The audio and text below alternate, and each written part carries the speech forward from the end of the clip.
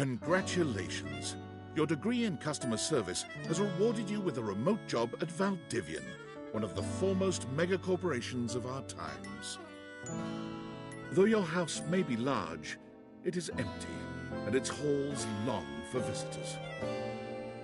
The sticky notes on your bulletin board remind you of your ultimate aims, but for now, it's time to get to work.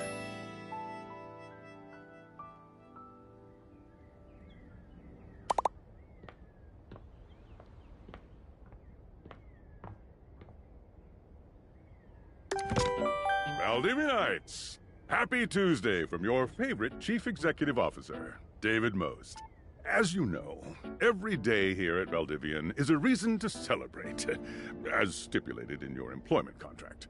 Today, however, is extra monumental, as it's the first official day of our new hire. Please join me in giving him a warm welcome to our team. Out of the 30-ish job applications we didn't immediately burn, yours had the least spelling errors. You're joining us at a very exciting time, and we're all rooting for your success.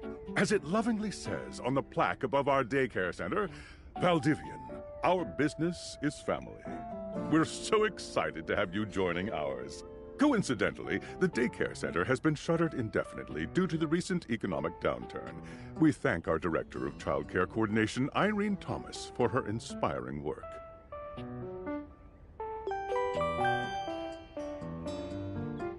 Hi there. You come highly recommended. I've heard great things about your can-do attitude.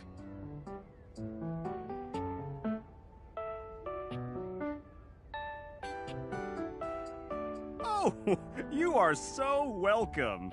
I'm Tom, your manager. But you might find it easier to think of me as a leadership principal guidance associate. I'm not from your town myself, but I have heard great nice things about that specific locale. Seems like you are a customer success strategist. That's wonderful. You should be proud.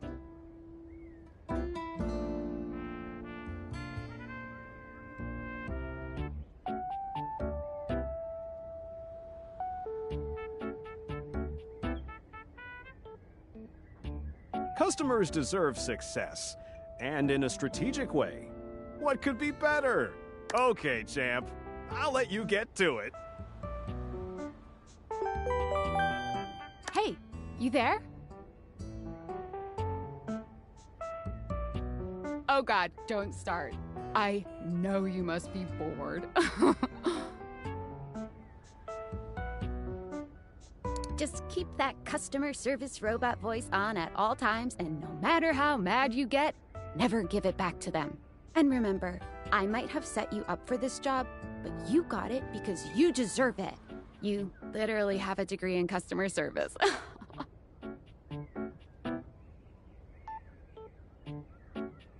That's right! Oh geez, here comes my manager. I gotta get back to work. Good luck, okay? You got this. You have new tasks. I have a broken sewing machine.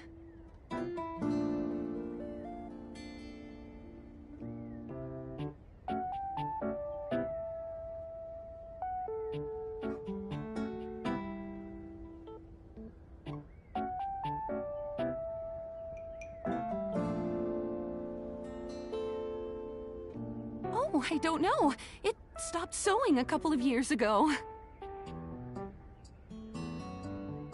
Can I get a refund, though?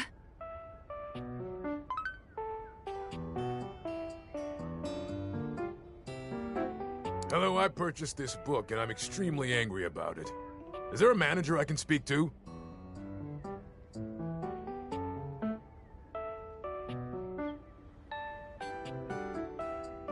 Damn right you're sorry. Sorry looking. This book purports to give you the secret to success in 8 easy methods. Mr. Cobram is a liar and a fraud. I've tried all his methods and I have not succeeded. How dare he peddle a book of such ill repute? I need to lodge a formal complaint with Mr. Cobram and his ilk.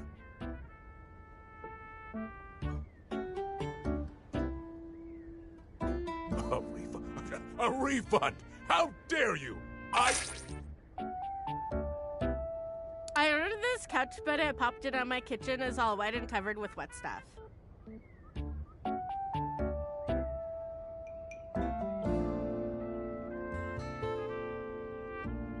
What? I didn't buy it. My mom did? She has inflatable all sorts of things. Okay. Sure. I blew it up and sat on it, and then it popped. Yeah. Oh, yeah. That's the best place for watching TV while fixing my knife.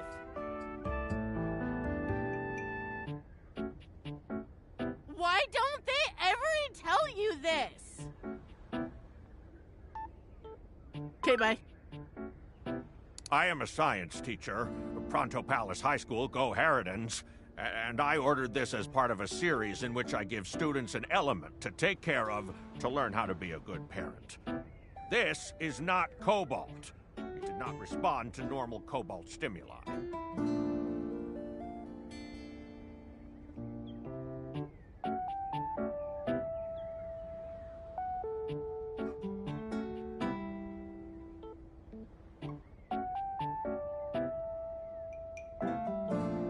Why would you ask me that? Oh, haha, I understand now. But no.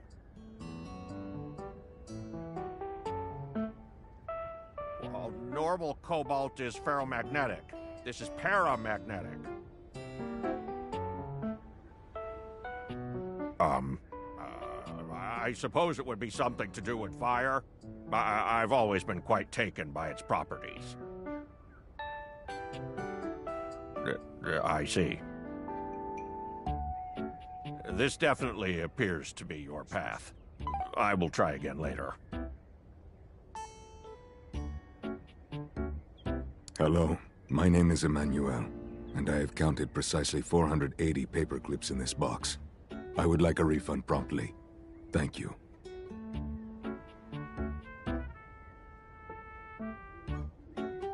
What? No. I want a refund. Thank you for noticing. Have a happy day to you and your soul.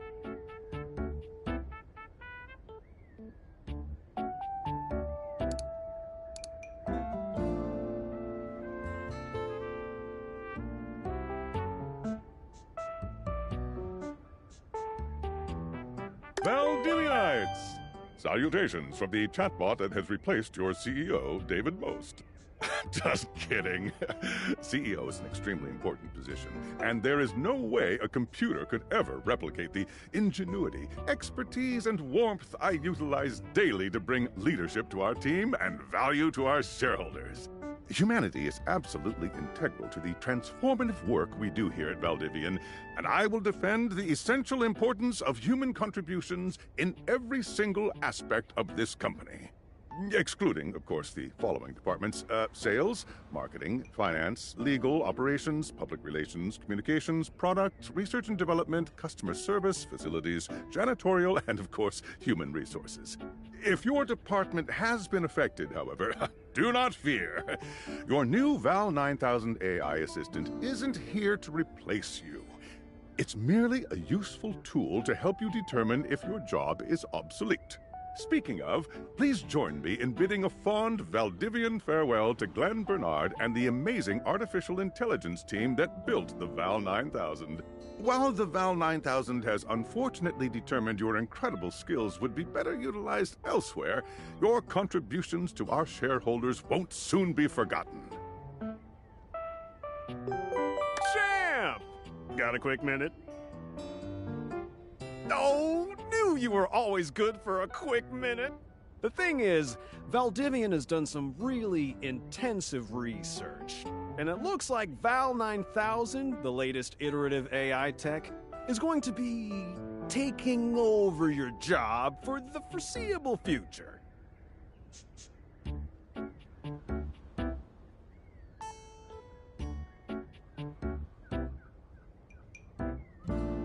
I don't think so.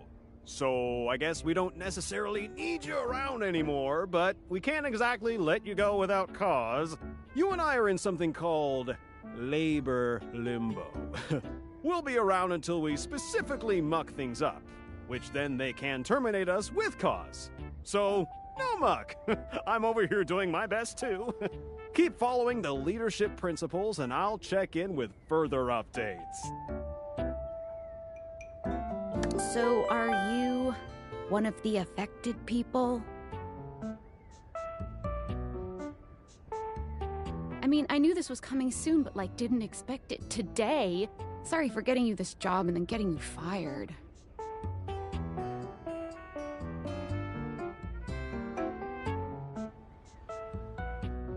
Oh yeah?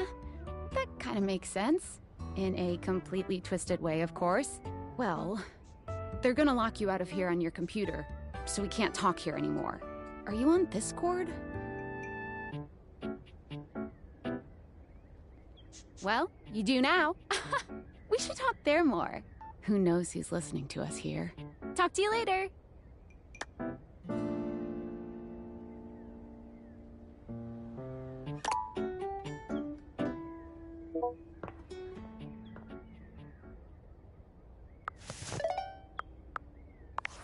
Hello. Okay, here goes nothing. Well, that's not important. Think of me as a friendly, yet anonymous hacker. Any second now, you will receive a delivery via drone to your front door. Tell absolutely no one it is in your possession. I will return with further instructions when the time is right. Perhaps.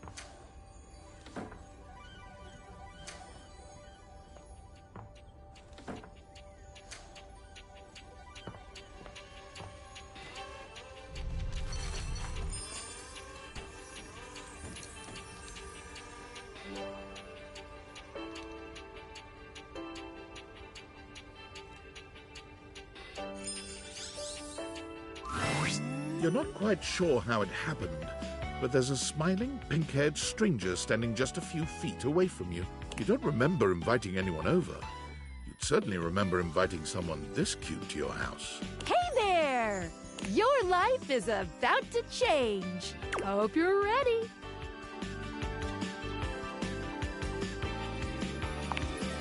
You know it, but I'm not just any pair of glasses. I'm here to help you out. I'm a pair of Dateviator glasses. My name is Skylar Specs. Woohoo! My lenses have special properties. They allow you to directly acknowledge a thing's existence, or date. You see all the things around your house? Things you might have taken for granted? Now you have the power to get to know them better. A lot better. And I have a feeling, just a silly old little feeling, just a grumpy feeling in my little tum-tum, that it'll help make your life a little bit more richer. And maybe find some love.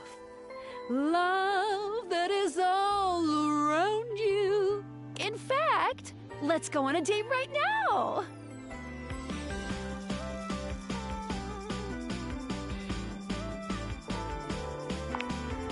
So, we are going to awaken our first dateable object. Go up to a door, any door, and shoot some cool beams at it. Yeah, pew, pew, pew, pew, go, go.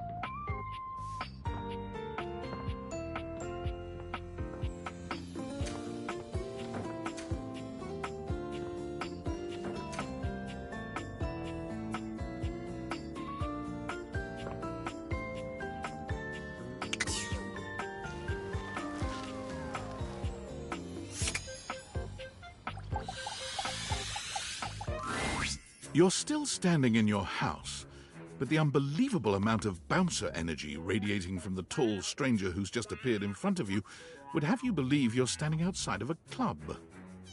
Or it might, anyway, if he were wearing a shirt. Perhaps it's a strip club. No funny business. I don't want to see those spectacles being used for something untoward. Yep. Hey, Dorian. Trust me, this is going to go super well. You sure about that?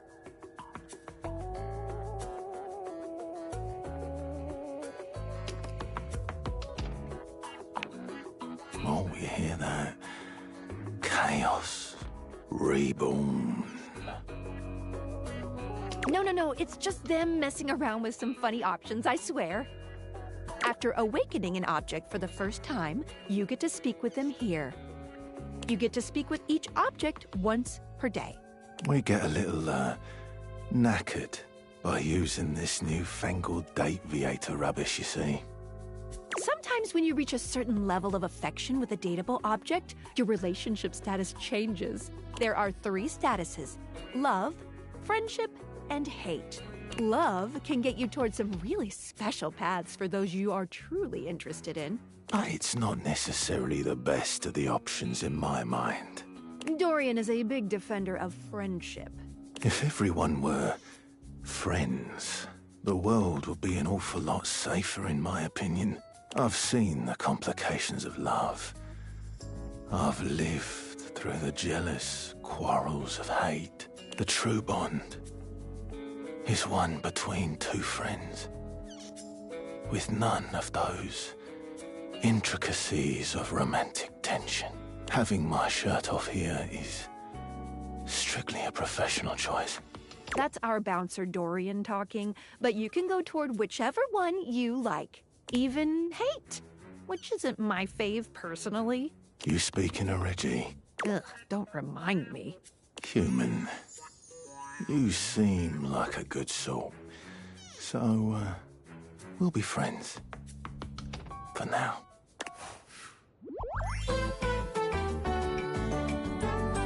Feels good, yeah? But friendship gets you even more than that. I call it specs points. Take a look at this cool personality chart. Number go up.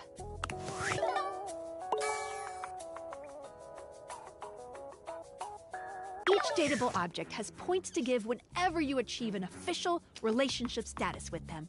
Get more of them to be able to choose some more advanced options.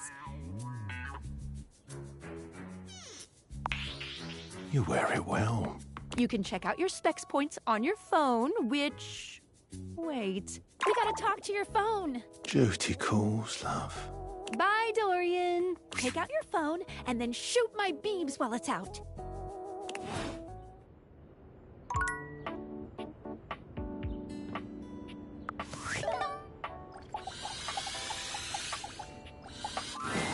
A beautiful stranger with a dazzling smile appears in front of you, shooting you. She turns that megawatt smile your way, and it feels like the sun is shining only on... Hey there! Ooh, I like it much better up here where I can see your face.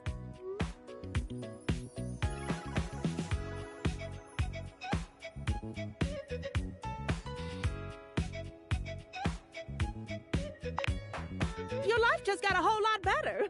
That's what. Of course, to really enjoy it, you're gonna need someone to... Hello! Hey there! Oh, you must be Skylar. Glad we've got the human on board with the latest tech from Valdivian. I've been doing a little tutorial with him about how things work. Oh, well, my sweet human.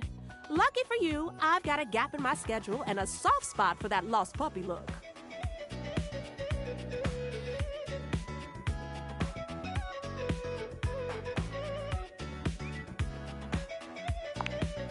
Aw, yeah, that's the one. It is. Anyway, I installed some apps on your phone that are only accessible when you put on your glasses. Bring out your phone, put on the glasses, and you'll see some new ones. One of them is an app Skylar made called the Datadex. It's my way to keep track of all sorts of fun info about us dateable objects. Because there are a lot of us around this house. Ooh, you know what? Maggie the Magnifying Glass also just dropped a really cool app. Ooh, gotta run! Another call coming in! Bye, Phoenicia! Now, go awaken the magnifying glass in the living room. Which, of course, is conveniently located on its own little shelf next to the piano.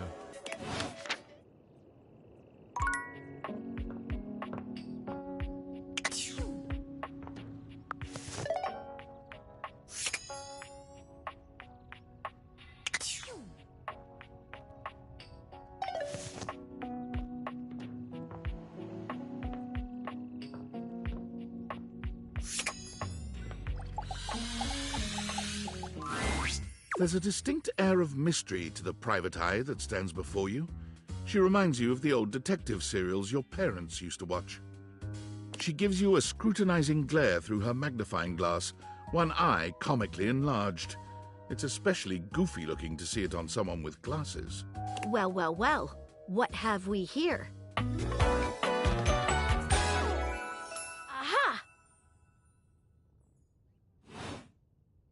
I think I've seen a description for someone wearing just such a fantastic red shirt.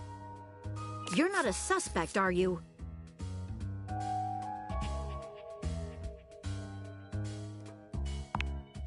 A witness, then.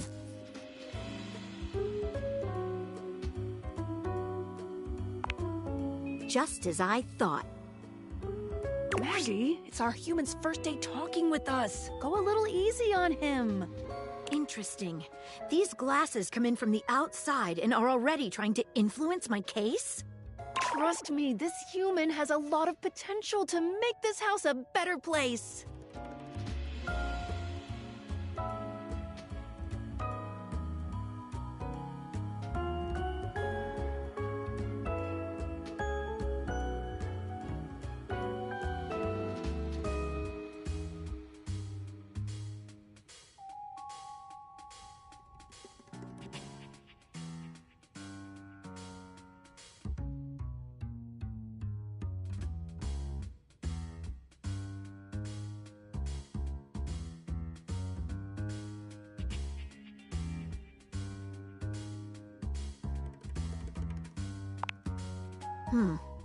Doubt it. Regardless,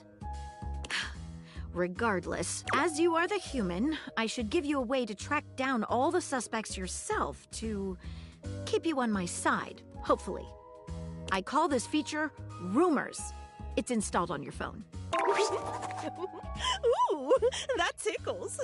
Unlike Skylar's Datadex that gives you the lowdown on those you've already met, Rumors tracks. It's good for rounding up suspects, tracking down evidence, and getting a sense of the household scuttlebutt. It'll be tough, but worth it. The more you find, the better your specs will be. Take a look at Rumors in your phone. It'll help you find your way to your last dateable for today. Good luck, Gumshoe. It's getting late. Who should be the last one we talk to before I run out of charges? Oh, check out that rumor Maggie gave you if you need ideas. Wink, wink.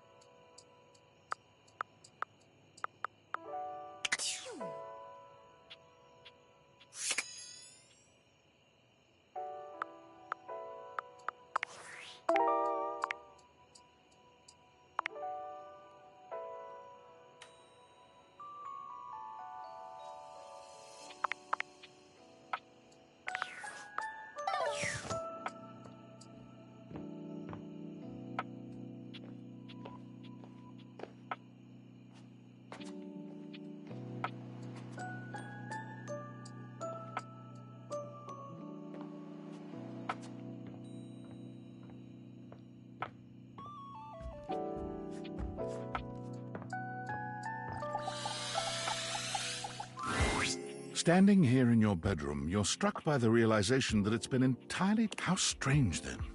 that she's all curves and comfort, a soft body and softer facial features that seem to invite one closer subconsciously.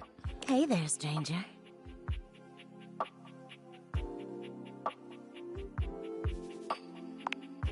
Because you do. I'm Betty, and I'm your bed.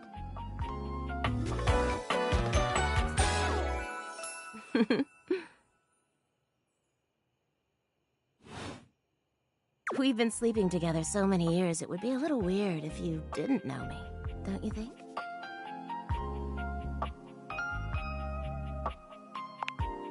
A beautiful bed, anyway. It's a shame for someone as cute as you to be alone for so long, isn't it? Will you be bringing someone back here anytime soon?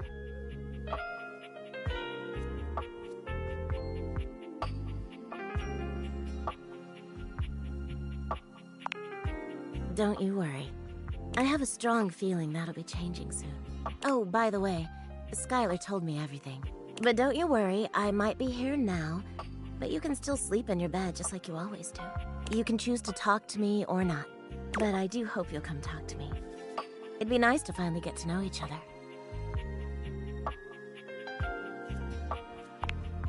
Oh, but I already know you, intimately. But I suppose it wouldn't hurt to know more, would it? Well, anyway, I'll be here. See you tonight. I can't wait. Sorry I'm late. I took a look at rumors and got caught up in some real head-scratchers. We can talk about it later. For now, let's go to sleep. Today, I kept you on a tight schedule, but tomorrow is a brand new day, and you can truly experience your new powers to your heart's content. Oh, hitting the hay already? Come get comfortable then. Good night. See you tomorrow.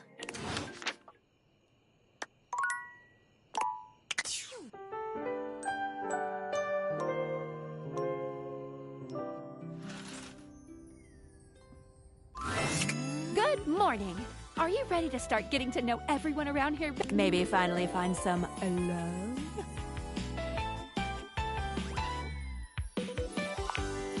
Oh, you certainly can.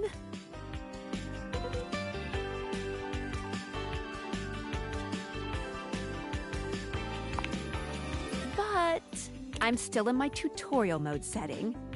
On the clock with a new user, you know?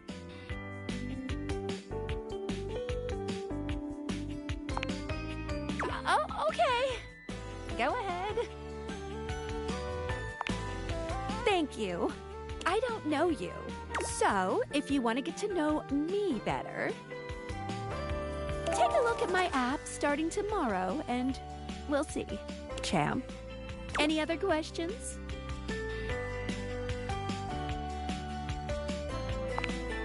You can leave your house at any time, but when you do, your journey with me pretty much ends right there. I was sent to you in secret by that hacker, and as soon as you step outside with me, Valdivian data drones will take me away.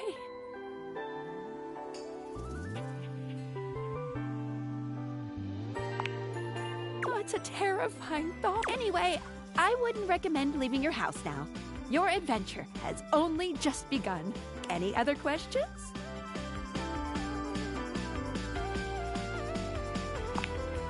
I would suggest following up with Maggie next. As a detective, she'd have some good places to start.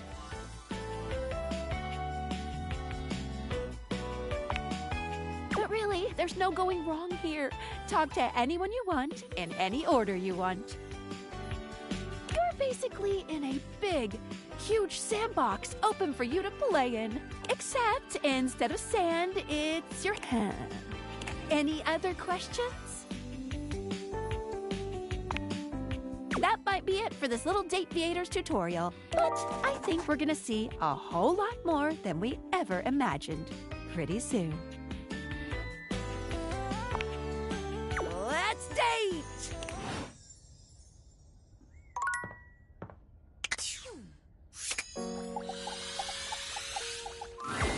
Hey there.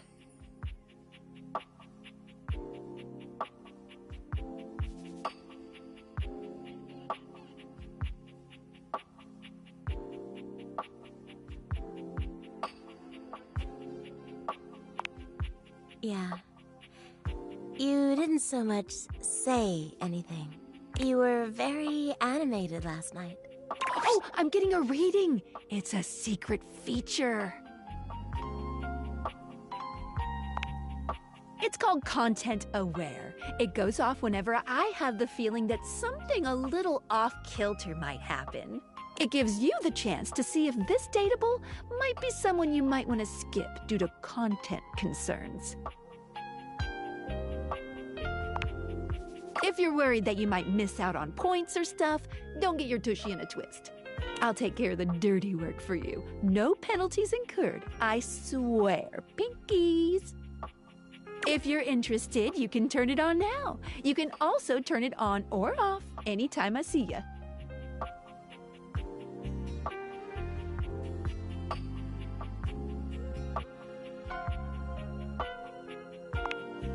Okay, back to it. You seemed quite happy about something. I wonder what sort of dream you were having.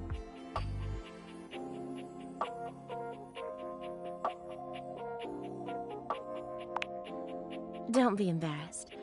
I'd love to hear all about it.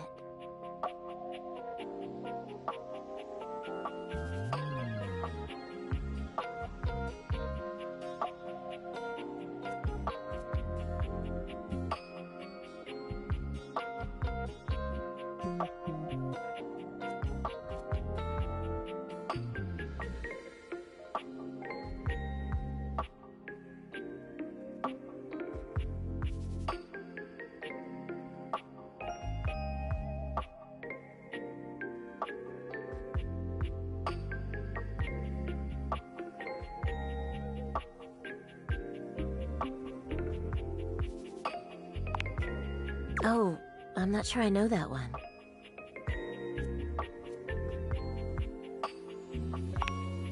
Oh, well, I already like where this is going.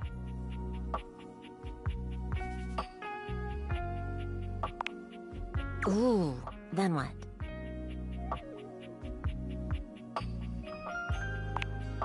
So what did you do?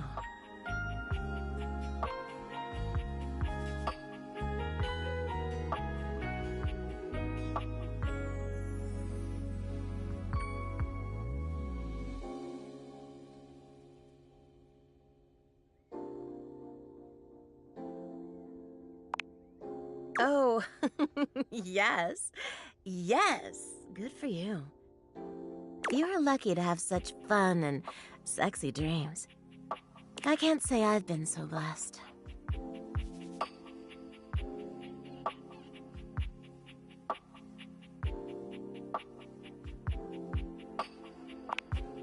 It's just that I haven't slept well for years now, to tell the truth.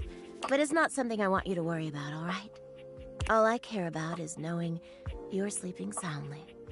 I just want you to be comfortable and happy when you're with me. I hope you're satisfied.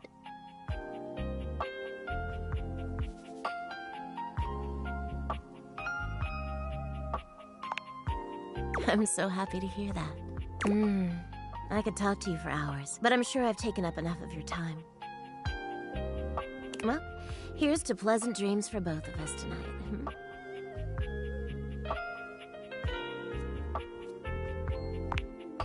See you tonight.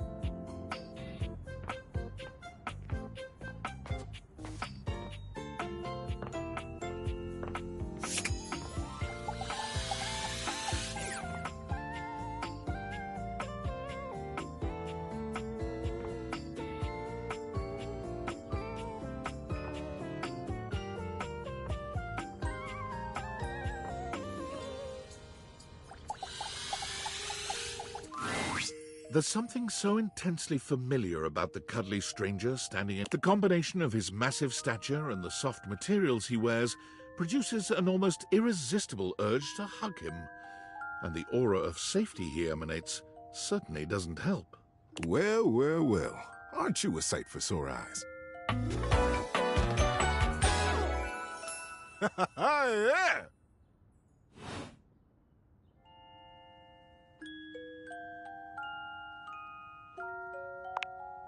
Sure you are. I was just sitting here in this closet thinking how nice it would be to get a visit from my favorite person in the whole world. And here you are. Sure is nice to get exactly what you want sometimes, isn't it?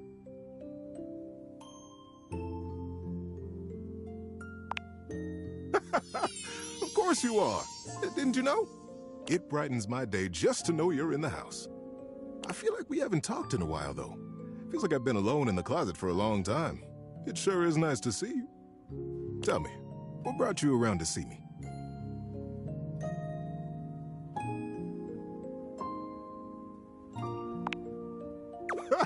Not at all.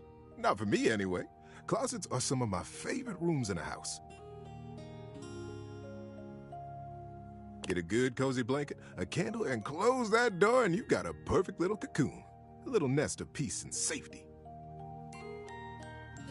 You're welcome to share mine, or we can sit on the bed and talk. I'm comfortable in either place. And no matter where I am, I'll always be happy to be with you.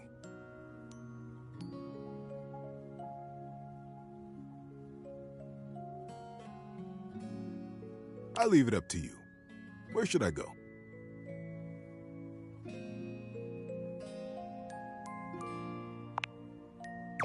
So comfy. So now that we're all comfy, how about a good bit of wisdom? Being that it's daylight out, I got some advice to give you. For me, it's advice in the daytime, stories at night. Want to hear some advice? So, you know how you don't like to burp in public? And nobody likes to fart in public.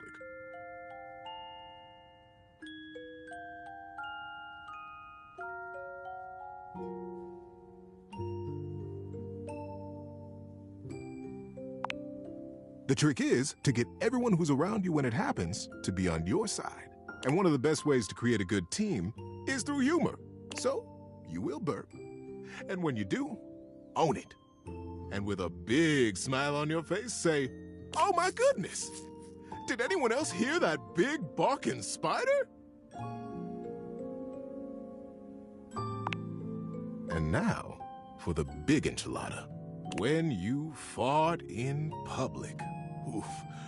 You gotta own that too. Look up boldly, bravely, and say, "The dog did it." Whoa! Did you let one out just now? I'm kidding, buddy.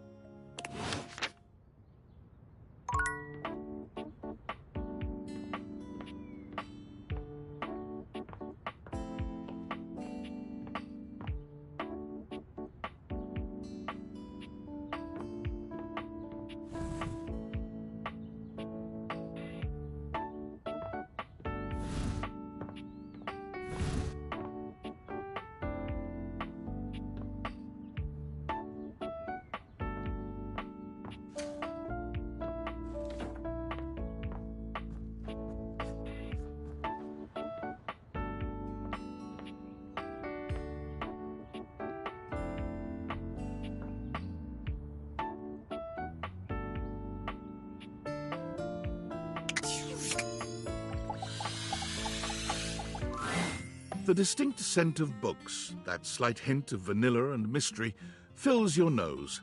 And while it's not at all unwelcome, it is strange to smell it when you're not actually paging through any of your books. It only takes you a few moments to track down the source of the smell. What appears to be this: when he sees you, he nearly drops the book he's holding, rewarding you with a glare. Ah! Oh, for God's sake, you cannot sneak up on me like that when I'm reading. You have no way of knowing what world I've been in. I might mistake you. I might have to act accordingly, you see.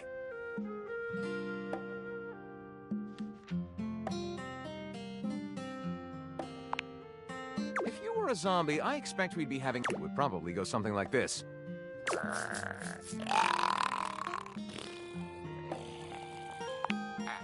Oh, a bit prudish, but educated. My name is Lyric.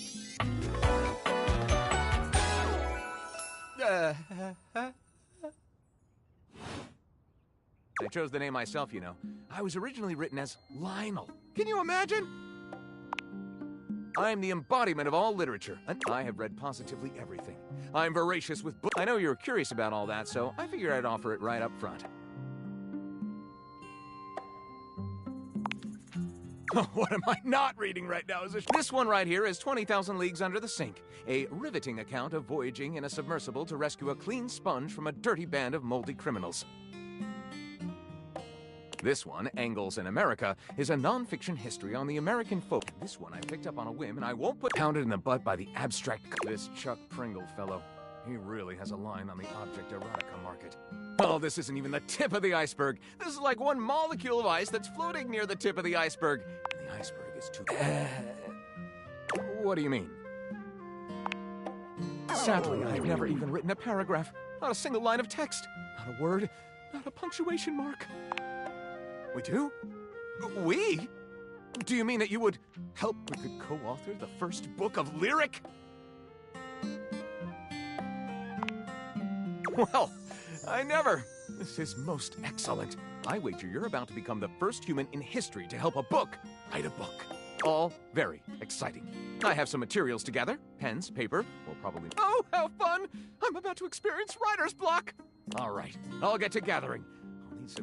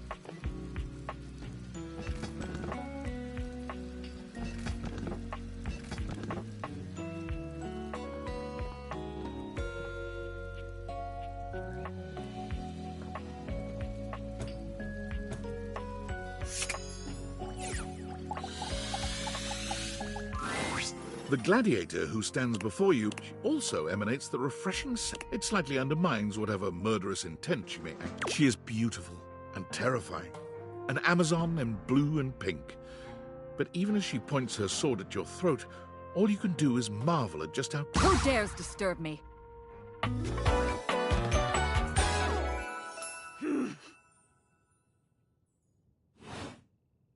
You? Ha! Name yourself! By all the pods in the firmament, I swear, if thou hast disturbed me for any reason less worthy than the red memory of battle, I shall leave you sopped, dirty. I shall leave you as you present. Meet me. You, civilian, you wanted to meet me. I am in the pitch of battle. My pods rampage, sacrificing themselves to be reborn yet again. And you have pulled me here because you wanted to meet me. I confess to you, civilian, I am in a state of indecision. I cannot decide if I hate you, or if I am impressed by your fortitude.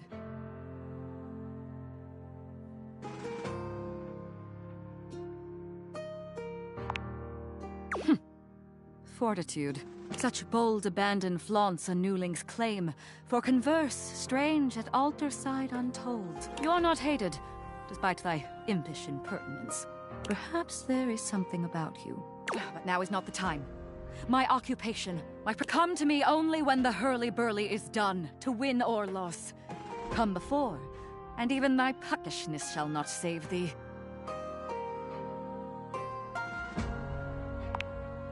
When 'tis done, you will no longer have to ask.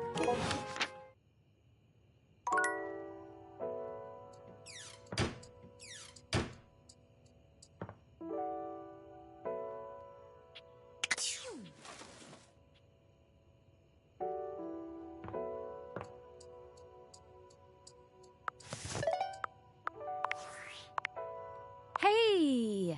How's things in labor limbo? You been using all that extra time to do anything fun?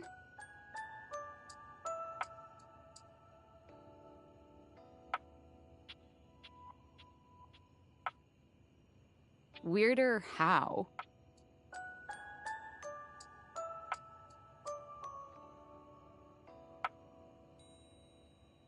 What, just out of nowhere?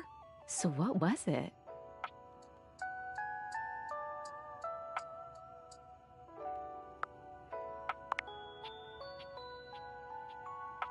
What power?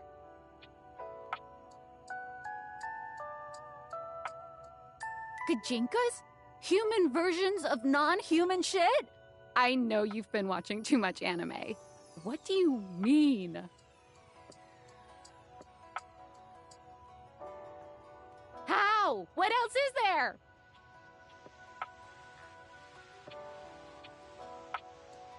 You understand how insane you sound right now, right? Like, if you were literally anyone else, I'd be like, oh, this person thinks I'm stupid. You're serious? You're not fucking with me?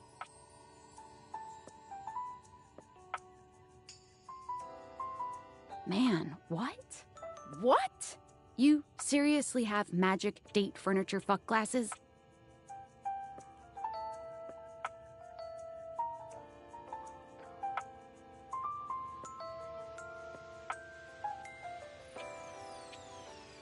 Date theaters? This is too much. I'm logging off. Goodbye.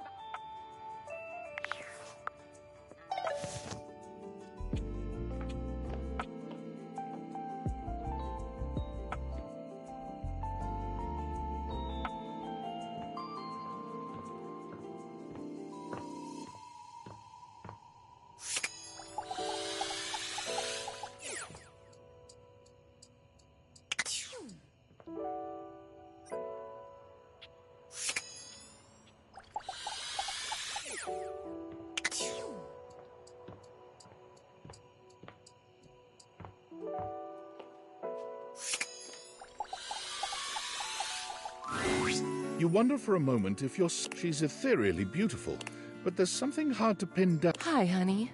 You looking to cook something? Wash your hands?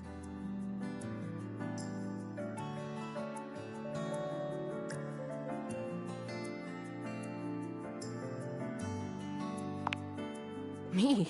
What could you possibly want with little old me? Please, just tell me if there's anything I can do for you.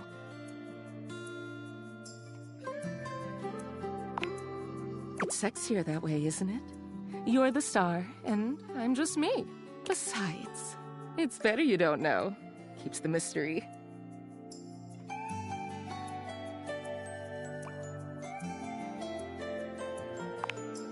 Oh, I suppose not. Guess the mystery had to end sometime. I'm River. What can I do for you? Just River. Like chair.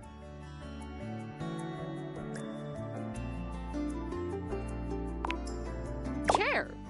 World famous pop star, known for her #1 hit, Belief.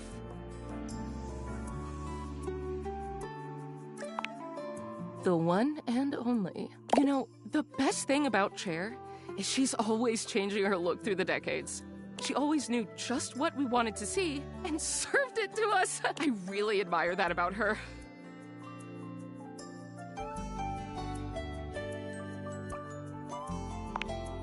Not someone else, but being your best self all the time, it must be nice. Is there a version of me you like best?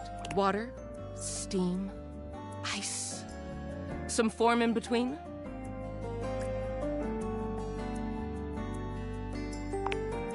Of course. Oh God, don't tell me now. I'll just be thinking about it all the time. River wasn't exactly holding your gate. She looks everywhere but at you. Look, I've been here way too long. If you don't need anything from me, I'm going to go. She is gone.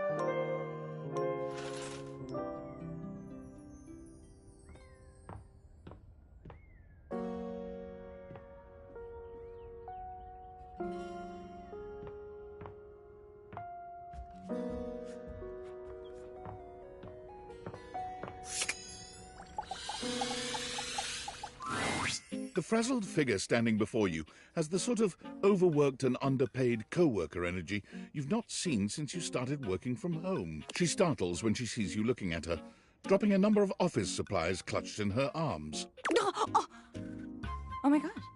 You can see me? You can see me! Oh my god. You've walked by me for so long without looking at me. Office Romance magazine was right. Maybe this really is my year.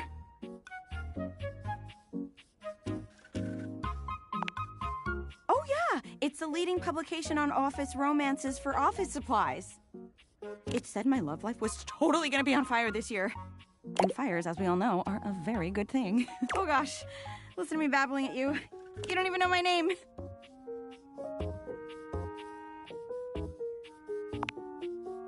Yes, yes, I'm Penelope, and I'm your office supplies. Yay! Which, boy, let me tell you, you sure haven't used those in a while.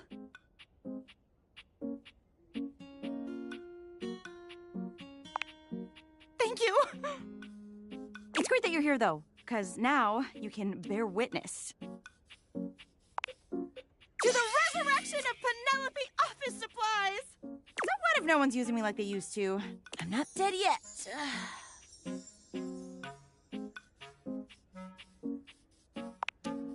Yeah! Anyway, your daily motivational office quotes calendar put it best. Your most important work is always ahead of you, never behind you. Now, what do you think that means? Exactly! Anyway, to that end, I've got a hot date with a cross trainer. You got any advice for me?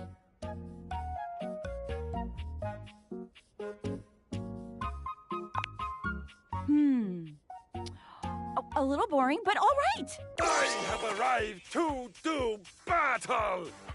Oh, there he is. I assume he means date? I meant just what I said. Prepare yourself. Whoa. All right. Love it. See you later.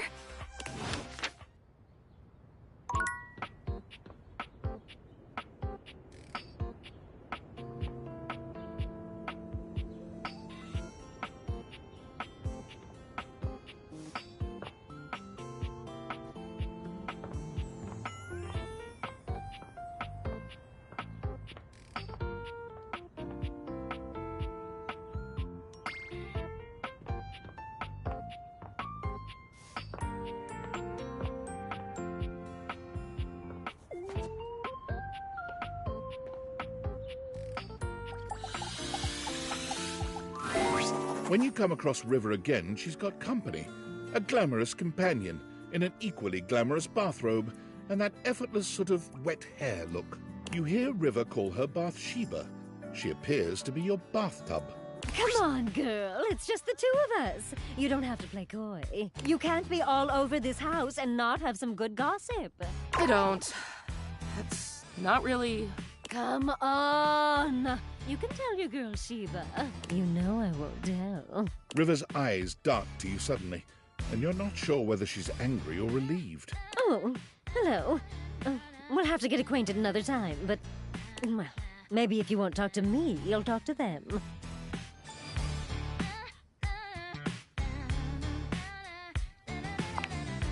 Nothing. Oh, it's about to be everything. Bathsheba throws her arm around River, pulling her closer. You can see River's cheeks flushing. Steam rises from her skin in a light mist. It's sort of adorable. Look, since we've got a new friend here with us, I'll let you choose. Our friend River here likes to pretend she's above things like gossip and opinions. And I know that's not true. Why, just the other day, I caught her rolling her eyes at Prissy. Your plastic plant. And the other day, when Jean-Loup was working on a song, I know I heard her laughing.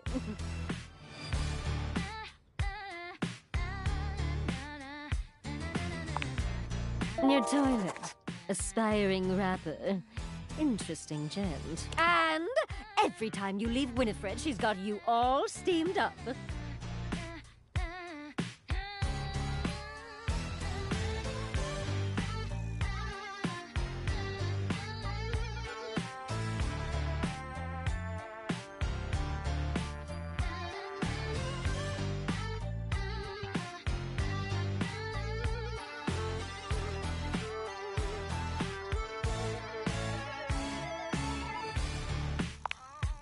Your water heater, honey. Don't sweat it, Riv. Look, I'll let you off easy. Just one little cup of tea. Your friend's choice. That's fair, isn't it? River looks as if, to her, this is the farthest thing from fair, but she knows there's no wriggling out of it now. Fine.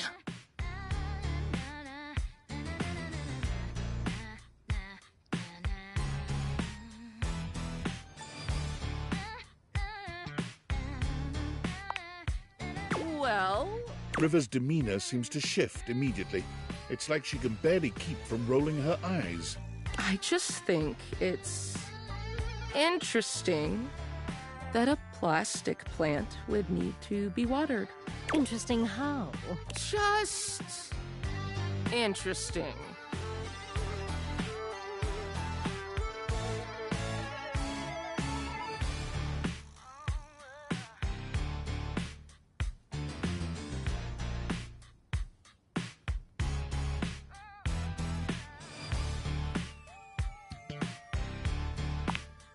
I know that. Oh, no. Did we hit a touchy subject? We could talk about somebody else. We've talked enough. River is positively boiling, but somehow she doesn't explode. She just takes a quiet breath, exhaling and centering herself. Just one question before I go. What do you think is my best state? Oh, well, you're just so pretty all the time. But you know, you're so fun when you're liquid. After all, who doesn't love a good bath? I see. River leaves without another word, not bothering to say goodbye to you or Bathsheba.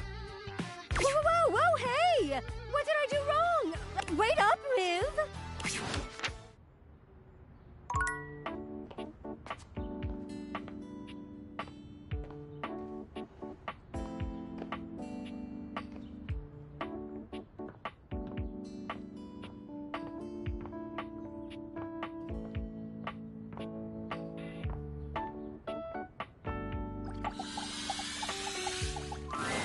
Normally, you try to avoid dealing with your water heater. You're no plumber, after all. But as you look at the beauty standing where your water heater usually is, you wonder for a moment if that's about to change. Beyond the rigid metal of the heater lie dangerous curves. Brown skin swathed in orange and blue and silver. Her soft, pretty facial features are adorned by colorful makeup that looks like it wouldn't be out of place in a fashion magazine. She doesn't seem to notice you at first, but when she does, she lets out a sharp scream. Ah! Bubbling boiler rooms. You scared the living. It takes her a moment to calm herself down. She fans at her face with her hands, exhaling loudly. Got me flustered is all. I wasn't expecting any visitors.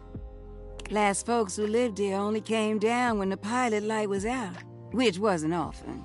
See, I'm made of the good stuff. Southern made and made to last.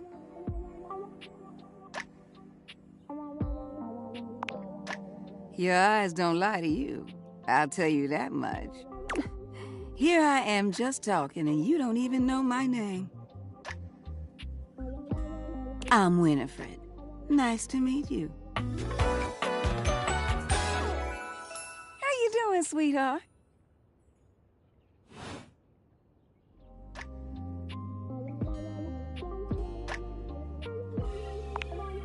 It's a pleasure. I'm not sure how much more talking I can do right now. I got work to take care of. Did you just ask your water heater what she does?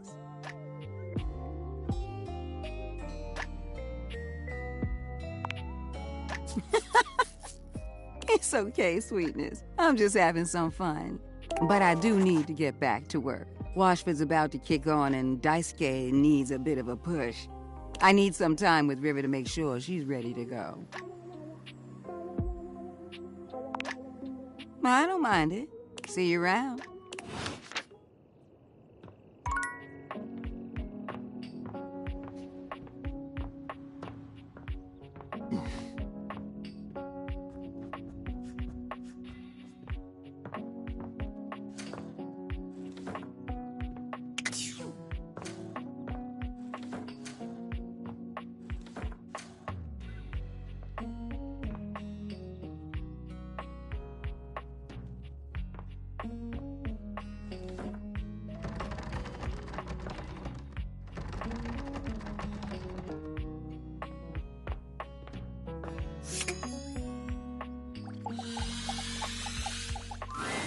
It doesn't seem quite right. What you imagined you were aiming the Dateviators at turned out to be... Me, Lucinda Lavish. The best character in the whole goddamn game.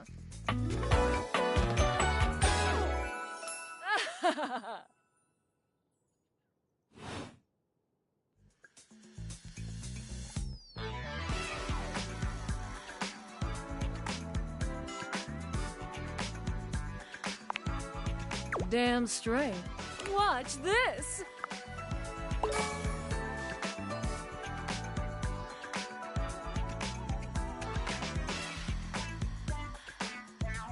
I can just do that. Make you more charming.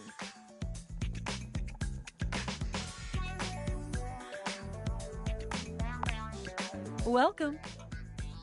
Honestly, though, it's just because I adore that fantastic red shirt you're wearing. Because I made it. You bought the very expensive DLC, and I'm your reward.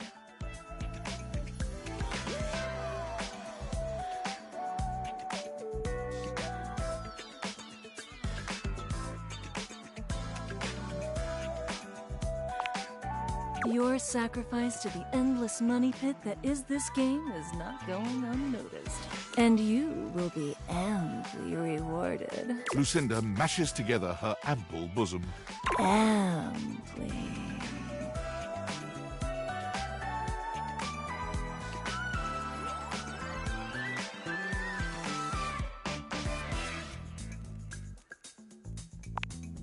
You want to give my Bazumis a squeam?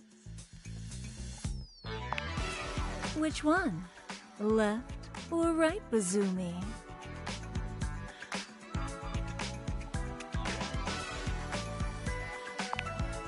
You give her right Bazumi a squeeze. It feels firm, yet tender. Exactly what you had hoped. Nope. I'll save the other for later. Thank you for giving me your attention. But a lavish lady has to always leave her little lover wanting. I'll see you around, lover. And who knows? You might just get lucky.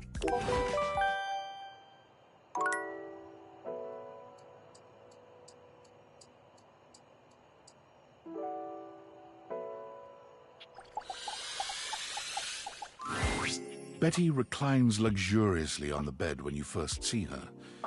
Thinking about how your bed can be lying on the bed makes your brain start to short-circuit, but some way or another, it's happening. She looks effortlessly comfortable and luxurious, but her expression is more pensive than anything. She smiles when she sees you, sitting up and patting the blanket next to her. I was just thinking about you. Were your ears ringing?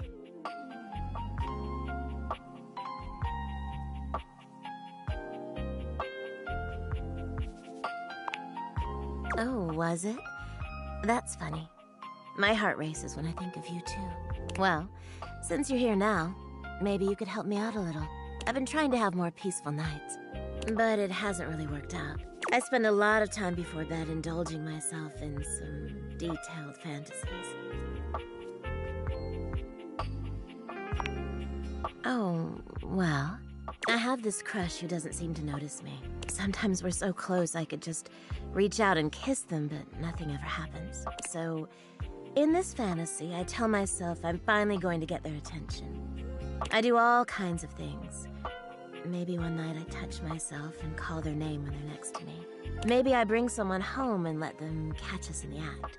Sometimes I invite them to join, and sometimes we just don't stop. But our eyes meet. And they know that when I'm gasping and moaning someone else's name, what I really want is to say theirs. To let the entire house know who it is that has me so worked up.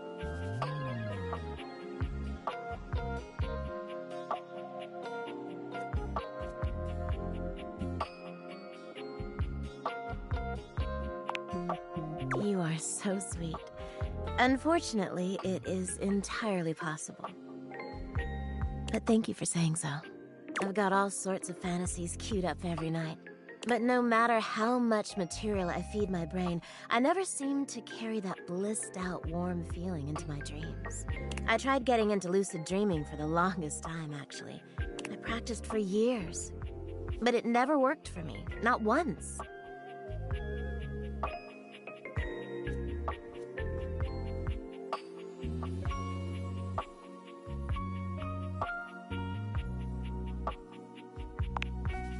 It is, isn't it?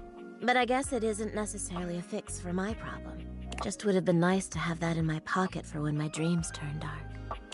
Well, my lucid dreaming attempts are long behind me now.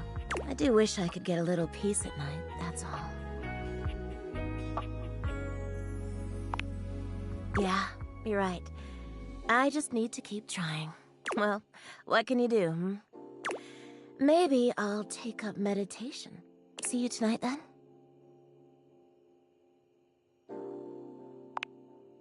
Me too.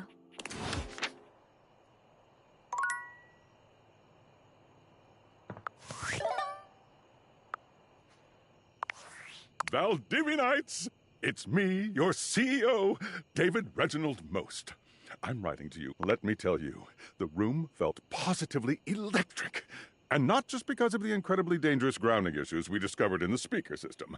No, tonight, our consumers, employees, and shareholders were absolutely buzzing at our strategic partnership with the U.S. While the specifics of this groundbreaking collaboration remain on a need-to-know basis for everyone who helped produce or even just attended this year's keynote. Please find...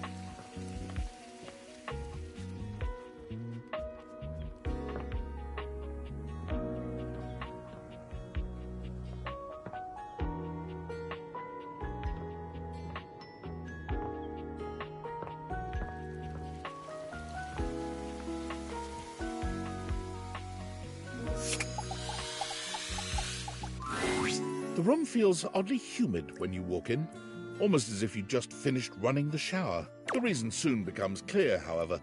You see River speaking with someone on fire, or made of fire anyway. Steam rises from River's skin, filling the room with... You really gotta learn to relax, homie. I can relax just fine. Just please tell me how to be more likable. Well, I don't know if I can do that. I heard you telling Scandelabra how to up his game yesterday. Yeah, and dude did not like that one bit. I've never seen him so huffy. He was all like, "Man, you impugned my skills at La Sex?" I was like, "No, bro, I'm just trying to tell you there's a better way." He didn't even let me get into my theory or anything. But yeah, like, I can tell you how to talk to others more effectively. But I don't think I can give you some magic key to being likable. River seems deeply disappointed by this response. Can you tell me one thing, then? Which version of me do you think is the best? Well, not the best. All of you is great. But if I had to choose, I mean, who doesn't like a little steam? It's steamy, you know? Totally sexy. If you lead with steam, you really can't go wrong romantically. I see. Dante gives you a friendly wave as he leaves. When he's gone, the room feels colder. Hey, you weren't listening to that, were you?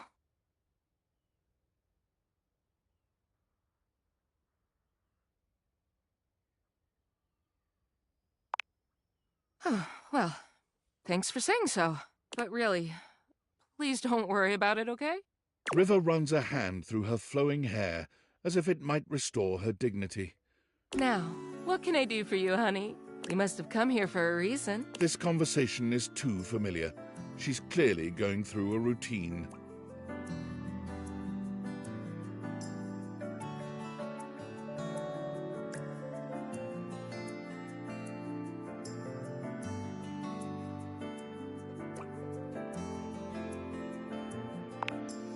I'm not used to hearing that. I'm usually the means to an end. You want to wash your hands? A quick in and out. You want to cook? Fill a pot with water and assemble your ingredients, the real star of the show. Even when you want a bath. I mean, Bathsheba is the main attraction there. I help make the bath happen, but it's about the vibes, the comfort, the soak. And I mean, that's fine. Don't get me wrong. It's better that way. But just don't be surprised if I'm surprised.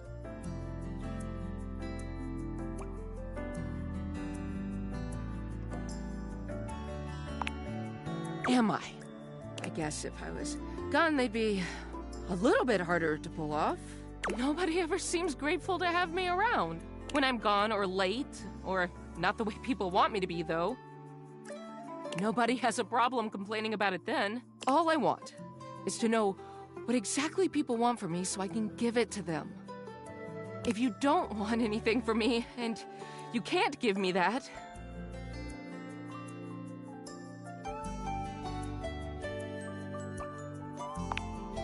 well, I guess that's something. So, what do you want to talk about then?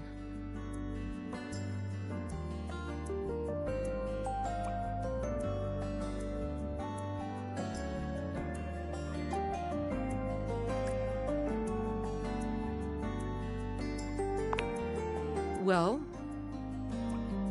This throws River. It takes her a little while to speak, but she does consider your request. I love to paint. Watercolor, of course. I don't have much time for it, but it's one of the things that makes me happiest.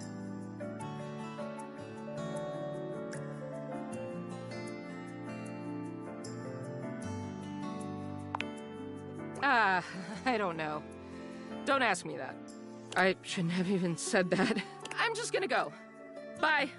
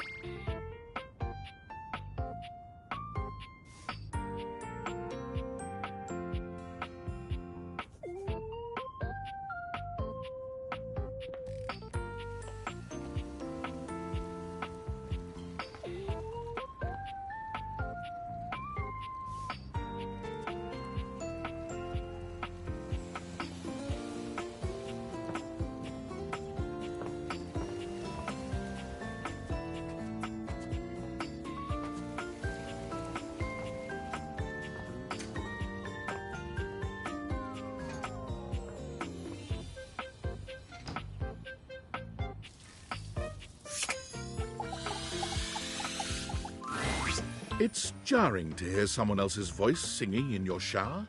After all, you haven't brought anybody home since you've been here. There's a singer in your bathroom, and he's using your showerhead as a microphone. While his singing may be less than professional, his handsome face is framed by glistening ringlet curls, and his clothing has a sterile high... Wet hot love.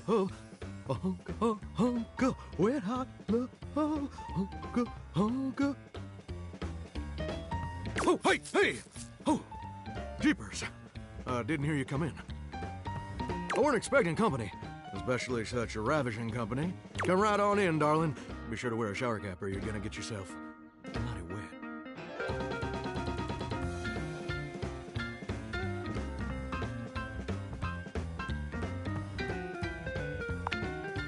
And a mighty fine sense of humor about you, too. It's maybe the best quality a person can possess. Right up there with calf roping. Well, I'm just as happy as a pig in mud that you decided to stop on in. It's mighty nice to see a new face around these parts. Variety is the spice of life, as they say. And I can tell you're a healthy dose of paprika. Or maybe you're more of a cayenne.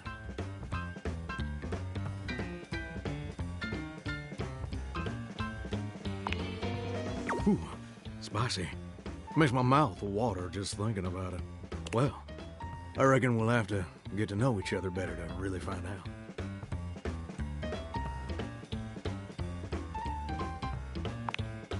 Well, you're mighty welcome. Name's Johnny Splash. Whoa! And I just want to make absolutely sure whoever saunters over my way is treated with the most respect and hospitality a gentle shower like myself can offer.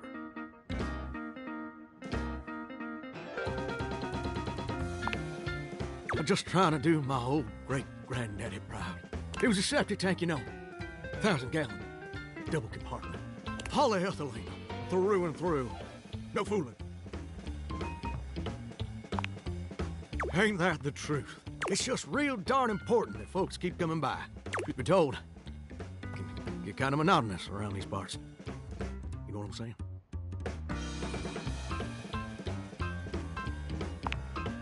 Yes, sir. The bathroom can be a frighteningly monotonous kind of place. Just duller than dishwater.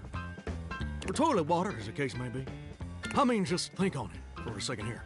Would you go to a bathroom to have yourself a good old time? To experience something new and exciting? To meet someone famous or important?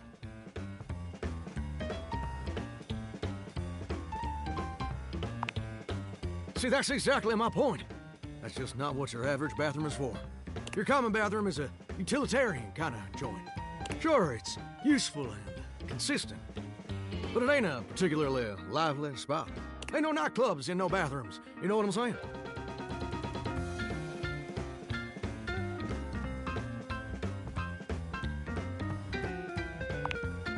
That's probably my fault. My dialect can be ripe thick sometimes. Thicker than a syrupy stack of Southern-esque allusions. Let me, try that again. Do you know what I usually spend all my time doing around here?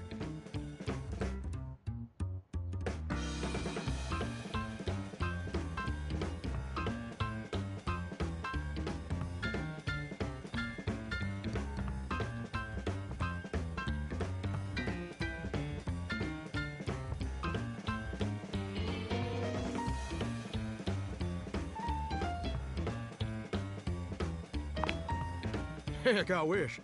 Truth is, darling, I spend 99% of my day sitting around doing absolutely nothing at all. Do you know how long it takes the average person to shower?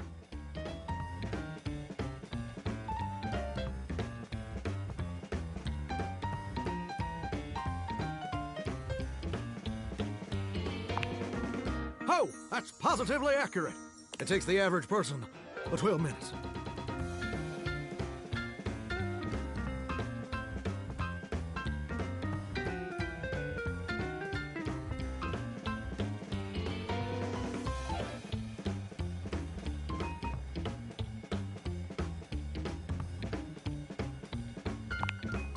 That's your shower. I ain't here to pass judgment, baby. That's between you and the Department of Water and Power. And God. Here's my point about showering. For the average person, it's 12 minutes. I looked it up and everything. 12 minutes of a water spraying, shampoo foaming, washcloth scrubbing routine. And don't get me wrong, those 12 minutes ain't bad at all. But do you know how long a day is?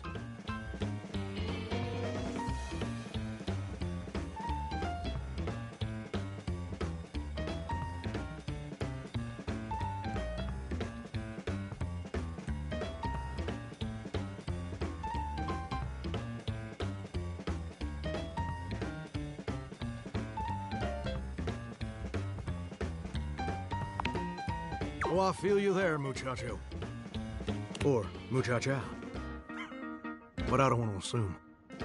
Well, the answer is 1,440 minutes, which means my job is quite literally just 1% of my day.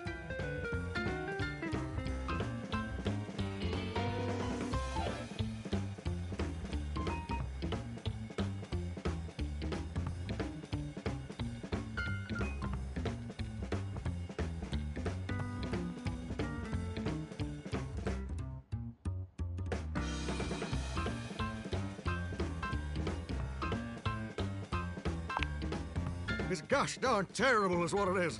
See, I'm a shower. If I ain't being used, it ain't like I can just get up and go boogieing down at the dance hall or something. I can't just hop on over to the malt shop for a milkshake and some light canoodling. No, I'm just here. Perpetually stuck in this humdrum, go-nowhere existence. Do you know how that makes me feel? You're gosh darn right. Sorry for swearing, Mama. It makes me feel unfulfilled, listless, bored stiff, like a scarecrow in a cornfield. Like I'm gonna be stuck here forever. And all my dreams ain't never gonna come true.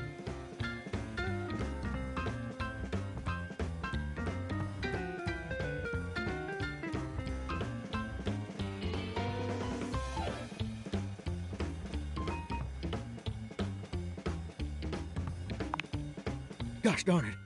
Did I go and say that out loud? Listen, I don't prefer to talk about that. There just ain't much reason to have your head up in the clouds when your pipes are firmly bolted to the drywall. Some people get to have dreams, but Johnny Splash gets to waste away listening to leaky faucet strip. And that's all there is to it.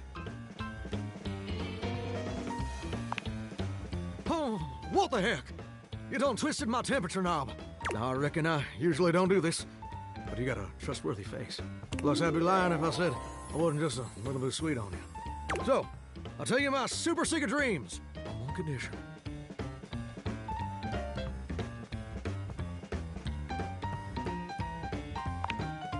Come back and visit me again tomorrow. Show me this ain't some meaningless fling for you. Come back around, and I'll share with you the secret I ain't never shared with anyone else before. Hope I'll see you then. Now you better mosey on out of here quick. Plumbers are coming soon to fix my water pressure issues. Uh-huh.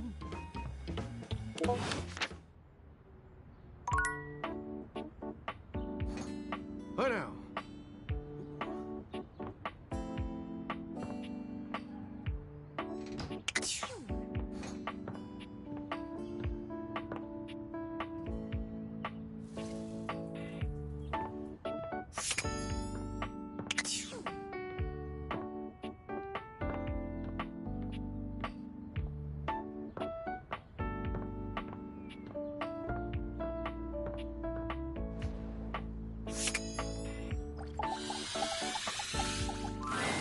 The secret of getting ahead is getting started. Marker Twain.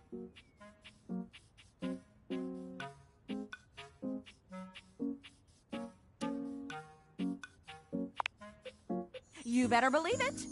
So the date with Chris was awful. A disaster, even. He spent the night chasing me around with what looked like an axe but was probably just a spare ski or something. And at the end of it, he asked if he could see me again, but instead of kissing me, he leaned in and whispered that I had the calves of a malnourished mountain goat, and that he found my scrawniness appealing because of the potential I had. if I would just commit to fitness. So anyway, I'm thinking maybe masculinity is like, not my thing. And that's okay. I've got a date lined up with a real pretty shelf that's just as hot and strong as Chris. And I'm like 90% sure she won't try to kill me.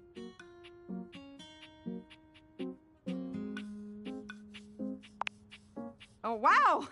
You keep saying things like that, I might just get the wrong... Stop teasing me, you big old kidder. You got any tips for this date? Anything to keep in mind for going out with someone who could totally crush me with a pinky? But is also feminine and fine?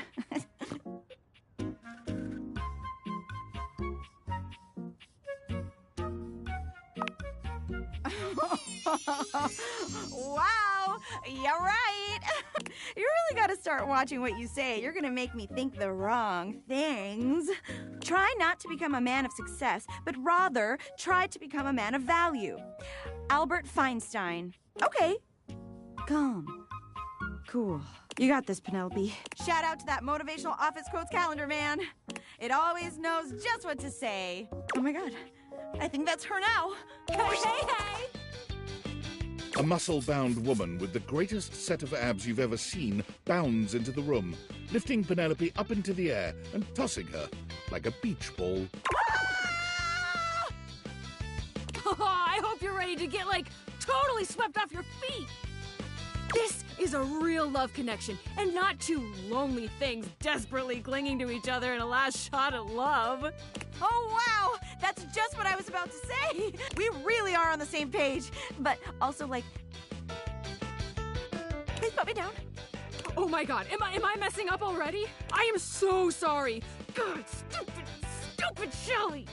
Shelley drops Penelope like a ton of bricks.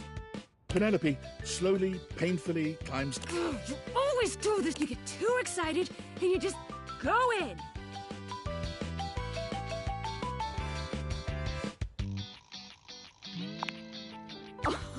Oh my god, stop! Don't say that now. I mean, thanks, but not in front of my date. Come on, Shelley. Why don't we just get moving, huh? Shelley turns towards Penelope, wiping away a few tears. Yeah. As you watch the two of them leave arm in arm, you have a sinking feeling. You'll have to come back later and see how it went.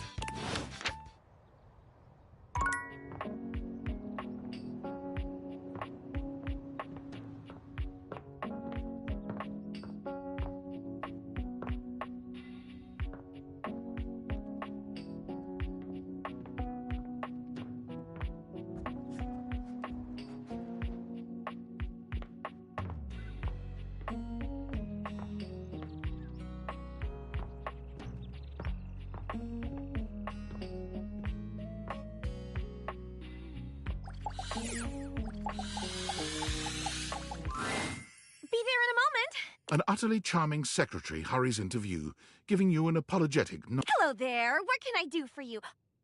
Her greeting is cut short as she seems to recognize you mid-sentence. Oh!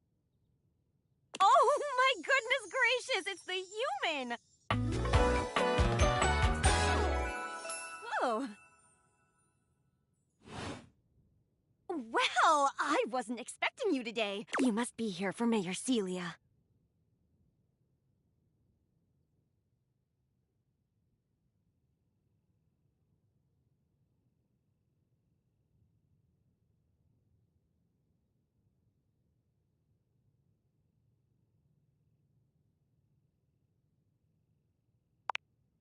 Oh, you don't know. I completely understand. You must be such a busy bee running around and taking care of all of us here in the house.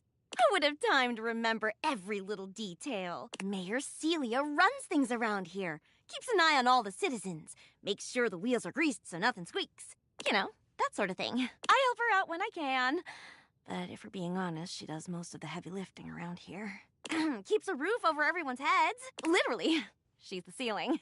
I could pencil you in for an appointment, if you'd like.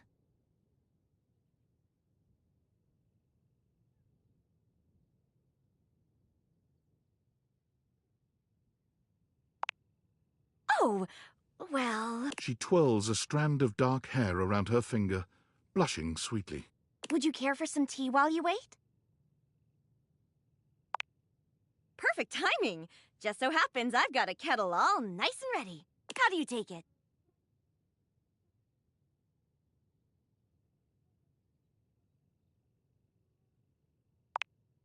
Oh, that's my favorite too!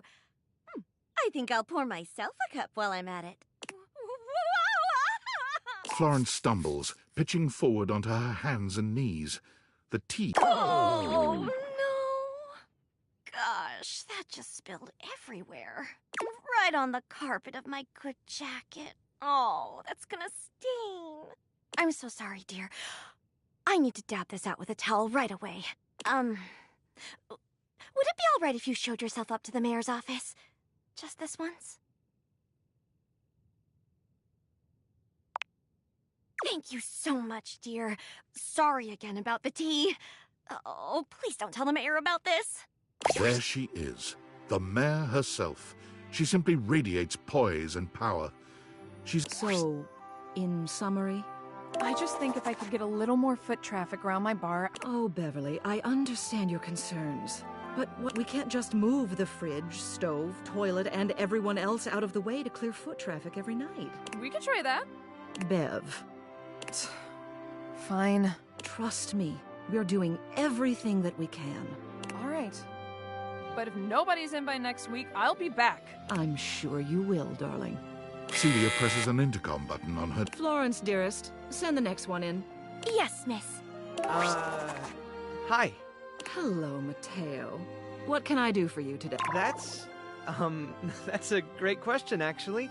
Now that I'm here, I can't even remember. Isn't it funny how... You know what? It was probably nothing. I don't want to waste your time. I know how busy you are. I'll just see myself out. Mateo, come. Sit. Tell me what's bothering you. Right. It's just... Go on. It's Lux.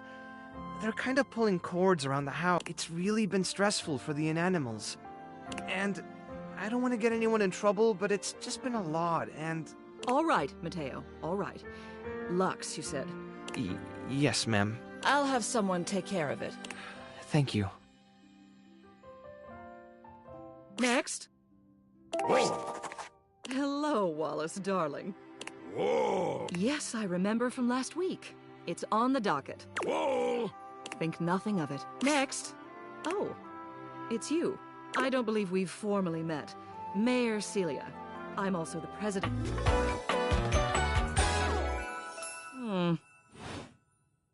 Here's my card.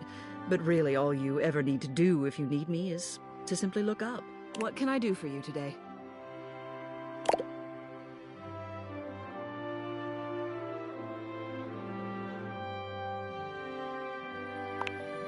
Well then, hello. Meeting successful. Never a bad idea to make sure everybody knows your face. We're important here. Some sit back and wait for others to plan things. Others simply do them. You and I, we're doers. I've seen you zipping back and forth around the house, running here and there. You seem like a reliable sort. I wonder if I might ask you a favor. It's about my assistant, Florence.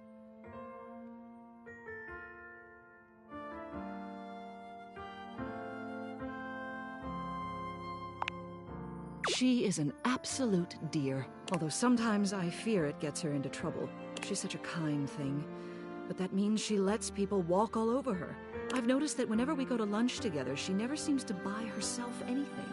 What's more, she's been pinching every penny you've dropped on her like a miser. The office pays her well, of course. She's an invaluable assistant. I'd like to formally ask for your help. I may be her boss, but Florence would never give... However, she's quite friendly with strangers. And technically speaking, as the owner of the house, what do you say? Would you do me a favor and look into this matter? Thank you. I'll be waiting. Hopefully it's nothing. What else do you need?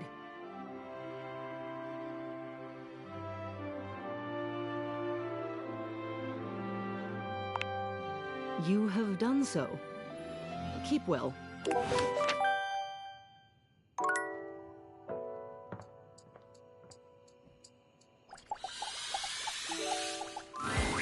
Betty is already speaking to someone else when you walk in, there is an easiness to their dynamic, an intimacy, really.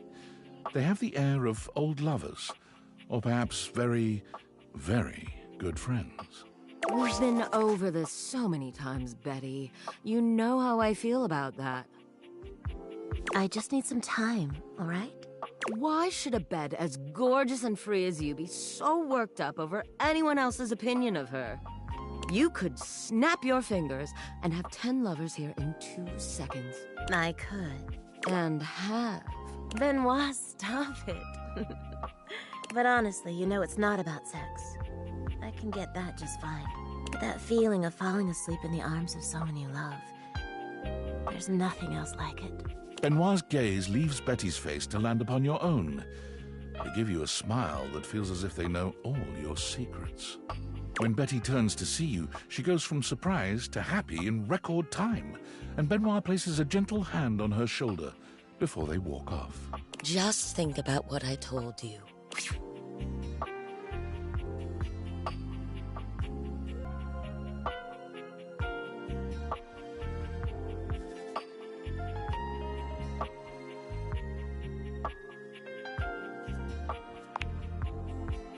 Oh, I was just talking to Benoit. Benoit and I are just very good friends. With benefits, of course.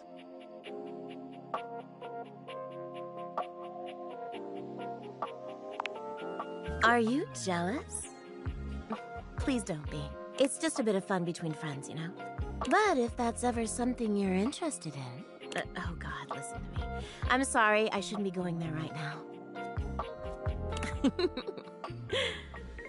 I'm sure you didn't come here just to hear tales of my sex life. What can I do for you, honey? Did you want to relax? Maybe take a nap?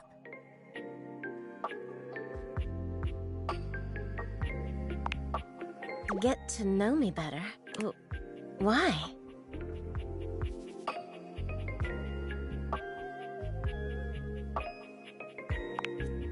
Oh, I don't know.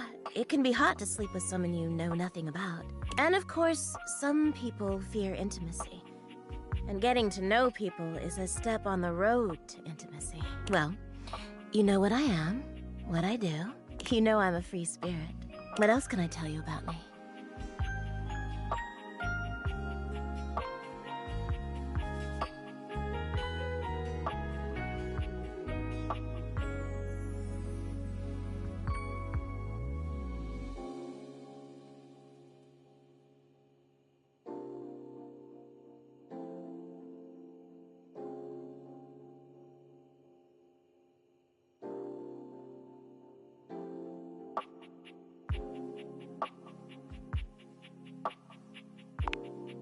Oh gosh, why did it have to be that question? It's also silly, you know. She sighs wistfully, looking somewhere past you. Sometimes it feels as if those sorts of relations, and I can never quite seem to get there. Perhaps I've been standing in my own way. That's it. That's all. Just loneliness.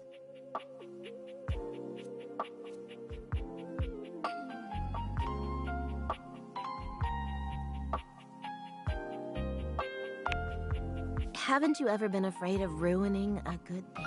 I'm just not ready yet. There's an undercurrent of sadness in Betty's eyes, something much bigger weighing on her that she seems uninterested in divulging. Oh, it's almost time for... Oh.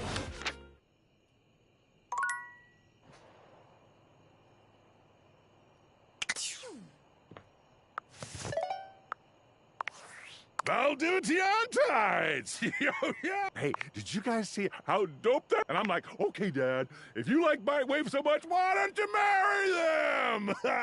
But does Bite Wipe have a contract with the U.S. government? No! I just want to say I love you guys, but not Franklin. Don't love her. Night-night, nerds. Based on how plastered David was in his last he'll sober up soon, though.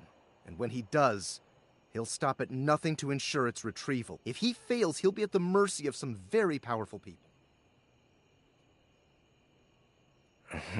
I guess it's imperative that we trust each other. I created the Dateviators.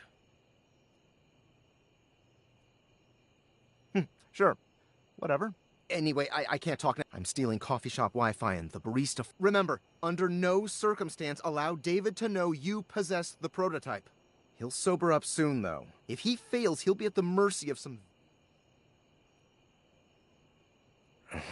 I guess I created the... There's no time for that. Anyway, I'm stealing coffee shop. Remember...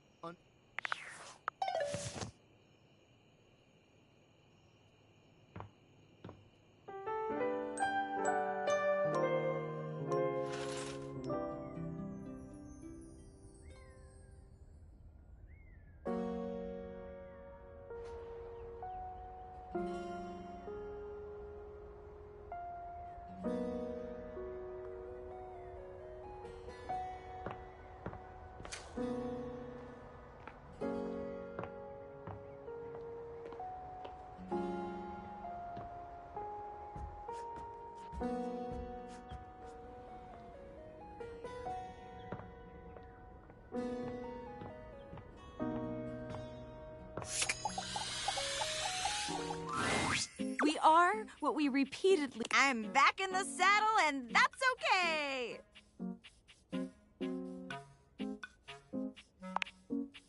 He did. That's why they paid him the big bucks to say that stuff. That's besides the point. My date with Shelley was awful! It was a complete disaster. She wouldn't stop crying at dinner. She kept talking about how I was her last chance at happiness, and that if we didn't hold on to each other, we'd both be old and alone.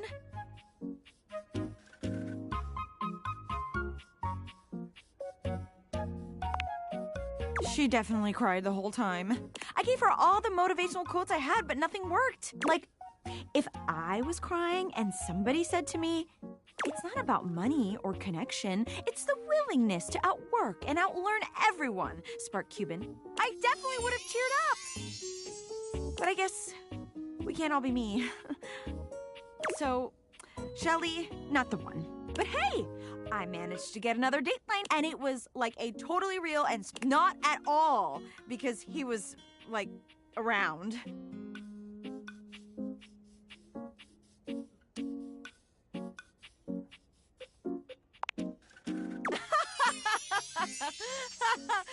Stop it, you. That was a really hilarious joke you just told. And I'm totally in on it. Penelope looks past you to the desk. When you... Oh my god, Chance! How long have you been standing there? Oh there, fairest maiden. Art thou ready for our date?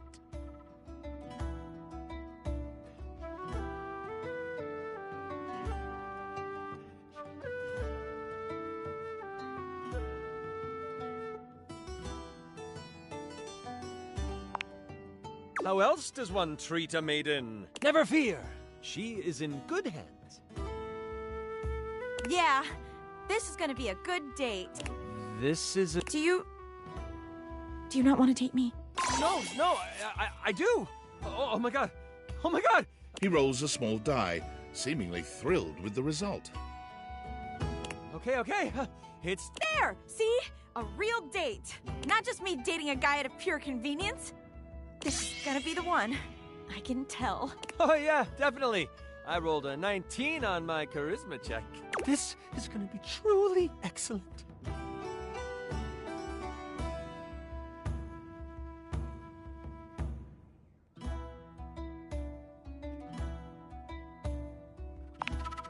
Help!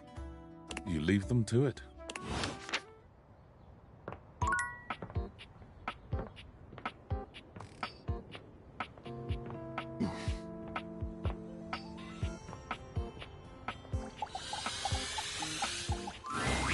Johnny is in his own world when you come upon him, his handsome face creased with a frown. He's talking to himself rather than his usual singing, counting... Seriously? The grout needs replacing too. Heck, I ain't got time for that. Gorgeous! You came back. What a surprise. I reckon I didn't think you would.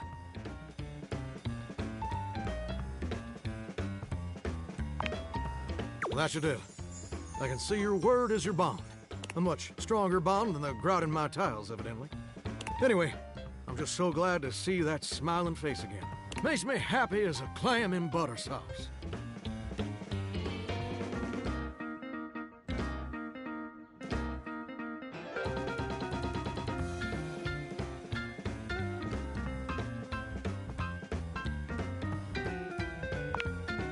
Hey, simmer down now. You're getting me steamy about a minute. That's right. I did make you that promise. Okay, but first, a question for you. You're not a big-time record producer, are you?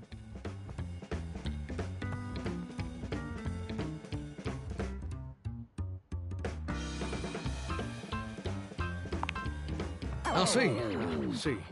I'm just sorry you're not a big-time record producer, too. Then I'd be sweet on you, no question.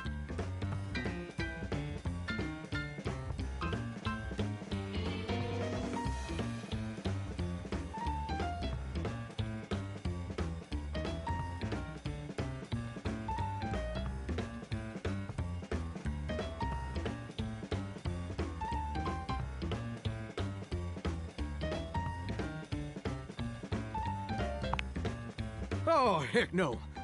It'd just be the maraschino cherry on top of the hot fudge sundae.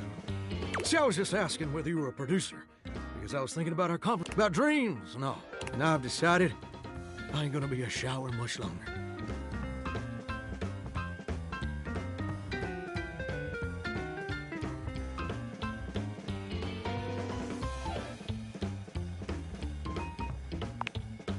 That's a great question, which I'll answer after I recite this little speech I prepared.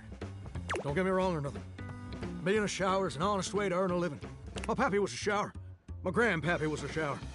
Heck, my old hound dog Duke, well, I reckon he's a shower too. Got me some mighty fine memories of being a shower. Most of them involving sundry drain cleaning products and the way they make me feel inside. But it just ain't my true calling, you understand? Do you know what my real passion is, gorgeous? Very close, ravishing, and perceptive. I like that. My dream, the raison d'etre of my humble existence on this crazy spinning marble, is to be a professional. So, well, I ain't never told anyone that before. Does it surprise you?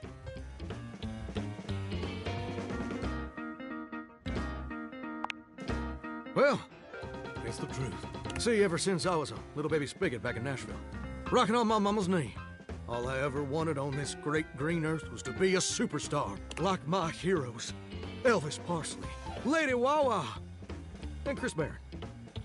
And ever since then, I've practiced whenever I can, watched every video tutorial there is. But there's just one problem. It's mighty embarrassing, but my problem is, I'm just too gosh dang insecure. I want to share my love of music with the whole wide world. I want to be recognized for my talents. But every time I think about putting myself out there, well, I suppose something a little like this. My palms get sweaty, my hands won't stop shaking. Oh, and I'll be ready when my heart beats racing. Ooh, wow. That's actually pretty dang good. You don't have any waterproof paper on you by any chance, do you, Gorgeous?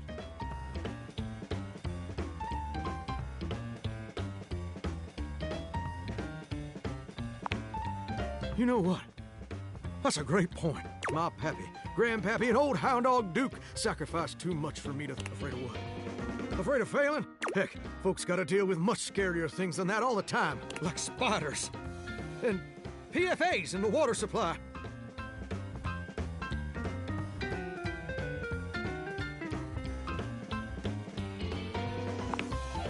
Gorgeous, meeting you has truly been the kick in the pants I needed for a long old time.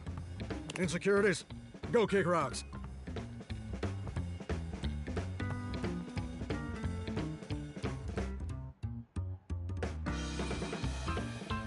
It's time for Johnny Splash to make his big, splash.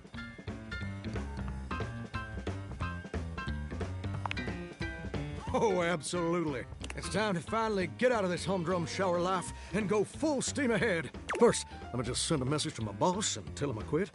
And that his hairstyle can suck eggs. You're 34 now, Daryl. Time for an adult haircut.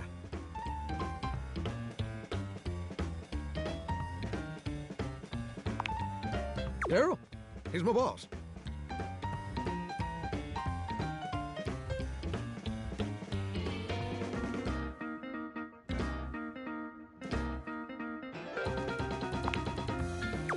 sit. Woo! I'm so dang nervous. Heck, my hands are all shaking, but I feel swell, you know? Real, though. That may just be the adrenaline talking. Either way, now it's done. It's time for step 2. Record my audition for American Maestro.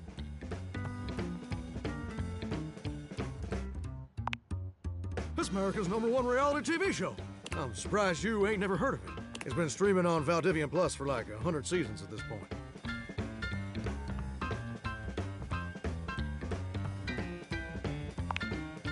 It's a singing competition series where the best future pop stars you're exposed to an audience of millions. It's always been my dream to compete, and hopefully, to win. Can I count on your help?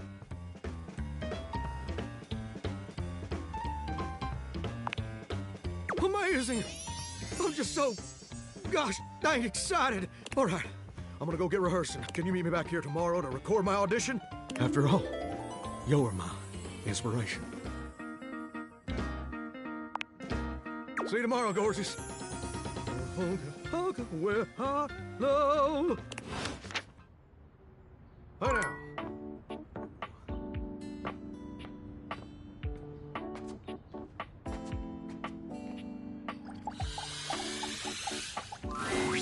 River seems to have no shortage of visitors whenever you run into her.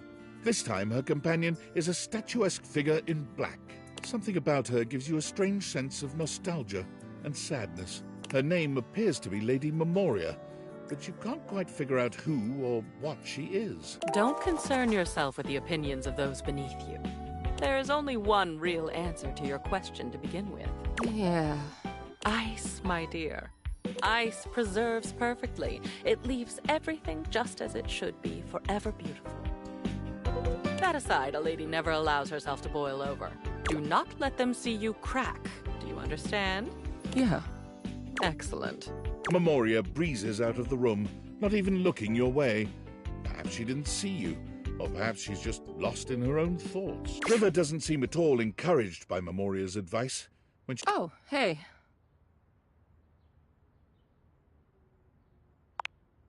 Well, yeah.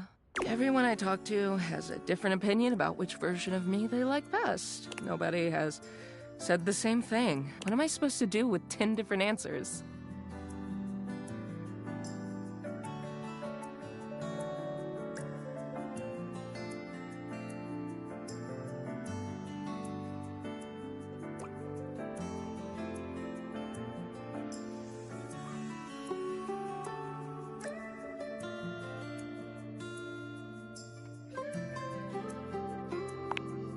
Oh, like, it's just so easy.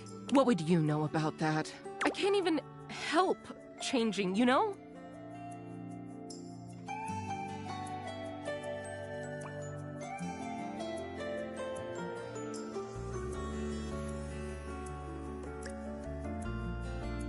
Even if I did have a preference for one state, I'm always gonna have to be something else. So there's no point in putting myself out there like that just to be told I'm not good enough anyway.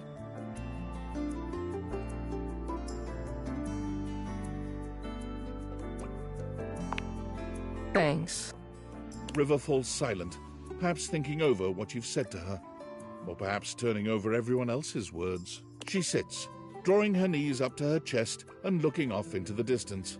Whatever is on her mind, it's plain to see she's 1,000 miles away. No. Go ahead. I'm lucky to have a friend like you help me figure this out.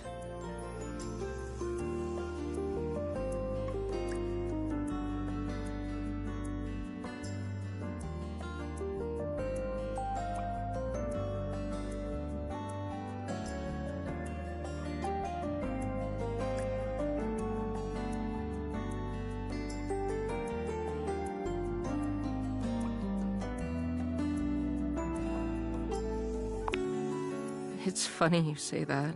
I know you so intimately, but you have no idea about me. It's so much easier to just hide behind whatever you think I am, whatever you want me to be. What can I do for you, sugar? Everyone likes that river. What happens when you see all the ugly parts of me? What do we do when you know it's all lies?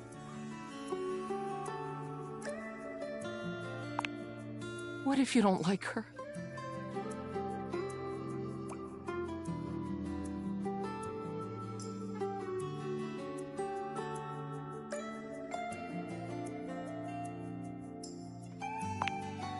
I want to believe you, but that part still scares me. Well, thanks for listening.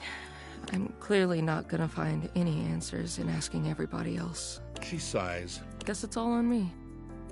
See you later.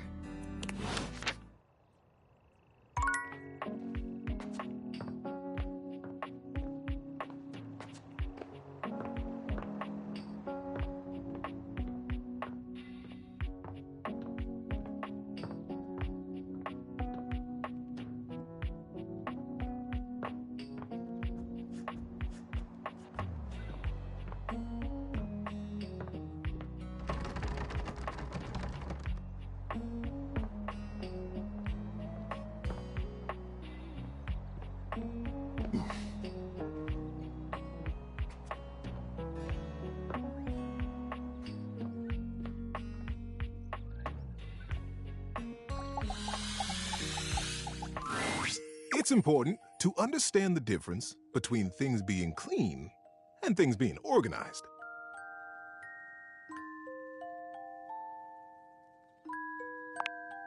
Clean is very important. Just doing a little bit every day. A little dusting here. Keeping the dishes clean, dry, and put away. It does something for your mental state. Somehow by cleaning your space, you can clean out your mind too. But organization, that is different people have different definitions of what organization is like, what it feels like. The most important thing to remember about organization is this: your home, your work, your life is right as soon as it feels right to you. And however it ends up looking, make sure you leave room for your teddy bear in there somewhere. He does love you. See you for the next one.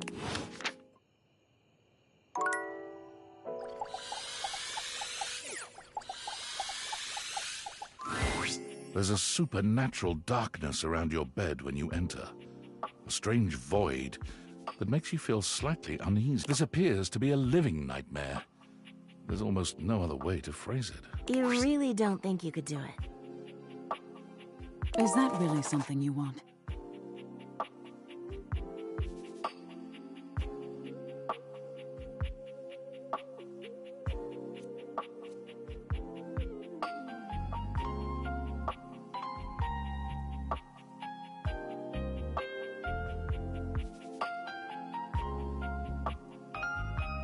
It would be fun for me, but I don't think it's really your thing.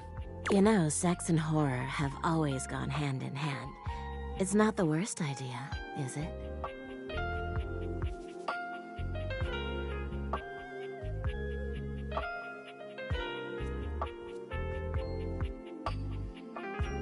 Well, yeah, of course. But you've watched me work, and you never really seemed all that into it. Oh, I didn't? What was it you said? Oh, yeah. It was, oh God, why are you doing that? Is that really necessary? Now that's just excessive. I remember it differently. You weren't even watching. You were looking through the cracks of your fingers. Give it up, Betty. My work is not for you, and that's all right. Nightmare's gaze falls to you then, and you feel a shiver run down your spine. Boo.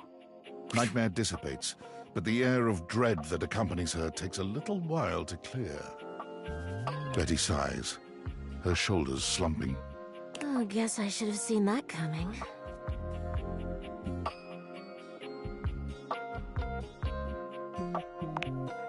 Well, maybe. I just thought maybe if I had nightmares, I mean, I already sleep poorly. But maybe in a nightmare I could find some small moments of joy with my beloved. Nightmare doesn't usually take requests, but since we're such good friends, I figured maybe she'd give me a sexy nightmare.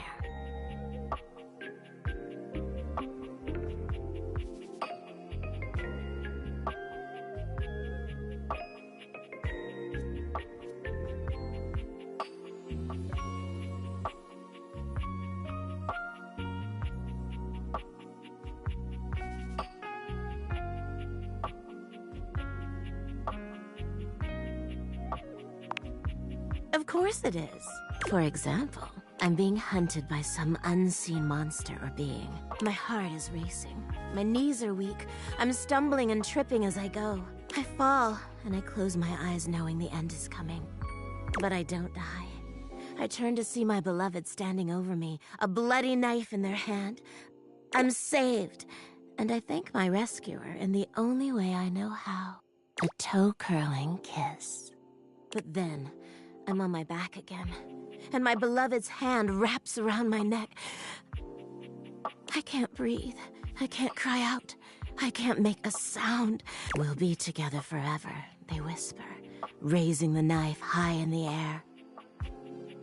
I wake in a cold sweat, alone and afraid. There. You see?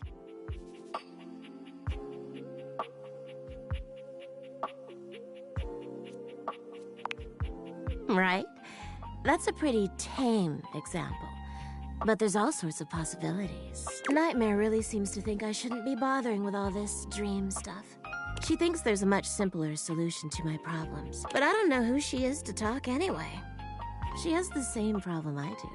She just deals with it differently.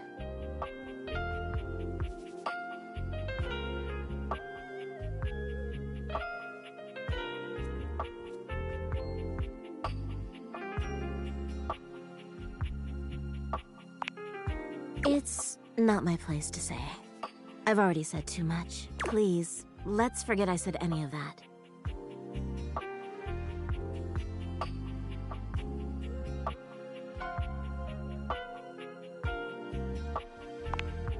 You would? You're too sweet, you know.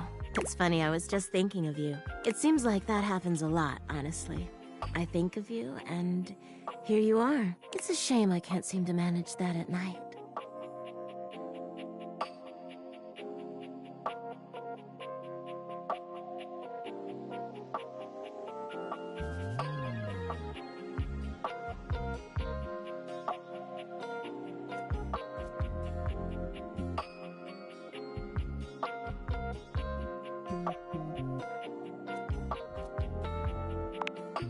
I haven't been the most subtle, have I? But I guess I should just say it. You're the one I've hoped to see in my dreams. My beloved. The one who tortures me with your proximity.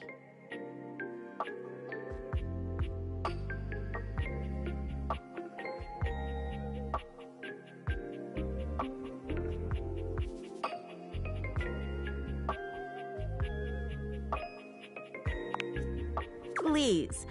Don't pretend to be surprised. For years, it's been just you and I here. And I've had to watch you sleep with that angelic look on your face. When I was at the warehouse, I never had this problem. But the day I was delivered to you, you laid down. And I knew right away I was in trouble.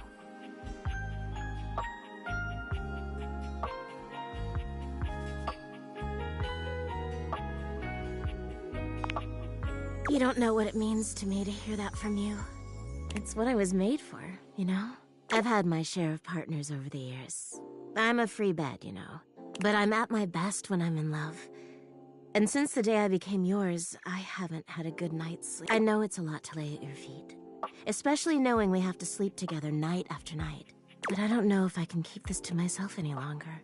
I know it's a lot to digest, so please, take some time to think about it.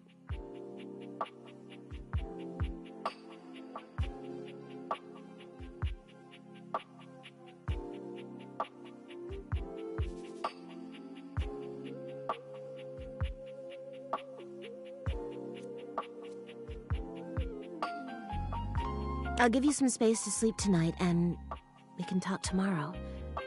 All right?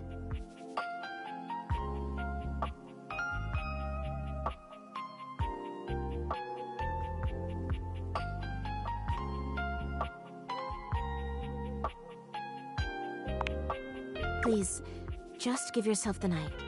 Even if you think you know what you'll say. And sleep well tonight.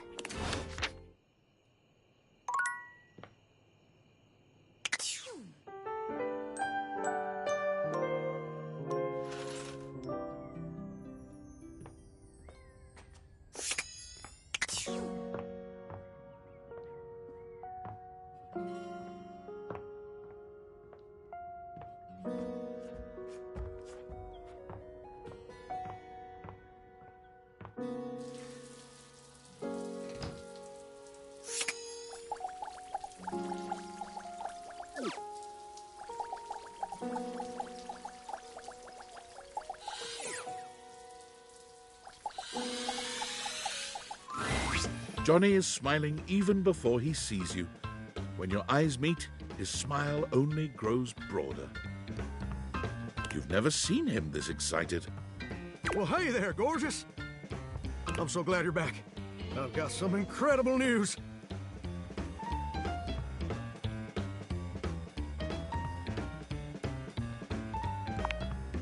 Something even better. So, after you left the other day, I know we were supposed to do that together and whatnot, but I was just too darn excited to wait. And you ain't never gonna guess what happened. Even better. They absolutely loved it. In fact, they loved it so dang much that they want me to be on the show.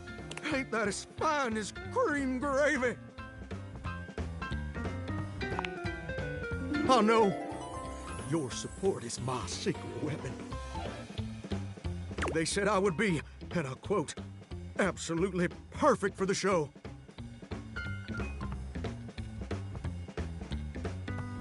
And Fontana, she's one of the executive producers or something like that, said I'm exactly what they've been looking for. Can you believe that? I feel like a catfish in a fresh mud hole.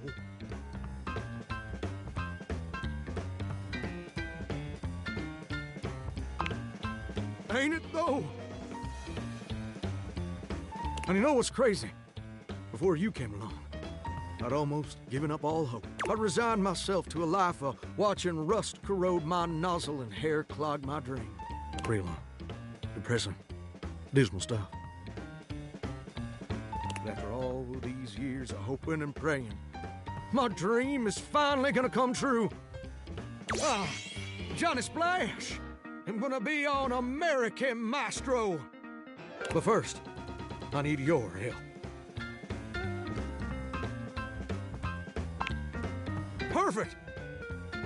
Now, his first performance is obviously a big old deal. It's the cattle call episode. So I still need to impress the judges enough to ensure I don't get eliminated right off the bat. So, I want to make sure everything about my performance is as clean as a hound's tooth. I was thinking maybe I could sing a few bars for you. You could give me some pointers on how to improve. Amazing! You're the best! So, I was thinking of leading with this tune. It was an old favorite of my mama's and an old favorite of mine. I hope you like it too. It goes a little something like this. So souls are swirling as I scrub away the dirt. Steam rising high as I like to flirt. Droplets dancing on my skin so smooth. In the shower of loving, I can't help but groove. I'm a shower in my feeling good so grand. Singing in the shower with my so hand.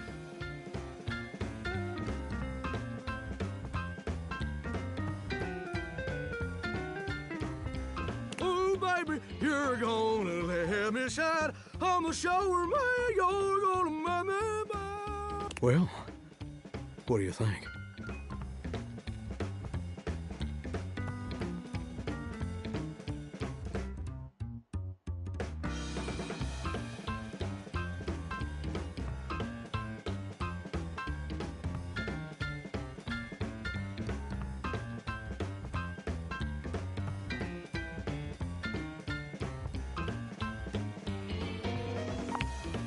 Wait, you didn't like it?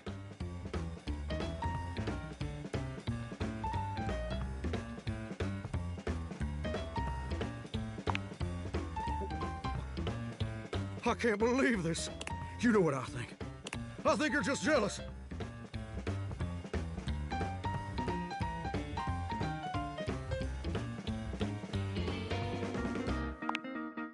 I can't believe I didn't see it before. Now that the world also acknowledges my talents, you're just afraid you're not gonna be special to me anymore. And I can understand being insecure. But I can't forgive you trying to clip my wings just when I thought you were different. But Duke lacks the cognitive ability to appreciate my top, and apparently so do you.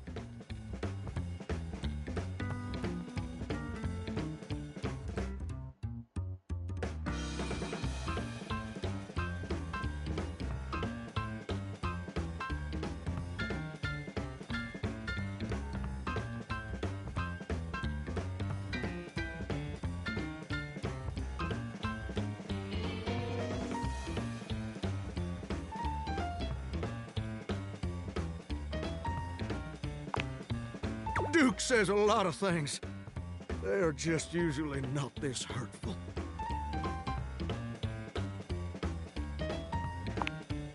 Enough!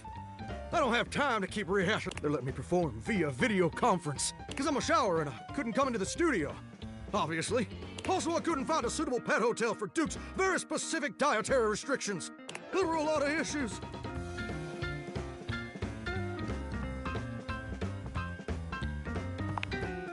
Look, I better go. I'm sorry things had to end this way. I really did like you. And you changed me in ways I never thought possible. And I'll forever be grateful for the contributions you've made to my personal growth. But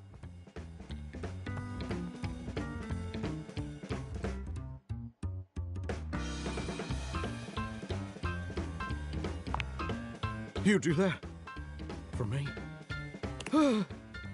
All right. You're right. You're right. I am being way too dramatic. Like a possum playing dead.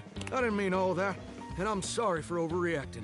This just means so much to me, and the pressure to succeed is so dang overwhelming. Maybe we both just need some time apart to calm down and think things through. How about this? I gotta go get ready now, but in a few days my episode is gonna air. Why don't you come back over then? We can share some bourbon, and we'll watch the episode together. Just you and me, and maybe Duke. I promise you won't want to miss it. Oh, that's sweet, sweet music to my ears. Can't wait to see you again, gorgeous. Hunka, hunka,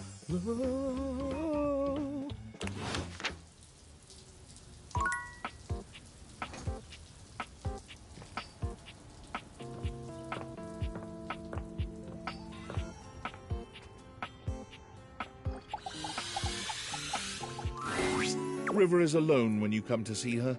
For the first time since the two of you met this way. But that's not the only unusual thing here.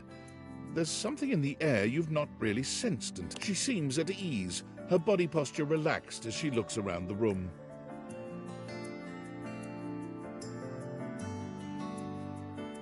When she sees you, she smiles. You've never seen such a beatific... Oh, hey! I'm so glad you're here. I was just thinking about you.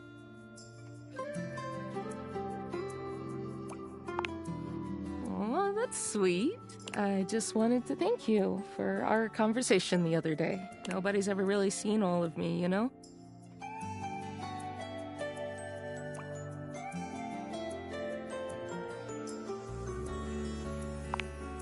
I was just afraid of what they'd think if they knew who I really was. That I couldn't be loved or even liked. There's so many different Rivers. You know, beyond even my different state. I just become whatever people want from me.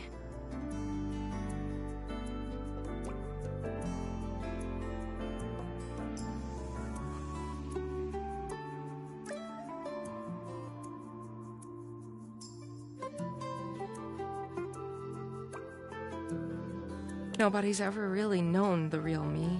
Some of them think they do, but they don't. I just thought, if I could just be my best self at all times, everyone would love me then. I mean, it's just so tiring performing all the time, you know?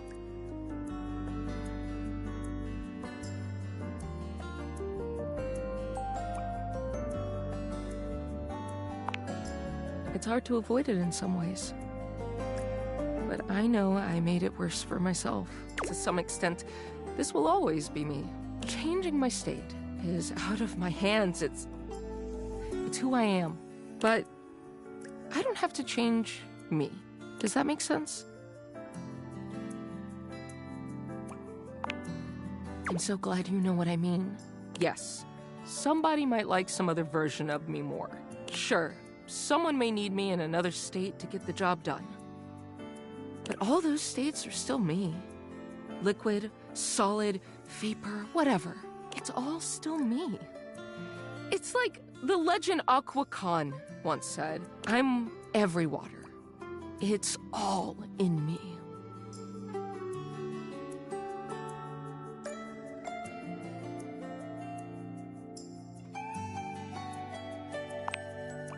okay? She exhales, as if steadying herself. Anyway, I don't think I could have had this breakthrough without you. You watched me question myself and everybody around me. I didn't even realize it at the time, but I really let you see the neediest, worst parts of me. And you didn't even care. I know you well. But you barely know me. And still, you let me be me. Her smile grows warmer. There's a new tenderness in her gaze. It means a lot to me. More than I can express. She reaches her hand out to you. I know you intimately. But you've never gotten to know me like that. I just want to show you everything. All of me. Would you like to take a bath with me?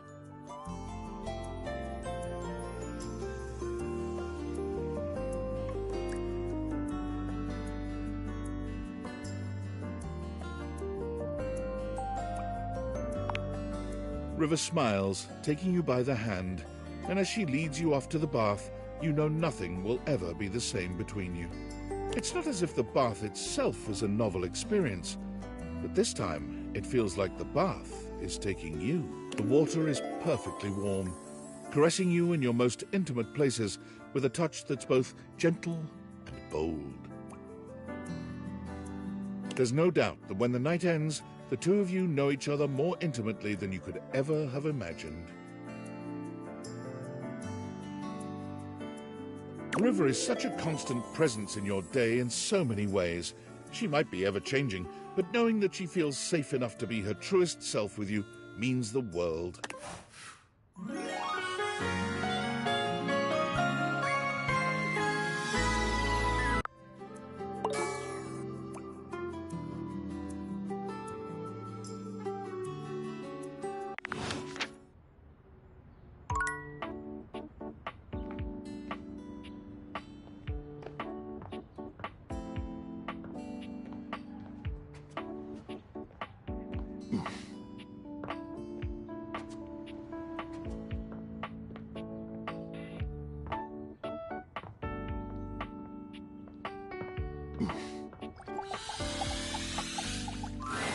Perfection is not attainable, but if we choose perfection, we can catch Let me tell ya, Chance?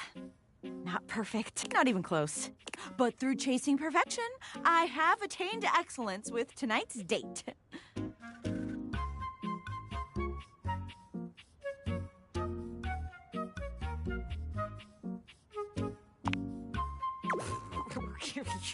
You sound so serious when you say it.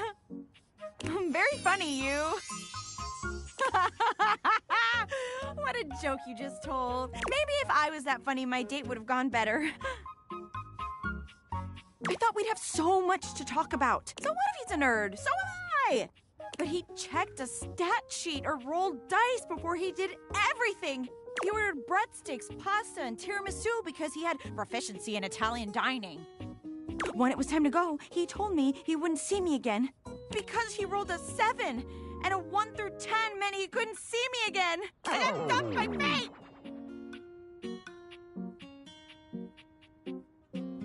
The universe suggests me!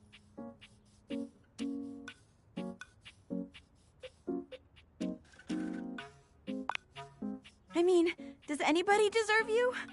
Maybe a movie star or a sexy billionaire. Not a regular bunch of office supplies like me, though. Okay, enough about that. Let me tell you about the absolute babe I got a date with. She's so out of my league, honestly. But Office Romance magazine says you can't hit a... And I hit a romantic home run for sure this time. As if on cue, Skylar saunters into the office. Penelope lets out a girlish squeal. There she is! The glasses of my dreams! Oh, hey, you.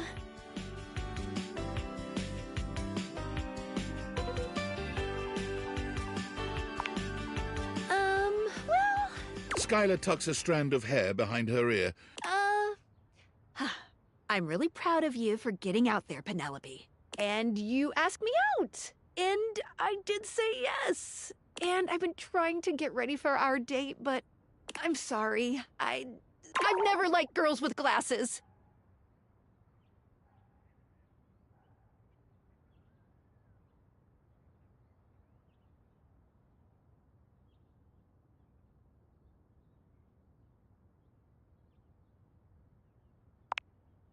That's different. I like you. Sorry, not sorry. Skylar flees from the two of you, leaving Penelope devastated in her wake.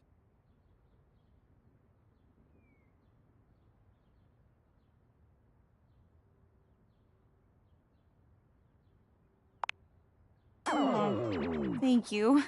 But even a warm hug can't save me. I'm going to the kitchen. And I'm gonna see how much cheese I can eat before, which is a very real and serious thing. See you later.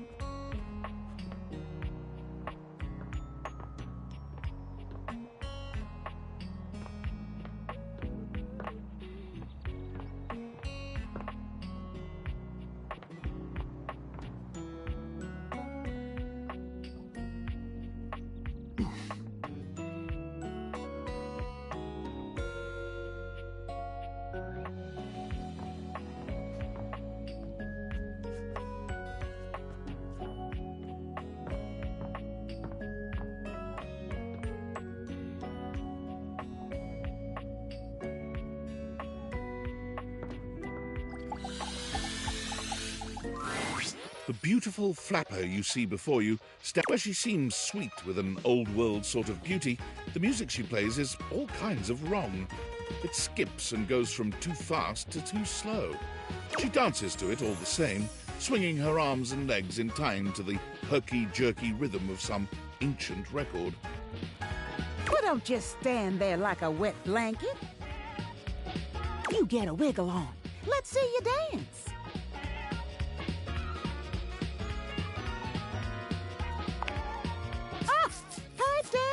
And just dance already. You give it your best shot, which seems to please her. Now you're on the trolley.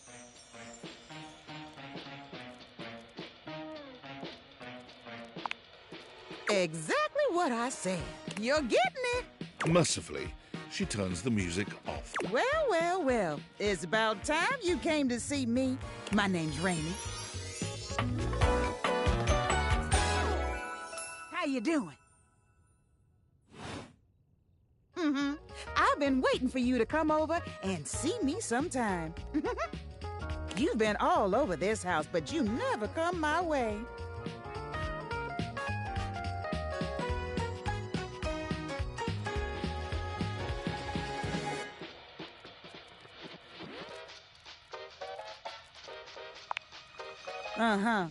Baloney. Well, anyway, it is so great to see a new face around here. Even if your face ain't exactly new to me. Nobody ever seems to want to hang out anymore. I can't imagine why. I used to be the belle of the ball. Everyone was so happy to see me at a party. Now it's always just me and my records.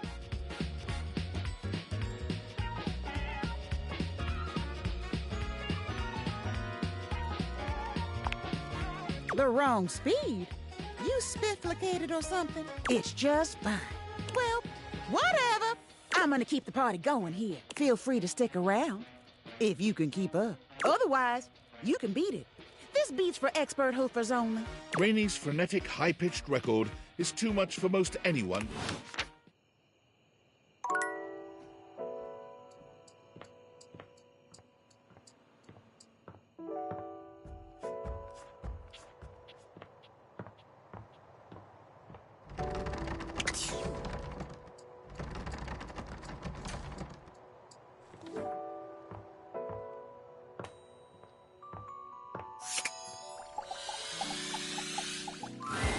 It feels strange to walk into your bedroom with so much tension in the air.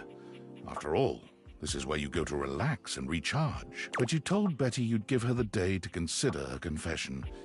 And now she waits for you, seated at the bed like usual. You're struck by the realization that no matter what happens here, everything will change from here on out. Thank you for coming. I hope you got a good night's rest.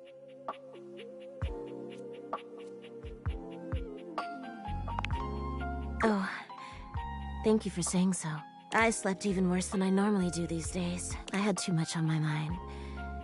And there's too much at stake here. I suppose there's no point in beating around the bush here, is there? What do you think? Of me? Of the idea of us? Is there hope for us to be more than just two partners who sleep together every night?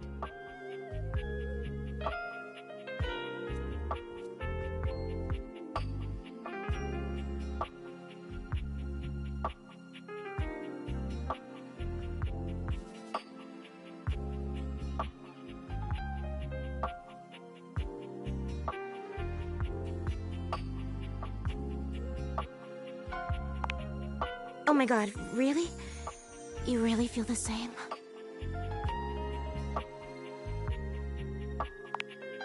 I can't believe this is happening. I always thought this was a fantasy I'd take to the junkyard.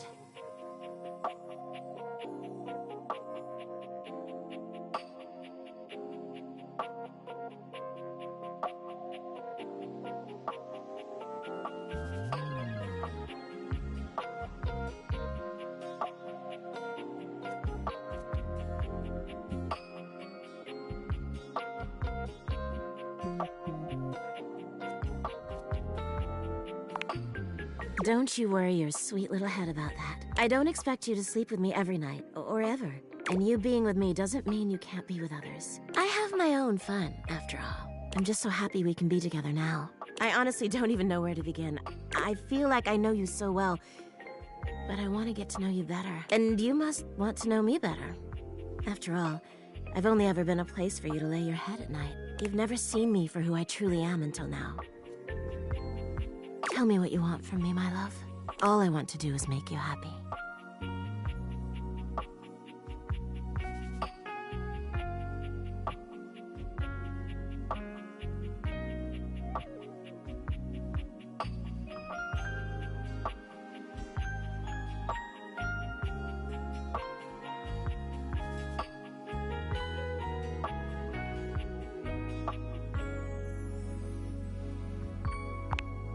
Go right to bed.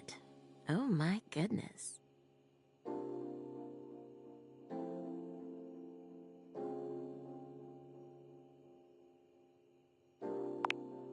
Shy? Me? Never. But I get you to myself every night. I think we should have a date first. Where shall we go?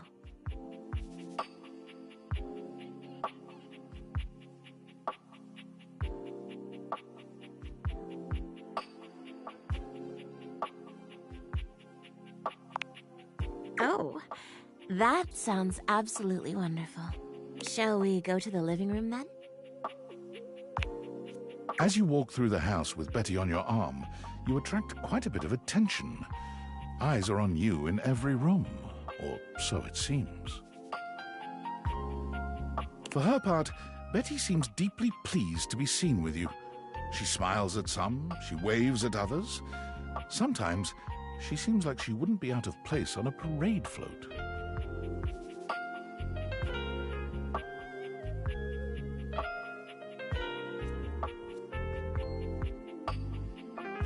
But when you finally arrive in the living room, you're blessedly alone.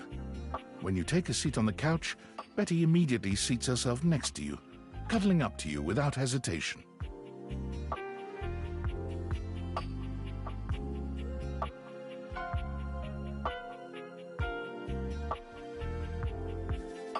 What should we watch? Honestly, I'll watch anything. I'm just so happy to be here with you.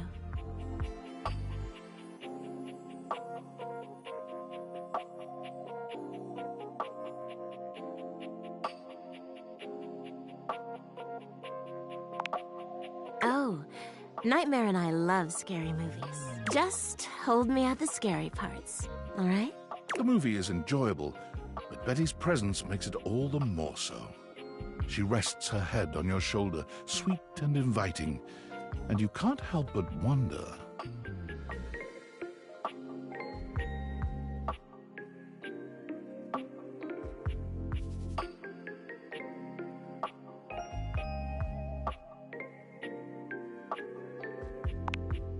You curl your arm around Betty's shoulder, pulling her closer. She sighs pleasantly as she settles herself against you. The movie's fine, of course, but having Betty this close to you is truly about as good as it gets. But while you might be watching the movie, you're both keenly aware of the presence of the other. And when the movie ends and you return to your bedroom hand in hand, you...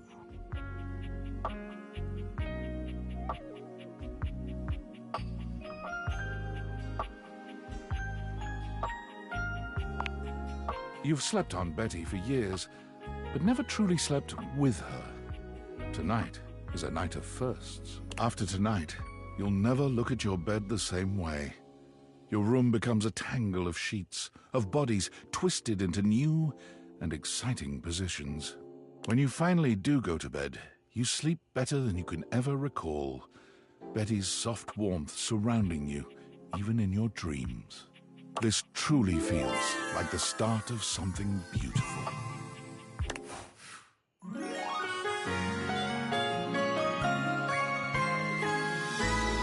you just a dream come true?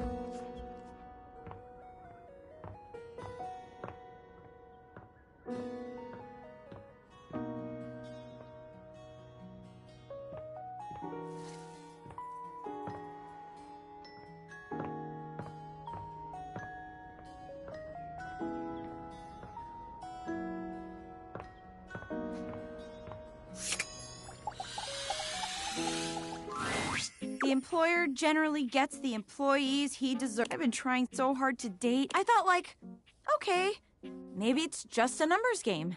Gotta get some bad dates out of the way to have a good one. And boy, was I wrong. It's okay. I get it now. This is just how it is for someone. You get what you get, and you'd better like it.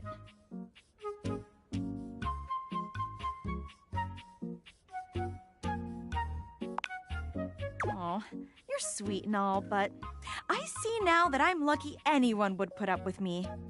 So, I'm just gonna date whoever can stand me. My date should be here any minute now, actually. There's a strange chill in the air, a note of dread. Here comes lovin'! Choo-choo! Love bus comes rattling into the station.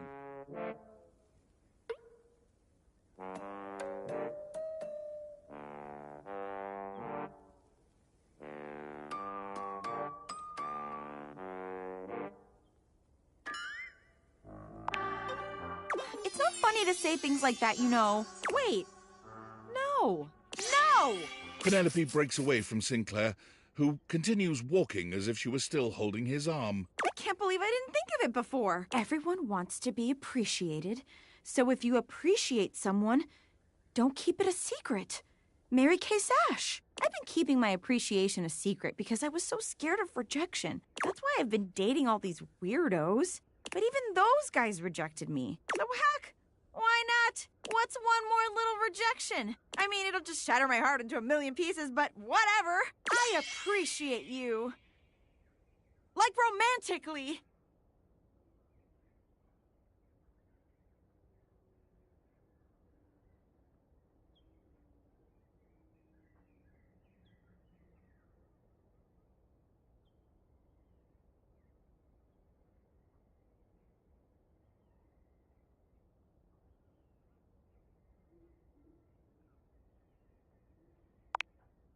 Wow! Yours too? What a coincidence! Wait, hold on! You're not rejecting me? I made you watch me date all these other objects when you were right there. You know what? No, you will not ruin this one, Penelope. Would you like to maybe go on a date with me?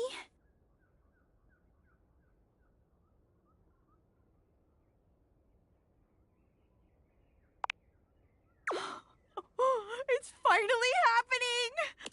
It might have taken me a while to get here, but it was all worth it.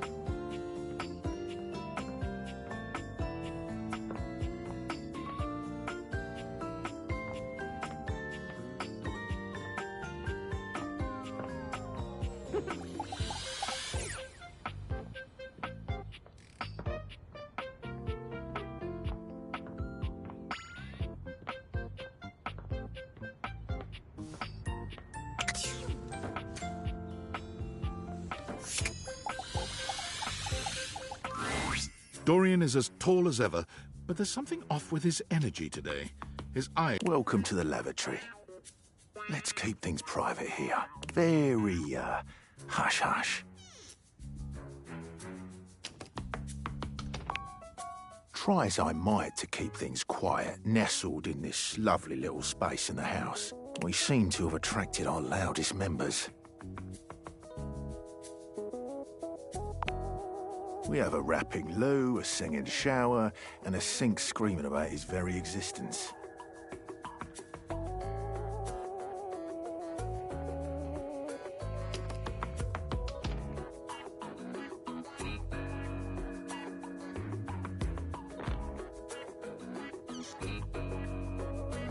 The neighbours have even filed noise complaints.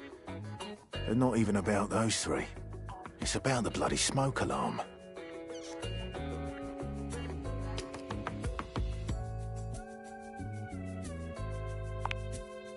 Jean-Loup Pissoir, or better known by his stage name, Little Crapper, is a highly talented, though repulsive, member of this little tribe. I don't like music very much. What can I do for you? He's a sink, right? Thinks he isn't, though. I'm a door. Always have been. My mental faculties are perfect. What can I do for you? You're lucky you can leave.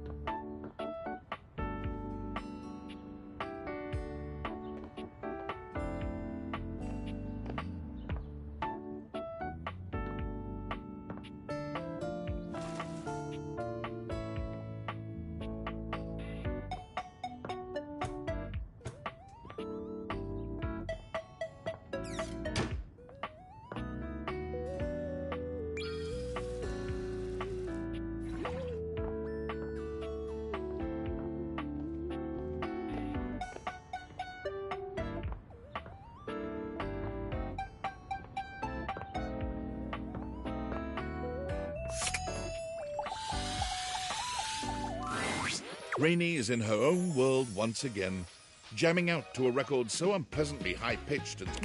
Well, look what the cat dragged in. You just couldn't get enough of my gay little tunes, huh?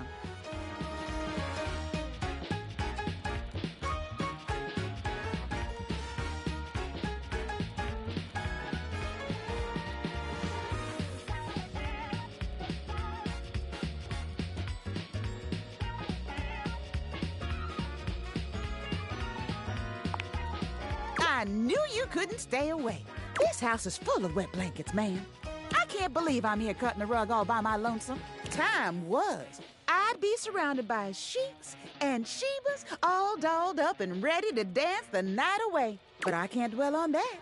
I can shimmy and shake just fine all by myself. Rainey turns away from you, dancing to her own. She ignores you entirely, jamming out to her unpleasantly sped-up music. And then, with no warning or fanfare, the music stops with an unpleasant scratch. Enough! The needle of Rainey's record player is clutched in the hands of a powdered and perfectly coiffed dandy. He somehow manages to look both put out and flirtatious all at once. He leers at the two of you, an artificial smile plastered to his pale face. Hey, what gives? I am trying to work on my love poetry. Normally, it would be effortless for an artist of my caliber. But your disgusting chaos noise is filling the house and pushing all the meter out of my mind. Either shut it off, or give me a little kiss.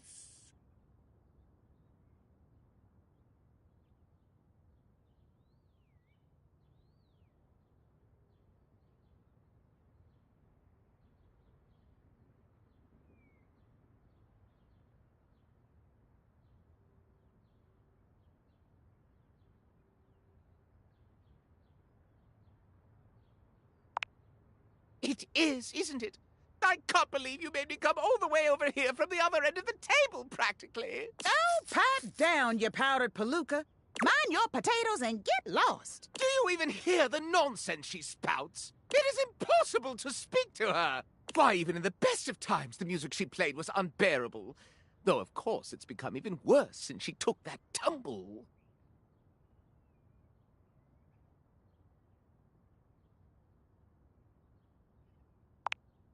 Oh, I wouldn't know. I would never tell.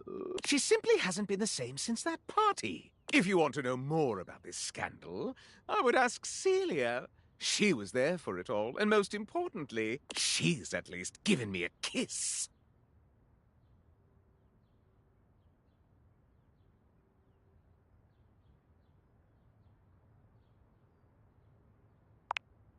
It doesn't matter. I can still taste the stucco. I'm not wasting a minute more on this if no one here will kiss me or turn the volume down. Oh, don't climb up your thumb, mister. Don't you listen to a word he said. I'm fine, and I've always been fine. I'm still hitting on all 8. But whatever.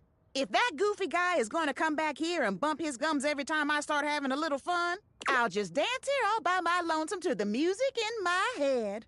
And dance she does, in complete silence. Sometimes she hums a little, but even her humming has the same strange speed and pitch to it. Perhaps speaking to Celia might help you clear all this up.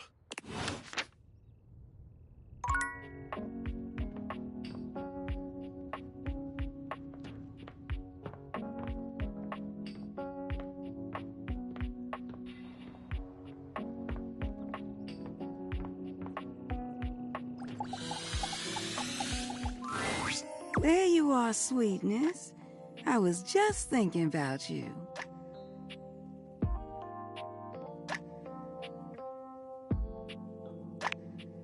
I told you to swing by, and I was wondering if you were gonna. I'm glad you did, because I just finished a shift. I have some time to spare if you want to talk some.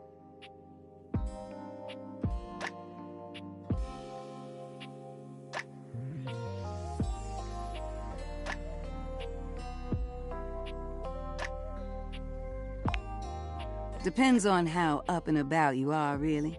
The more you do, the more I gotta do.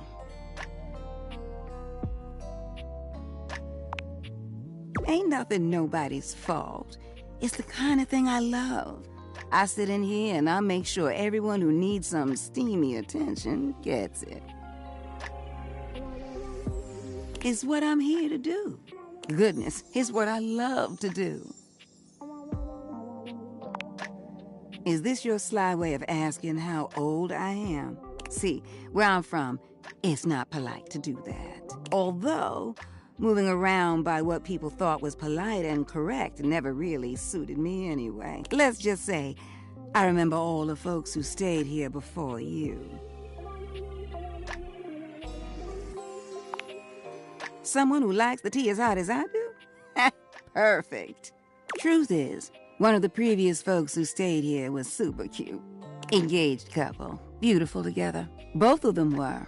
Well, can I give my honest opinion? Neither one of them was as cute as you. Either way, they were here and they set up home pretty quickly. River and I both liked them. They brought so much life into this place. They took long showers together all the time. Just about tapped me dry keeping things hot up there for them. Although, I hear they didn't really need my help to do that. Oh yeah, you picking up what I'm saying. But they used to throw these big parties too. Family was always over, and every now and then, they had this little kid who would come play hide and seek. Their favorite hiding spot was in here with me, so I would just hum to them. I think they found being next to me safe. I miss that little kid sometimes. What? No, the couple just moved out eventually. Now, when did this story become about me? You don't need to worry yourself about who I do and don't be missing. The past is the past, sweetheart. I don't live in that place. You don't make it as long as I have dwelling.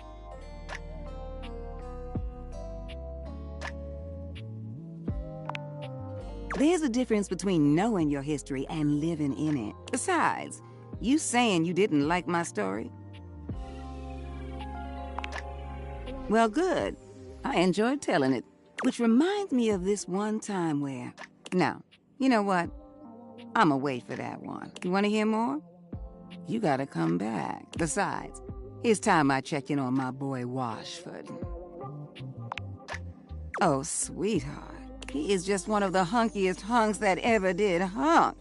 The way he calls out to me when he needs some of what I got, well, it's enough to get me bubbling. You need to go introduce yourself to him right now. I bless the day you wheeled him into this house. His stage partner's all right. You'll meet him too. But Washford? Winifred fans herself with one hand, beginning to lose herself in her own fantasy. I wouldn't mind going through a couple of cycles with him. Oop! I think I said too much. Well, I think we better wrap this up for now. I got a social call. Thank you for listening to me spout about nonsense. But listen, I got more stories for you if you ever want to hear them. I'll see you around, sweetheart.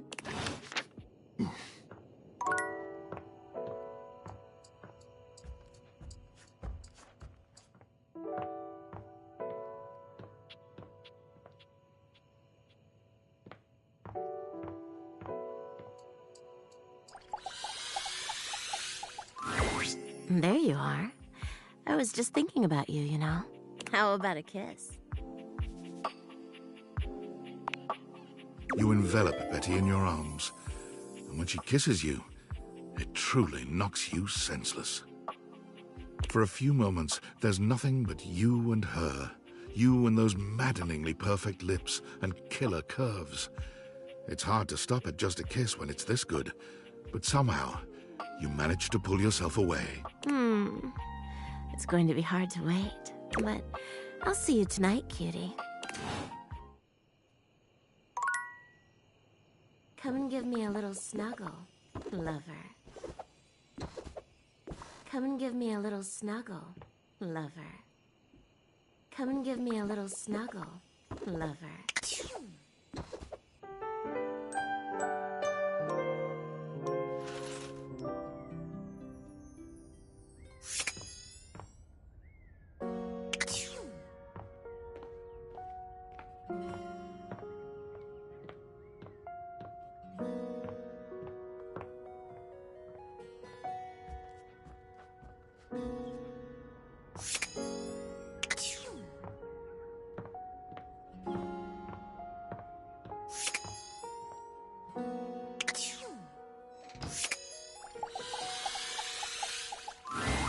The time has finally come. After days of anticipation, it's time for Johnny's debut performance. I've got the stream all set up for you, so don't mess with it, all right? Stream? Do I look like a fish to you? Just don't touch it, okay? Your program should be starting soon. Johnny seems surprised to see you. He looks up from the smartphone he's been squinting at to greet you. You came back after the, way I behaved during our last date. I rightly didn't expect you would.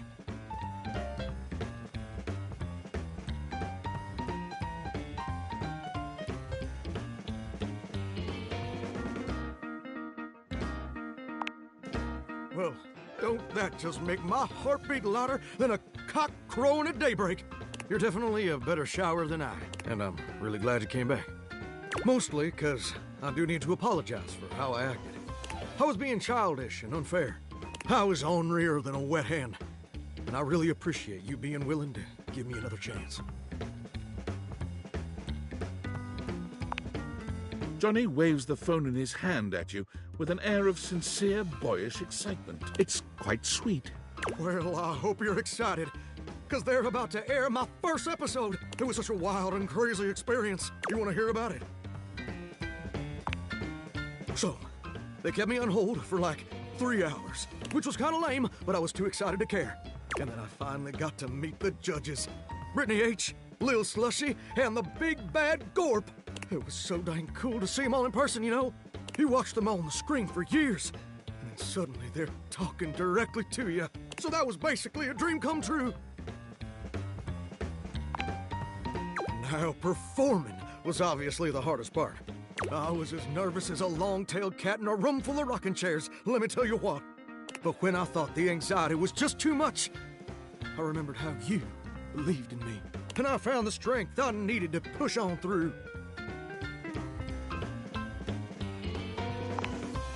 I mean a single word. Oh, hold on! The episode's starting! You put your heads together, staring down at the stream on his phone. The TV show logo gives way to footage of singers you don't recognize. Oh, there I am! Oh, wow! Wow, me on American Maestro! If only my grandpapa could see me now! I mean, he probably couldn't have seen me on account of the cataracts and all. This is just so crazy! Look at me up there. Struggling. So dang hard hitting them high notes. Oop. And now the judges are evaluating my performance. Look at little Slushy doing his signature move. Good thing you're watching it with me, because couldn't even describe it if I tried. Oh. Well, that's mighty peculiar. Johnny's smile fades, slowly replaced by a more somber expression. Well, looks like they put my performance in a montage of, I guess, joke performances. Like all the singers they think are so bad it's funny. Like they're making fun of me. But that can't be right.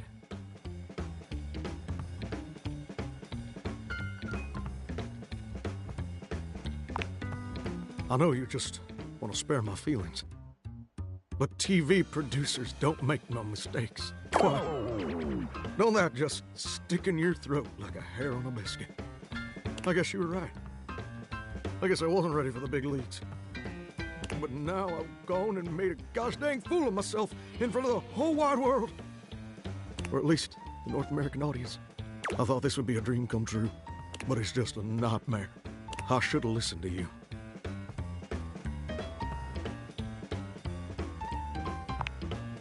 No? Even though they're already making memes of me?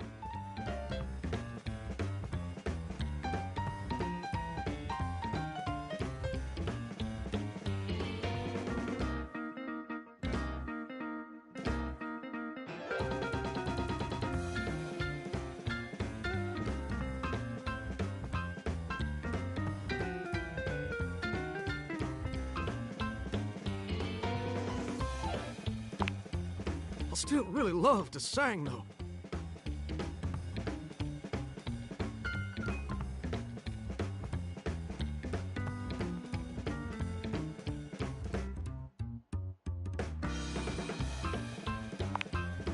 You know what? You're right. Maybe being a world-famous singer ain't in the cards for old Johnny Splash. Maybe that's a dream I've got to show some grace in letting go. But that don't mean I ever gotta stop singing. And it certainly don't mean I ever gotta stop loving it. Maybe in the end, it don't matter much if anybody else likes what you make, as long as it makes you happy doing it.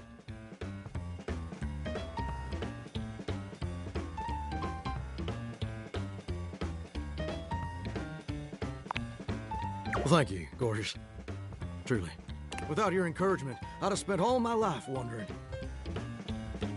Wondering and being afraid of ever actually taking a leap. But you showed me it's necessary to take the leap sometimes, especially when you're scared. And more importantly, you showed me that even if it don't work out, everything's still gonna be okay.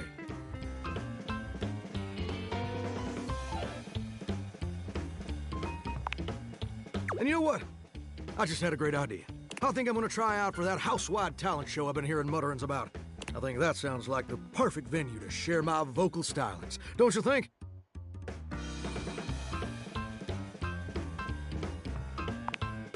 Ain't it though? Why flounder against the pros when you can smoke the amateurs?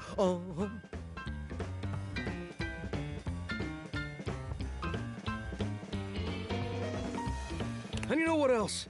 I'd like you to do the honor of accompanying me. And I'd like you to wear my soggy old Letterman's jacket. 'Cause we're gonna be going steady from now on, baby. Oh, oh, oh.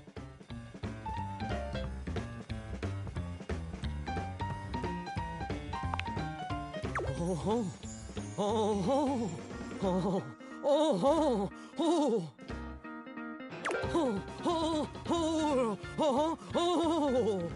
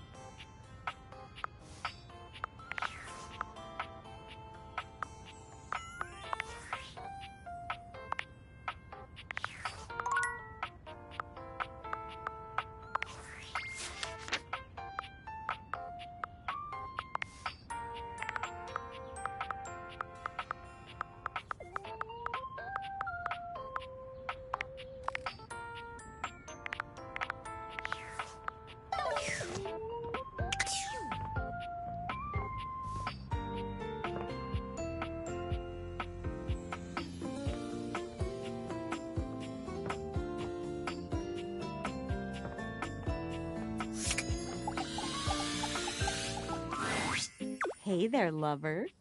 Oh God, it sounds so weird outside of my head. Just pretend I never said it.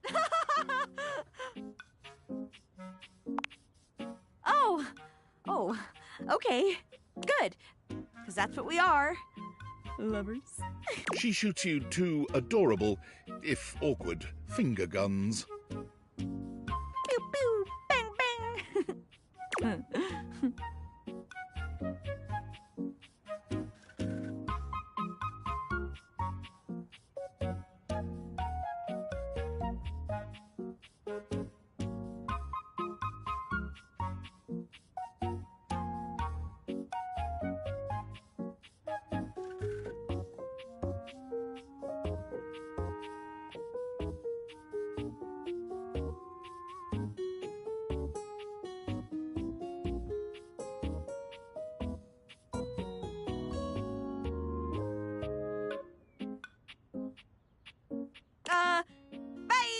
One day you will teach her that love cannot be quite so awkward, but today is not that day.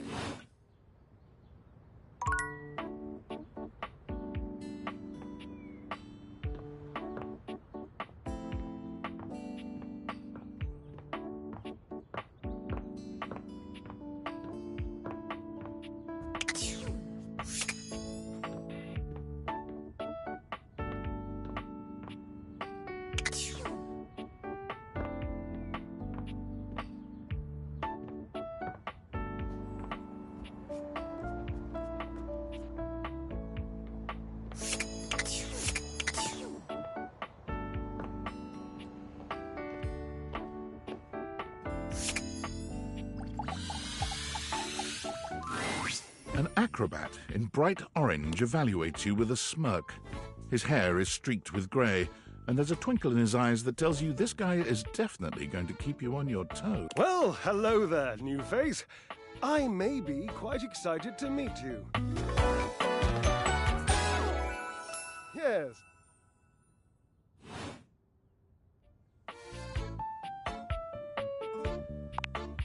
I have a voluptuous suspicion that may be the emotion I'm experiencing. Yes.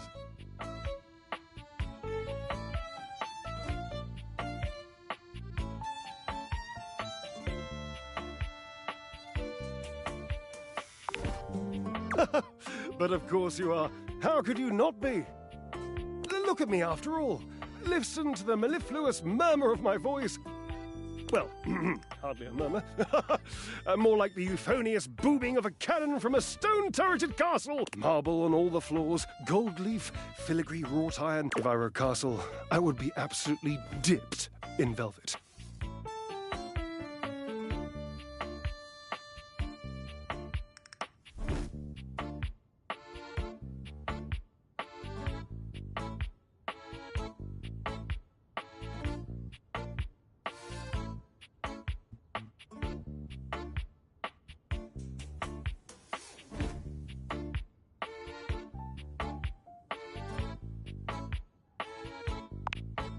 If that was intended as some passive-aggressive hint for me to lower my personal volume, allow me to adjust myself upward a notch or two. Moving on. I do get distracted, don't I? Just so many wonderful things about me on which to expound. Which part is your favorite?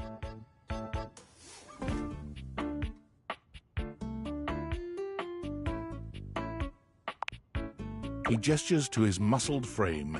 Which of my parts sings the most to you? For me, today it's glistening. Enough almost to be felt through the fabric of my tunic. Perhaps this can be the first bridge between us. The first bits of woven lint eventually to form the sturdy, braided rope of our friendship. Do you, like me, enjoy celebrating at the altar of your own glorious form?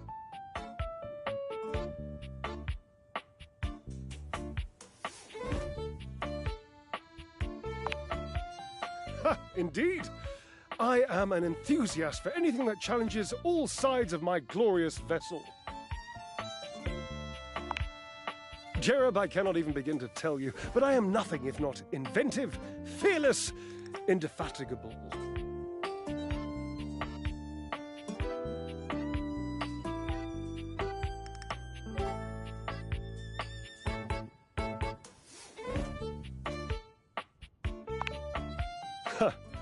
Devilishly so. I haven't given up hope that I'll yet be able to craft a perfect metabolic masterpiece. Gasp! I've had a sudden flash that I should feel excited, but I am not sure. Oh, no, wait. I figured it out. Would you, my new lovely acquaintance, like to help me create the perfect challenge for my body and mind? Would you help me invent a tango for the triceps, a conga for the core, a quick step for the quadriceps?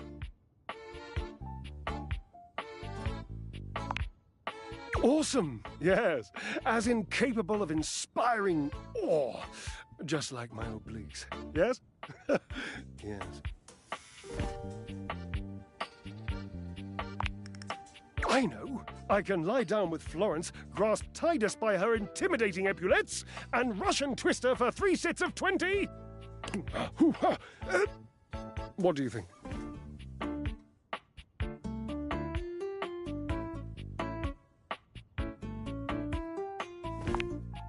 Oh, Cherub, you're right. I didn't even think of that. So, you've met her then?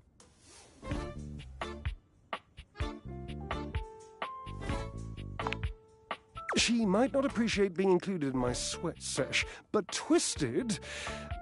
Let's just say she has some dark and deeply held feelings.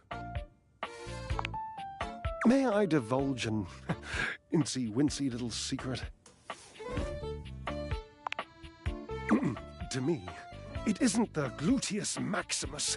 It's the glorious marvelous. It's my favorite muscle group. I even love sitting on it. I'm that much of a fan.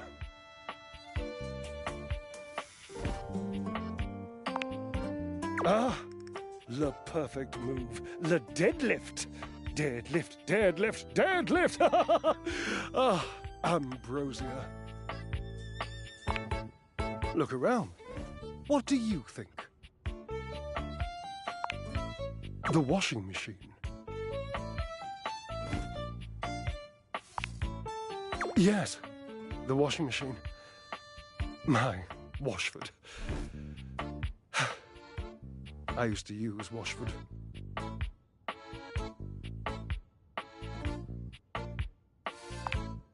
Yes, I would lift him. He would lift me. My glorious marvelous. It has fallen into such disrepair in recent years.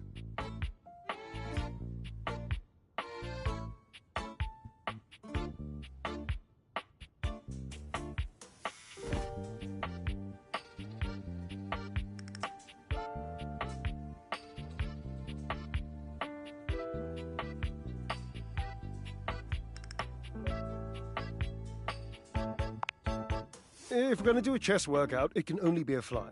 To your surprise, Drysdale's eyes glimmer with tears. Washford and I used to use each other for the press, too.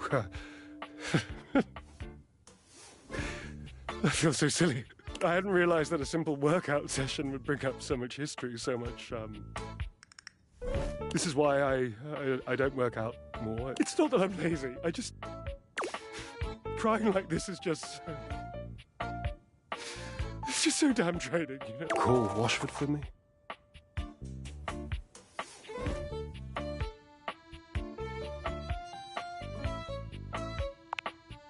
No, just with your voice. Just vibrate those glorious pipes of yours and call out the name. Washford. Just wait a moment. He should be here.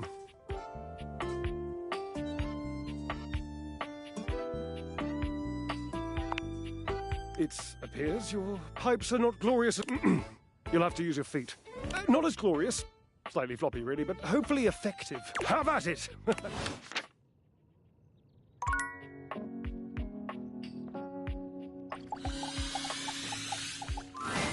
It appears that your intentions have gone awry once more, as the interloper, Lucinda Lavish, stands there instead, striking a... It's me. I said I would return, and now I'm going to give you a choice. Thank goodness. Tell me, lover, how would you like to know me?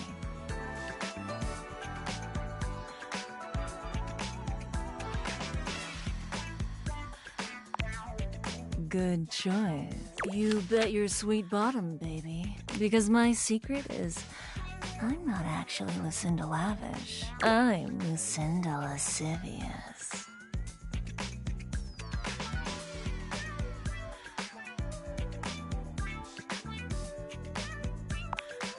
Oh, hello to you too. I've got, let's say, a special circumstance. One that allows me to bend the rules. Come here, baby. I've got a special place where no one can see us. Lucinda takes you to a rather strange place. You can't quite make out where you are, but you are certain you are somewhere near your house. It could be that she's right. No one else can see you here. No one else who has any say, that is.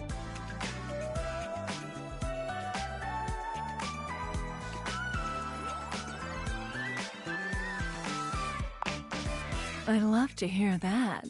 I love to hear you be so horny for me. This is my fantasy chamber, a place where all your wildest fantasies can come true. Tell me, my effervescent darling, what is your wildest fantasy?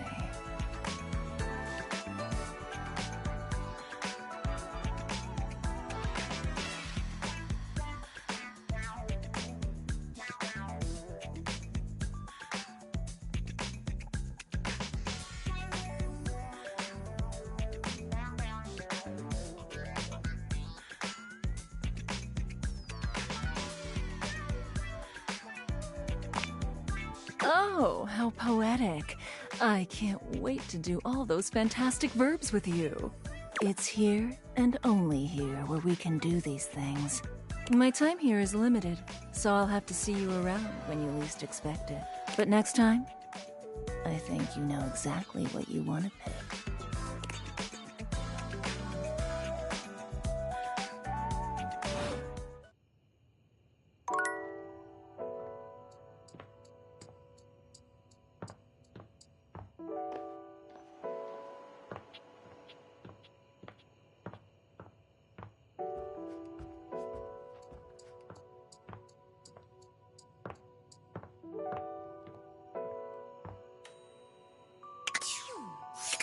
Come and give me a little snuggle, lover.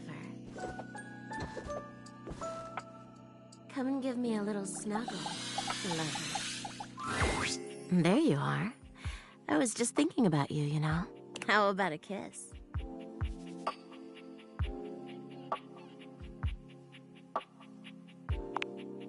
You envelop Betty in your... For a few moments, there's nothing but you... But I'll see you tonight, cutie.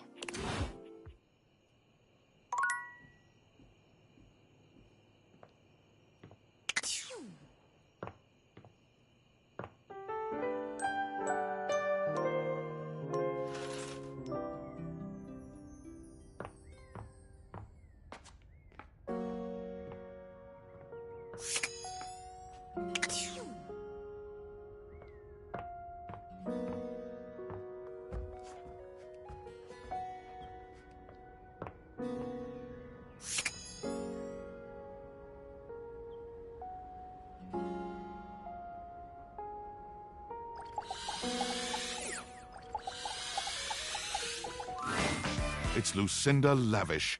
She seems to enjoy this hijacking of your intentions. Tell me, lover, what should we get up to now?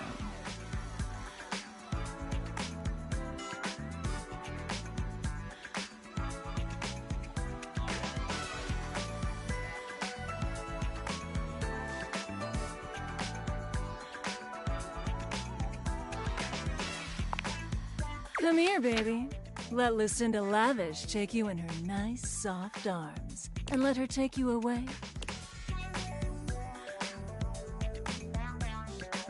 to meet Lucinda Lush.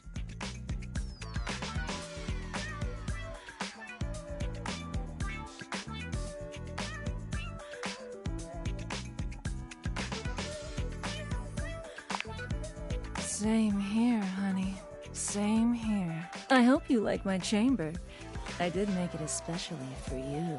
I really have to say, I've wanted you here for a long, long time. I love everything about you, baby. Every single thing you say to me just sends chills up my spine.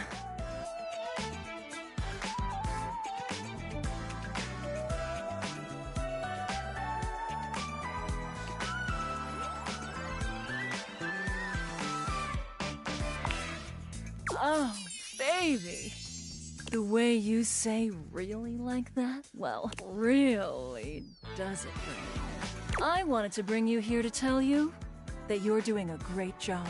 You've found all my secret dialogue so far and uncovered every single one of my most in-depth and unrevealed features. Don't tell anyone.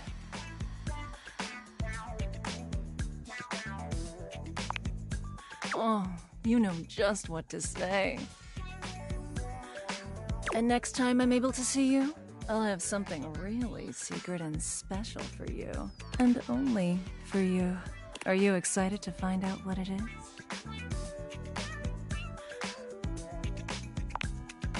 That's it. Keep up that intrigue, baby. Keep talking to the others around here, and I'll find a way to slip myself in, lover.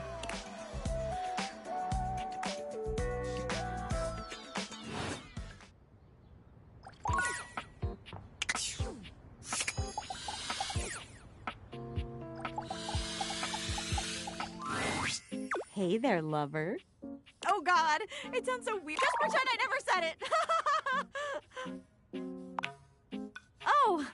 Oh, okay, good. Because that's what we are. Lovers. She shoots you two adorable, if... Pew pew, bang bang. Bye. One day you will teach her that love...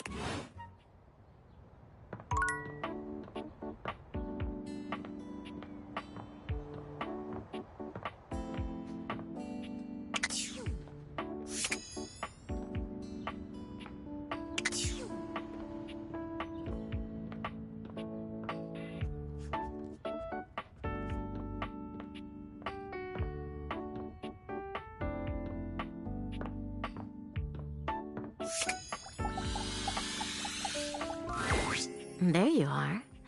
I was just thinking about you, you know. How about a kiss?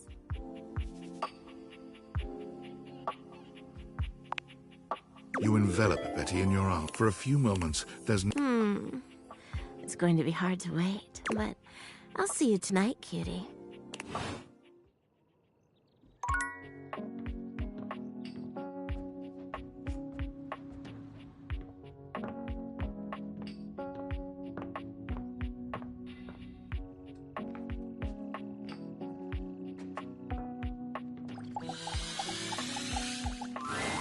A handsome acrobat greets you with a small yet... Greetings, weary traveler.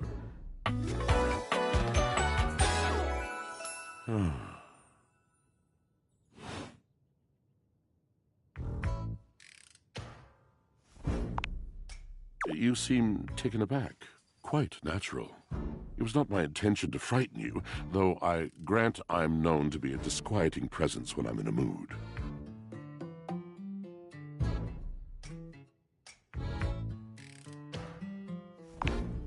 Yes.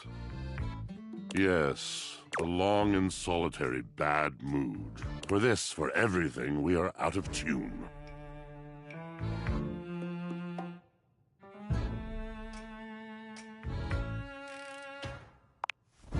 You aren't serious. You jest.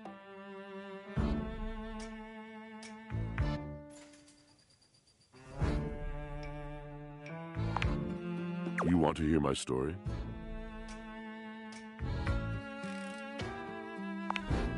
I am a servant to the drama of the heart.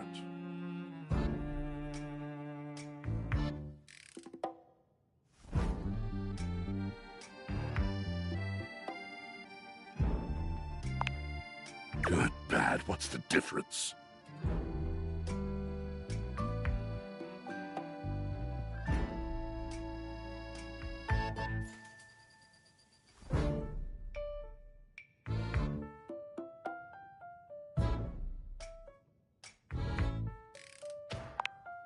The mention of Drysdale makes Washford's eyes narrow. Is this about Drysdale? How did you know?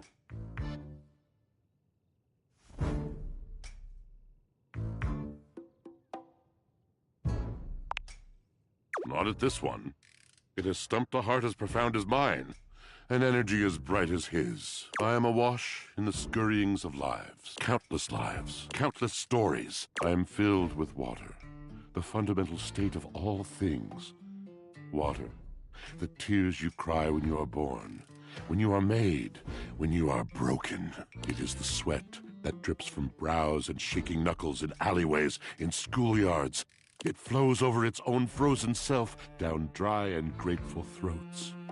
It drops from noses in blazing sunshine onto lemon-printed bathing suits. It is the wellspring of ancient secrets, held in rough clay bowls. I am surrounded by it.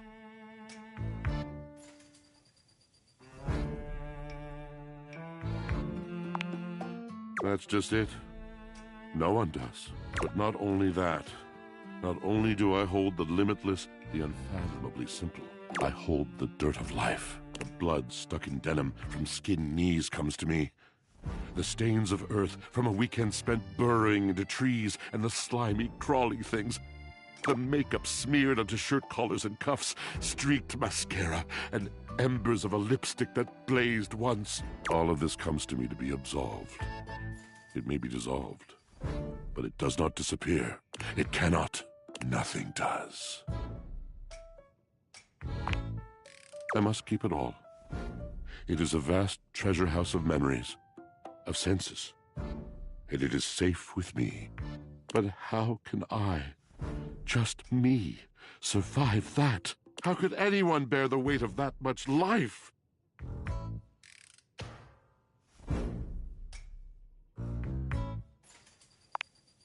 It is the words. It is language. To be able to communicate. To share the burden.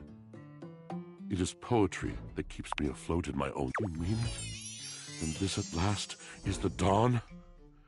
Such bewilderment comes with the sight of the room. I cannot tell. I have lost my only friend.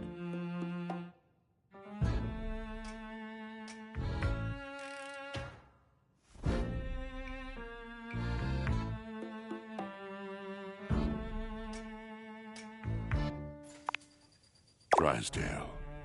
He was a phantom of delight when first he gleamed upon my sight. But we are quite forsaken.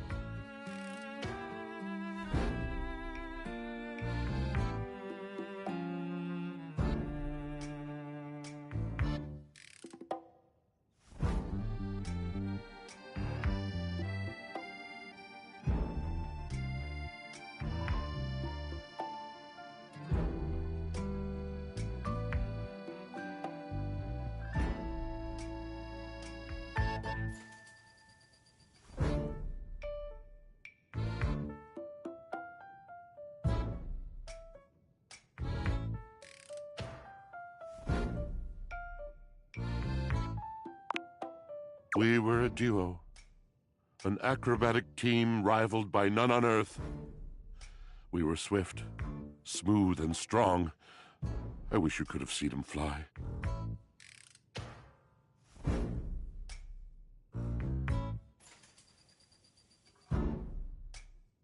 To the vault of paved heaven, our performances were legend. They came from many rooms away to watch us, to applaud us. And joy filled me as wine in a glass overflowed. Past tense, but the physical connection between him and me, it is like nothing I have ever known before or since.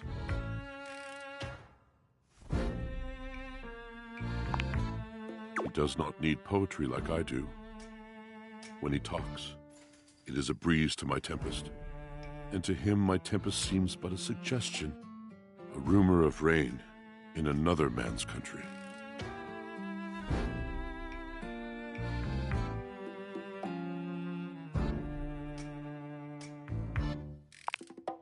Until we didn't. Until he was too busy to perform. too occupied with other things to tumble with me. The bond was broken. The bright cord severed. He abandoned me. And when he was finally ready again, I was unreachable. Locked in my own Xion. Trying to claw my way back to a friend who could not hear me. The wall between us has been impenetrable ever since. Yes, it's been years. As I said, traveler, a long and solitary bad mood. All moving things come to an end. A knotted willow. I miss him every day. Though you have been a rather dismissive and flippant creature, I find I am still charmed. I didn't know I could still feel that way.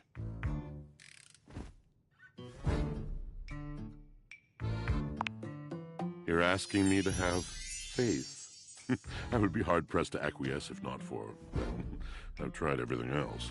Thank you, sincerely, for listening. It has been so long since anyone has stopped, has heard me.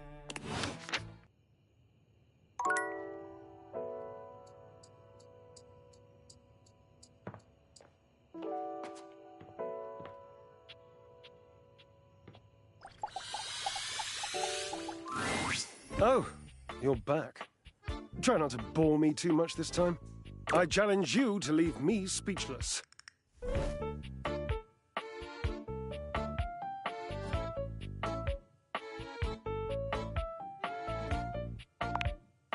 My, what a lucky spider. Ever seen a tarantula on a trampoline? Because that's how tight these glutes are.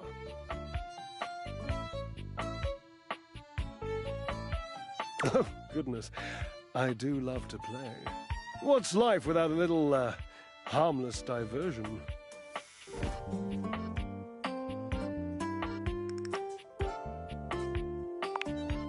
Oh, I'm fairly easy to amuse.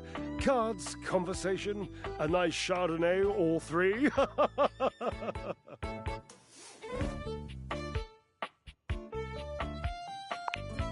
Well, those aren't my only pastimes. I do have other, more physical pursuits.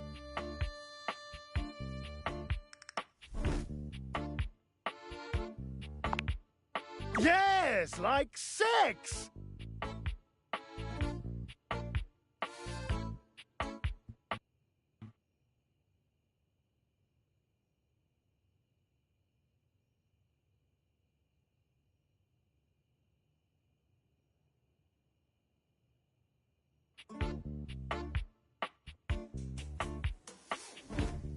Do you like sex?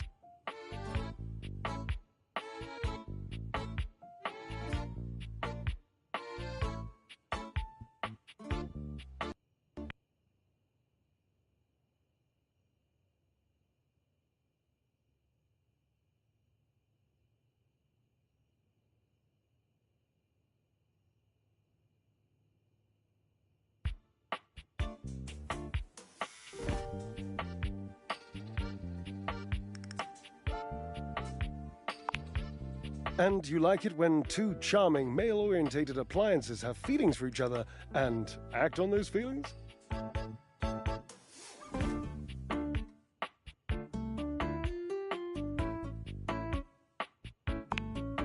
I am ever so pleased by this answer. Points! My, look at you. Collecting all the points, and the gold stars, and the defending of the personal freedoms. I love it! You know what else I love? Flowers. Big bouquets of them. Birds of paradise are my favorites. They're impossible to get here.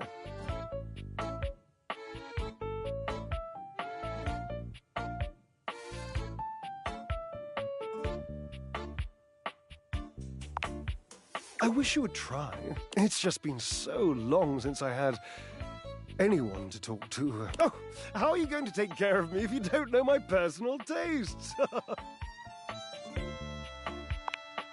Points. Ask me a question. Divine my being.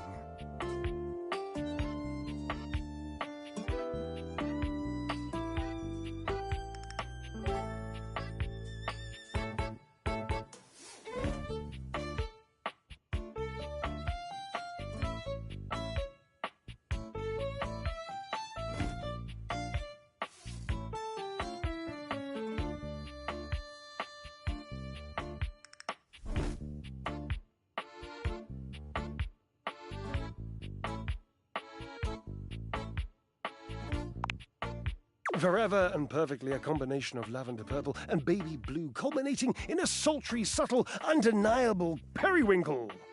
Next question. Sultry, my darling examiner, I am seduced by beauty.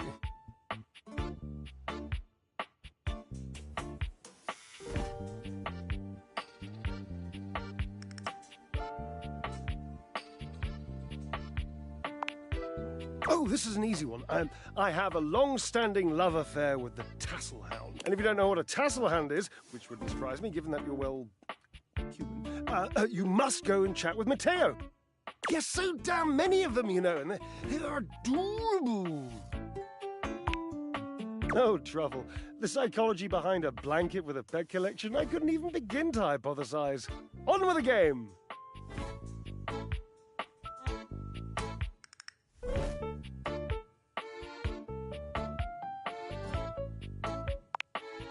Well, of course, silly. We are stackables, after all. We are not brothers or anything incestuous as that. Just a mere 25-year fling.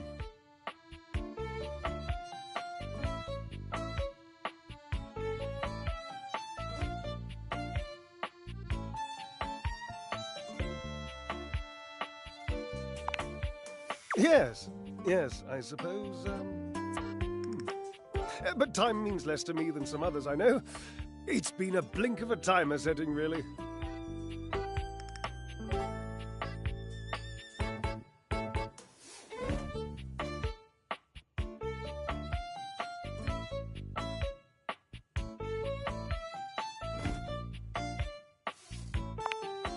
Years.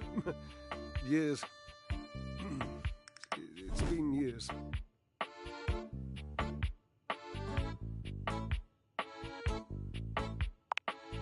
Yes.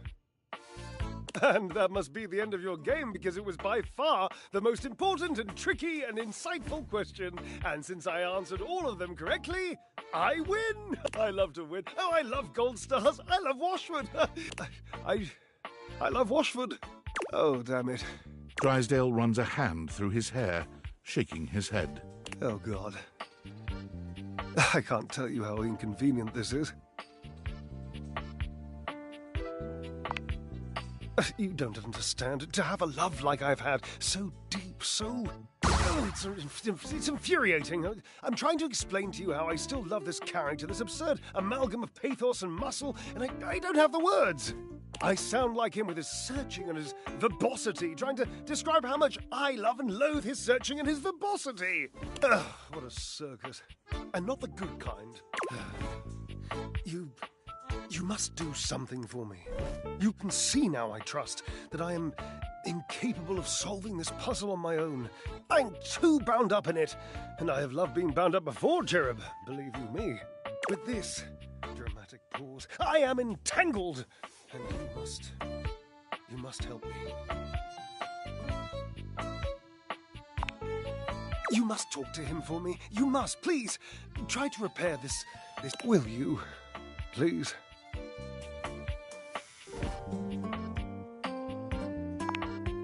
Understood. I've always considered promises to be rather passé anyway.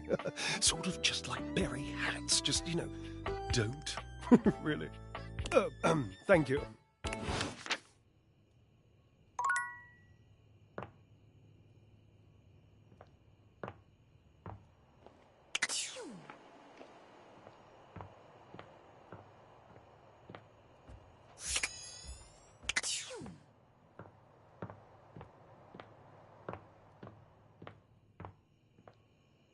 Come and give me a little snuggle, lover.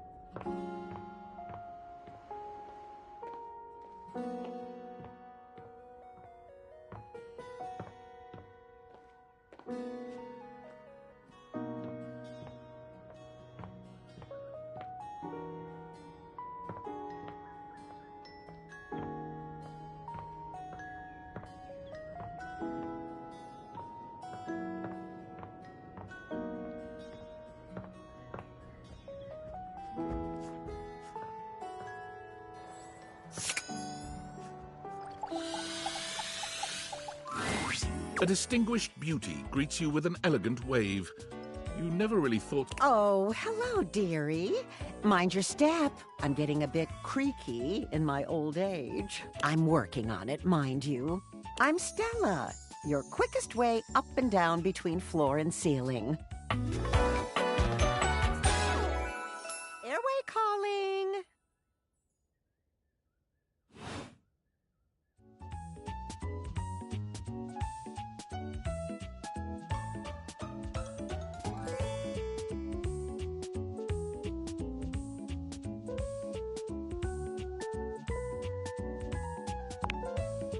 Well, aren't you a sweet summer thing? I appreciate the sentiment. Still, one step at a time, all right? Just in case. And step and step and step and step. At least, that's what they say. That's the way. Step on through.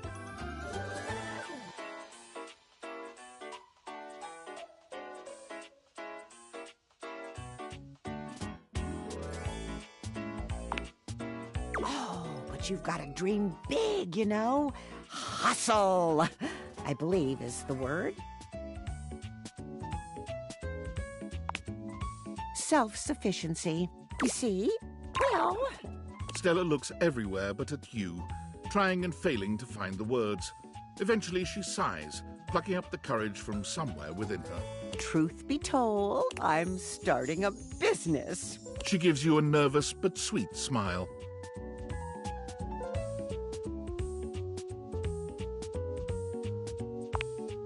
Well, it's, a lot of things, but I'm focusing on a new release right now. Market research tells me it's a little lacking around here. No offense to anyone, of course.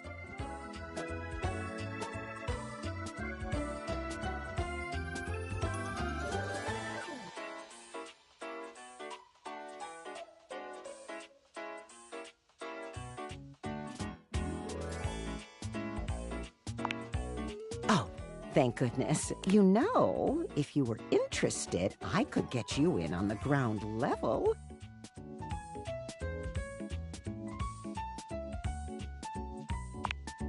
Oh! Stella looks almost touched. Really? No one's ever said that. Well, now I'm all a bit frazzled. Sorry, dear. I'm very grateful. It's just, I've not gotten this far before. Let me check the booklet. They sent it to me when I signed up. Stella Steps to Success. How to sell that sale and change your life, generate passive income and financial freedom, all from the comfort of your own home. Stella pulls out a pamphlet from deep in her bag. I memorized that part at least.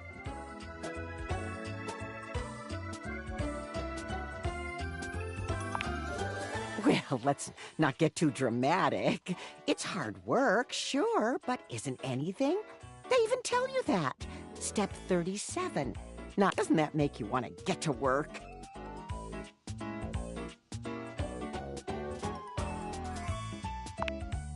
Yes, actually, it does.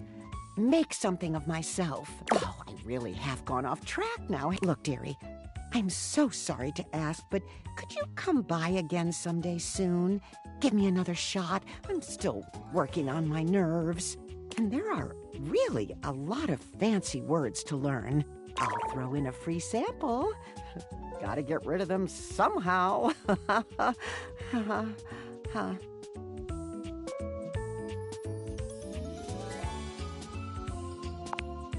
You're too kind. I do appreciate it, dearie.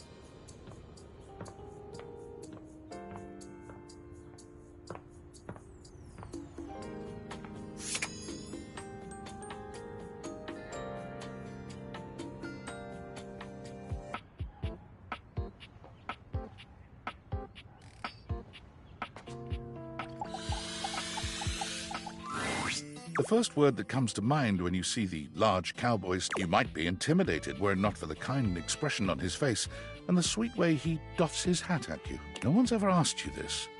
But if you had been asked to imagine what your table might look like as a human, you think this would be pretty close. We've known each other for a real long time now, but we ain't ever been properly introduced. So, first things first, name's Abel, and I'm your table. And second, that is one fantastic red shirt you got on. Howdy.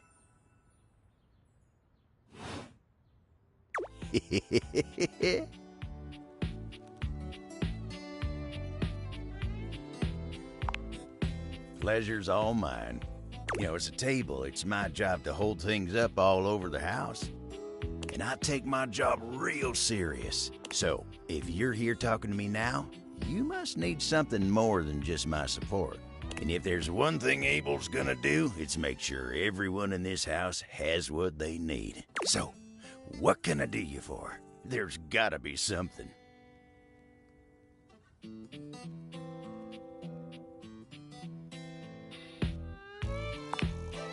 Oh, yeah? Well, Skylar told me you was getting to know everybody real good. Maybe looking to getting back into dating and all that? Dating, huh? Hoo-wee. Dating ain't really my area of expertise, you know. Me, personally, I never was one for casual stuff. If you're looking for someone who knows people, though, you might want to talk to Kopi. You'll find her nearby.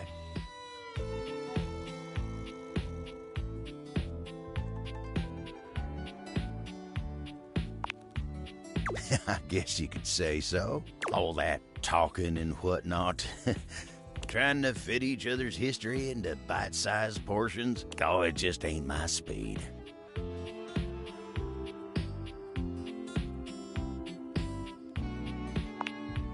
Well, I'm just glad I ain't the only one who feels a little left behind by the whole thing.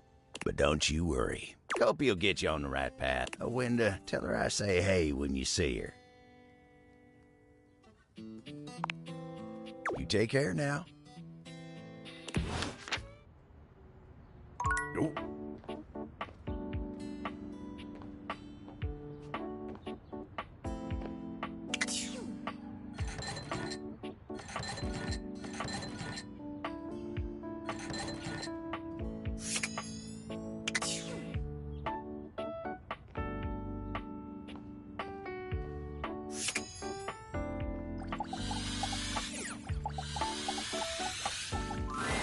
A bartender drums her fingers on the countertop. She makes herself a drink, taking a small sip of it and setting it down. Your entrance startles her so badly, she nearly knocks it over. Someone's here! Welcome to my humble bar, the Tipsy Tumbler. I'm Beverly, but you can call me Bev, or Beverly, or Madam Proprietress. That would be so cool.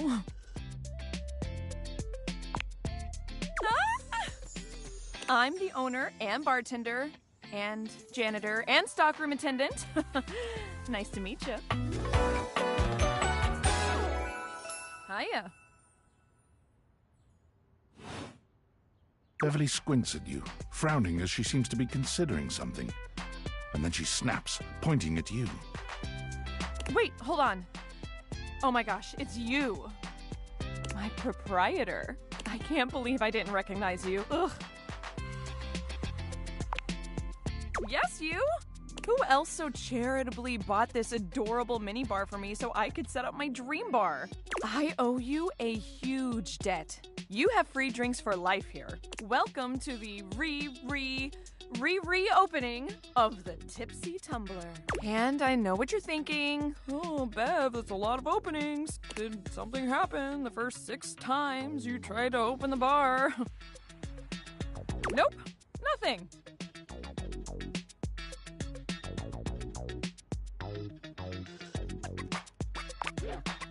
First, oh, thank you. Second, great question. I wish I knew. I've lost an alarming amount of sleep trying to figure it out. So please don't leave. You are literally my first customer in... ever. Every time I thought you were finally going to invite people over, I'd polish the place up and prepare to be the best host I can be. But then each time you'd chicken out and spend yet another weekend all alone. I mean, why did you get a minibar if you weren't going to invite guests over?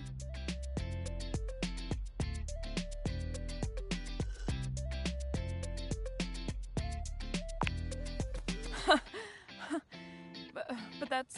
okay. It's all water under the bridge. You'll have to talk to River if you want that. Anyway, that's enough babbling for me. So take a seat and let me fix you something already. Please, let me fix you something. First and foremost, am I making you a cocktail or a mocktail?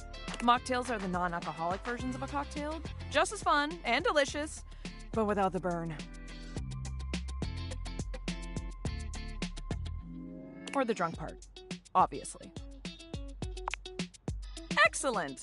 So, what'll it be?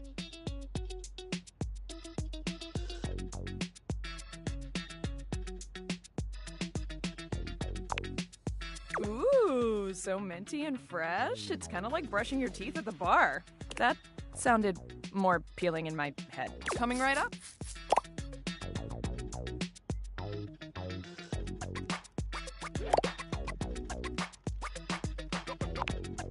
You lift your glass to your lips, taking an extended sip. How was it?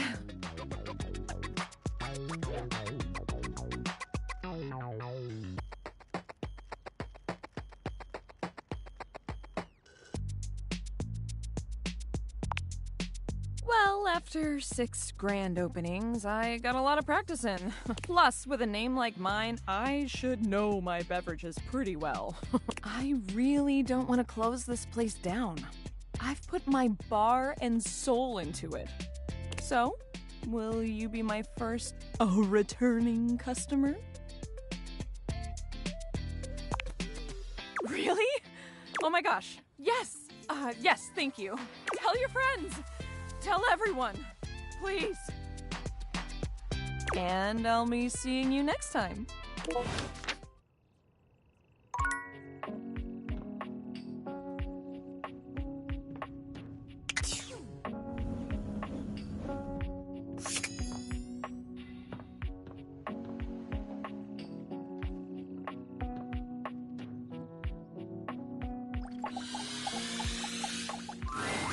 Oh, look. A fantastic red shirt. I imagine you want me to swoon. You may have wandered with mad disquietude into a world which will overwhelm you. I must confess, there is a part of me which longs to see you drowned in it. Drowned in the darkness and the sorrow, if only so that I will be understood in the eyes of one who is drowned like me.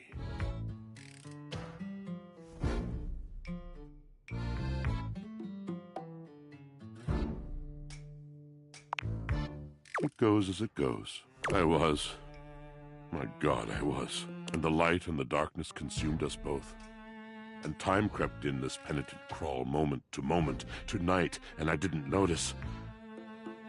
I have not enough breath in me to care for anything but this, for anyone but this, for anywhere but this now, my love.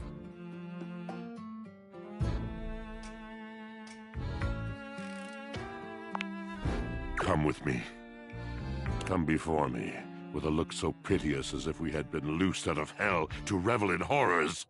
You know only a heap of broken images, a casual forgetting of even the shallow breath you're shackled to. You are a poor, marionetted hanged man, dripping from his cobweb strings. Come with me. Come into the deep water.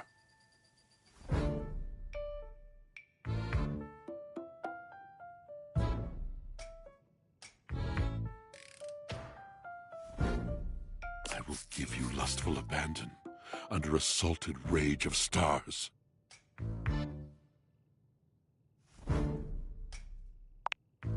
Have I captured you? Love comes in so many forms, you see. It does not have to last forever to be true.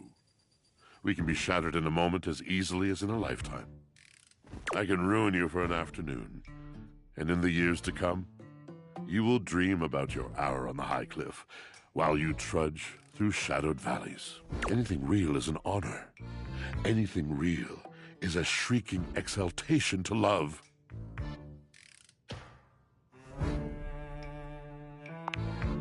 Now you must see, you must understand, that words are not just shapes on a page. Words are the conduit. Words are the channel. Through words, I can enlighten your mind. I can challenge your perception. I can touch your heart. I am a poet, dear one. I can touch anything I want. Tell me, do you know of Macbeth?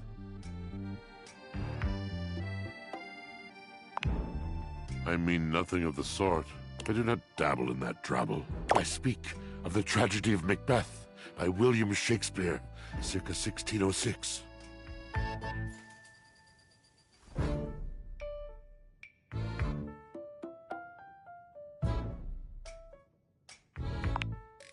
Heard but not seen it? Lived it? How disappointing.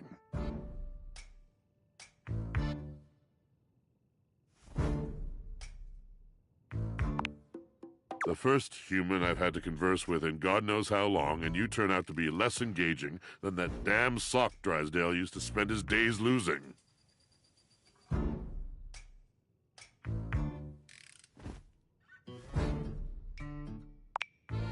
Oh, don't I?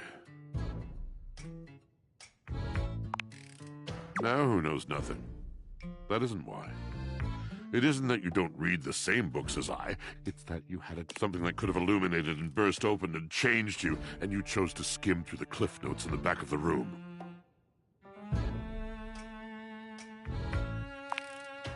So obsessed with wherever you are not, what is new and shiny because it must be preferable to the ancient and profound. Why stand and dare when you could turn and run?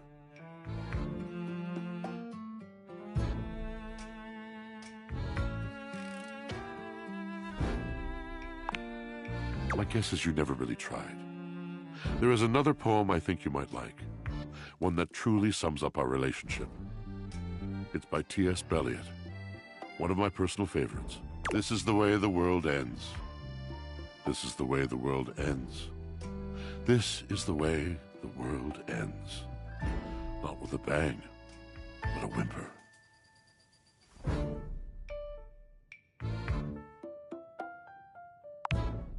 Yes, of course. The poetry of it all. But please, it would destroy me to know that my passion was boring you. Of brightly lit eyes gradually fading. The mask of tolerance sliding over the once familiar features of a friend. It is a precious kind of heartbreak. And my heart has its share of scars. Rather than batter away at the merciless stone of an unsympathetic mind, I will release you. Good luck to you, traveler.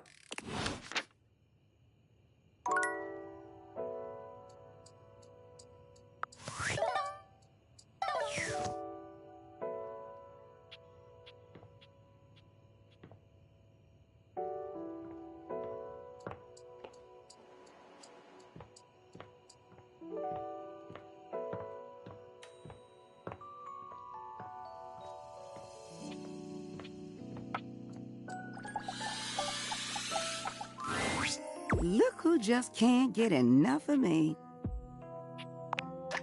Yes, you, sweetheart. I promise sometimes you just about as dense as a drain pipe.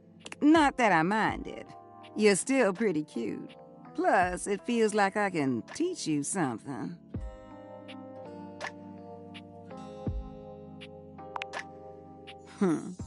When you swing hard, don't you? What brings you down here today? And don't say drainage.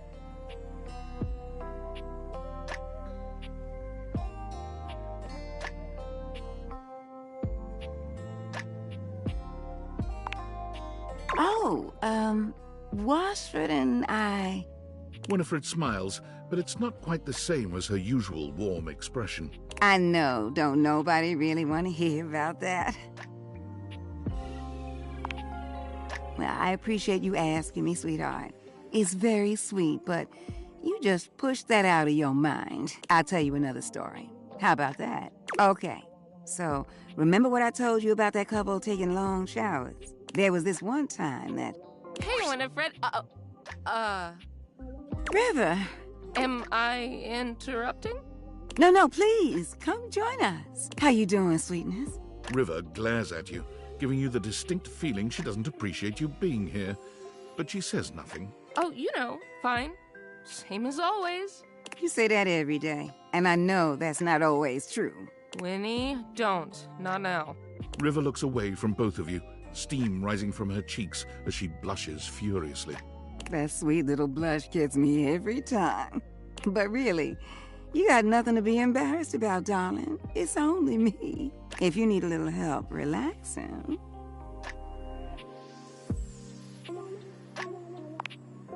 Oh, God, not in front of somebody else, Winnie. You really think I'd heat you up in front of an audience? You keep blushing like that, I won't even have to. You're doing a fine job all by yourself. River's face is quite red, but no matter how much ribbing Winifred gives her, she saves her annoyance for you. You seem busy, and I don't want to take you away from talking. Well, then why don't you come by later? Sit with me for a while. River's voice is low and quiet, but you can still hear the heat in her words. You gonna warm me up? You already know the answer to that, don't you? Just want to hear you say it. Oh, honey. Why, yes. Yes, I will warm you up later. Promise? If you give me a chance, I'll have you in a rolling boil. River doesn't say anything, but the smile on her face says that Winifred's words have hit home. Her body language changes, and she looks as if she wants to take a step closer. But her eyes dart over to you, and she closes herself off again. I'll be back. And I'll be waiting.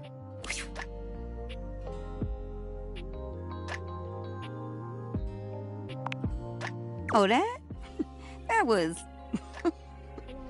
that was something, wasn't it? You know what? That's nothing you need to be worrying yourself about, sweetheart. River and I go way back. Way back. She was the first one to come and speak to me when I got here. She's pretty special to me.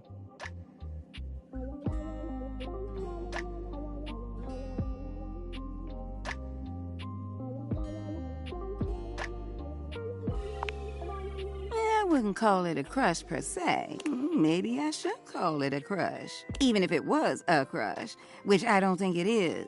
There is a lot of subtle suggestion you got going on here. Wait a moment. Look at you, distracting me again. I'm starting to expect you didn't come here for a story after all. Look, I gotta go get ready for my visit with River.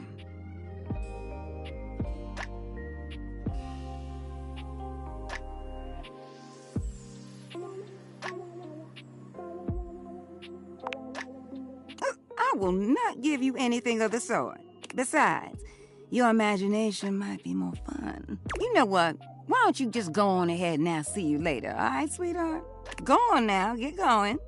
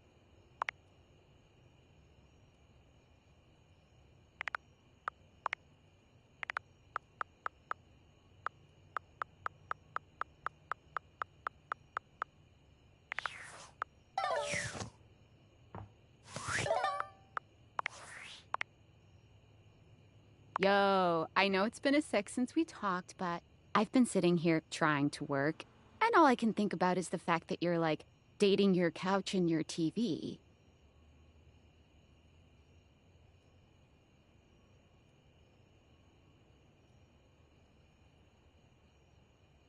Oh my god, shut up. It's not just you. It's you and a handsome man version of your toilet, holding hands and whatnot.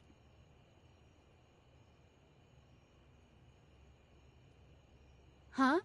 Why not? It shouldn't be that hard to know where you stand with your refrigerator.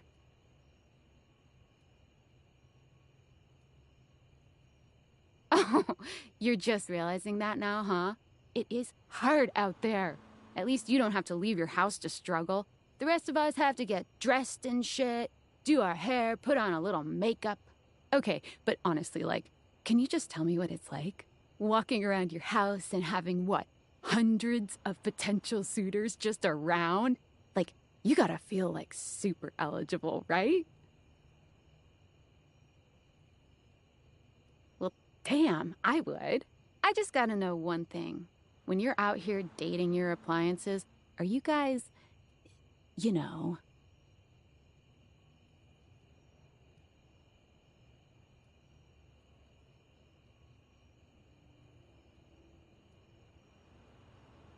You know exactly what I mean.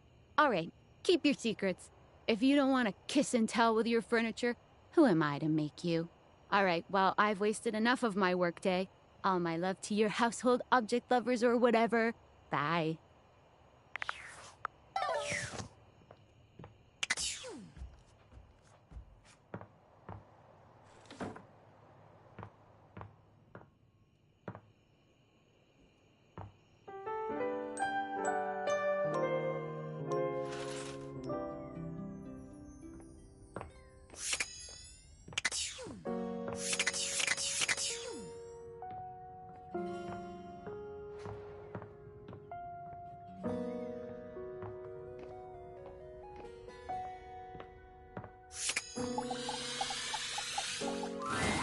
Oh, dearie, you're back. I'm so glad you came.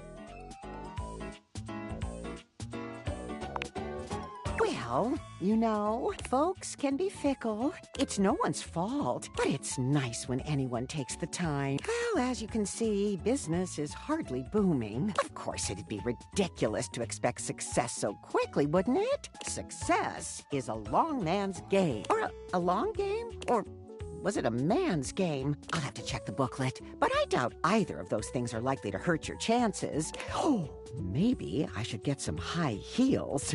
People always like long people, tall people. I never was all that tall. Not really a thing you can change, not without money at least. Maybe I should get some heels. Maybe that's what I need.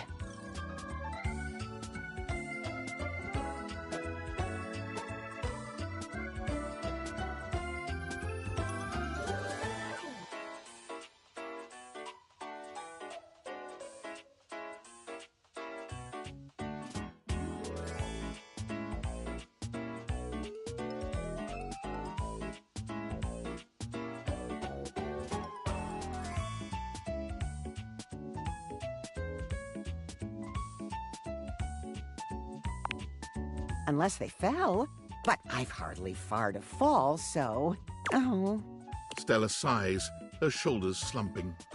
Do you think I'm making a mistake, dearie?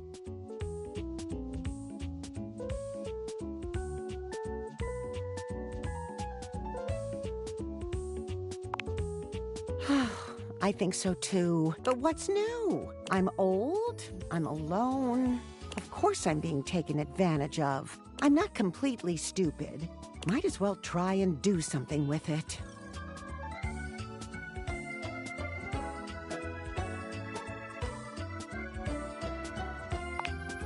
I could, yes. I've done a lot of that. But maybe I can make something out of it instead. Make a sale, run a business, stand on my own 2 feet, find financial freedom. Those are the booklet buzzwords. So, something along those lines, I guess. And on that note, I've been working on my pitch. Only if you've got a minute, of course.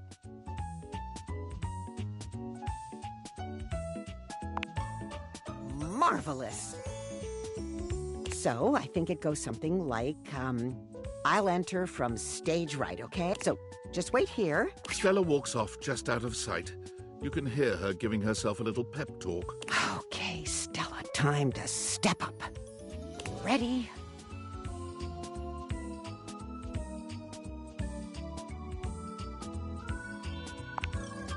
Huzzah! Okay, I'm coming in 3, 2, 1, and action! Oh my, this is tricky, isn't it? Jeremy is very good at this. Makes it look much easier. Stupendous!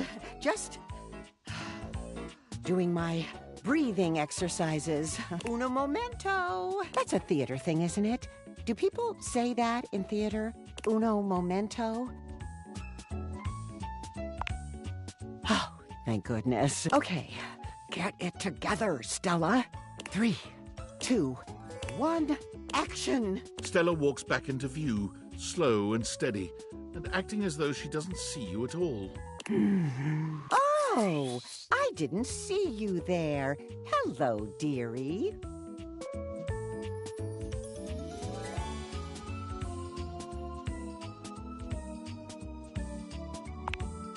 You know, you really have great, Stella simply walks off without another word. You can... She returns with that same put-on casual air, as though she hadn't just beat a hasty retreat mid-conversation. Great skin.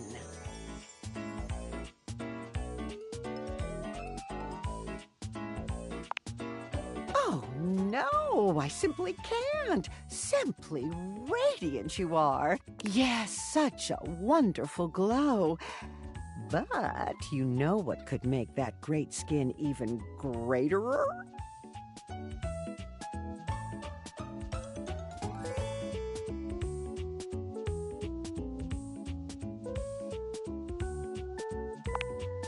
Why, it's Airway's latest discovery, activated air.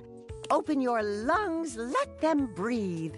Our activated air is caught fresh from the peaks of the Appalachians, so you know it's at least somewhat American. Stella holds up a small pressurized can, posing with it like a model in an infomercial.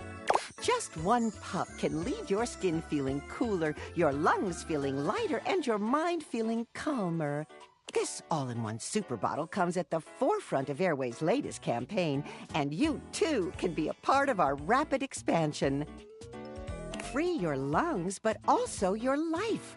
Our Salesforce lieutenants have the opportunity to fight their way to financial freedom, and we're with you all the way. Rise the ranks and earn your place at Airway's luxurious premier retreats.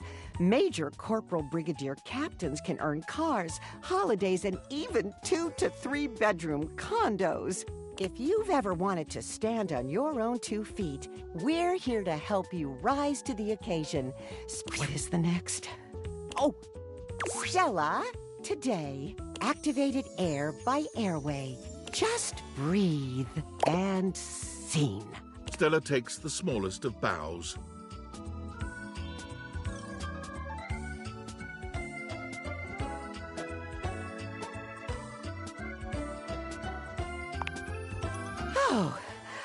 Oh, well, thank you, dearie. Oh, I'm a little bit flustered now. Whew. Oh, thank goodness. I spent all night on that one. Well, thank you, dearie. Still got some way to go, but I'm glad it's working, even just a little. You know, dear, I have been meaning to ask, is there any chance you'd be interested in signing up? They call it enlisting, technically, and there's real money to be made, you know. We can get you in on the ground level if we move up quick, and I've just got to recruit 4 more lieutenants before I get bumped up to lieutenant rank 2. You've been so kind. I wouldn't want to leave you behind.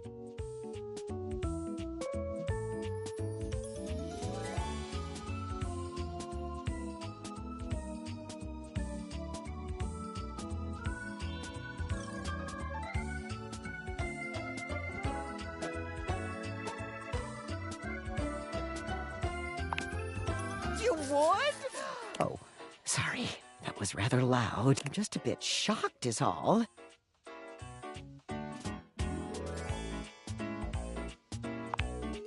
Well, I suppose I can't really imagine I'd say yes to me. Oh, why, I could kiss you, dearie. Oh, what a joy. Stella promptly exits. You can hear her. Oh. She returns a few minutes later, rosy-cheeked and smiling. Sorry, I just need to catch my breath. We're going to move mountains, you and I. I, Stella, hereby pronounce you Lieutenant of the Airway Army.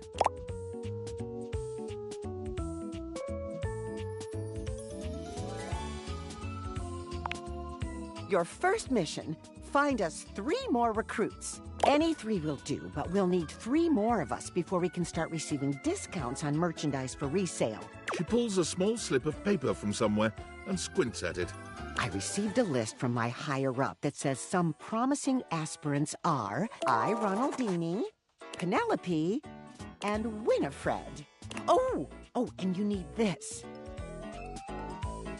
She hands you a pamphlet. Don't worry, I've memorized it. Mostly.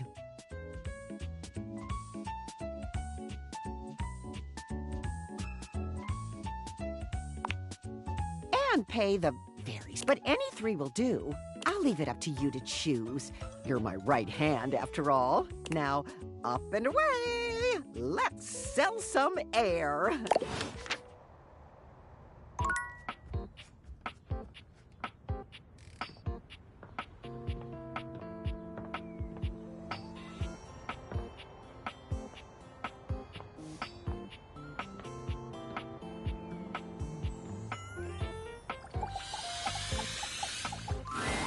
You're back! You actually came back! I mean, I know you said you would, but I figured you were just being polite. Oh, I'm so happy! Well, let me be a good hostess and fix you a drink. What would you like? Excellent! So, what'll it be? Aperol is having its heyday right now. Less bitter than the classic Amoros, and less alcoholic, too. Let's be on trend. Coming right up.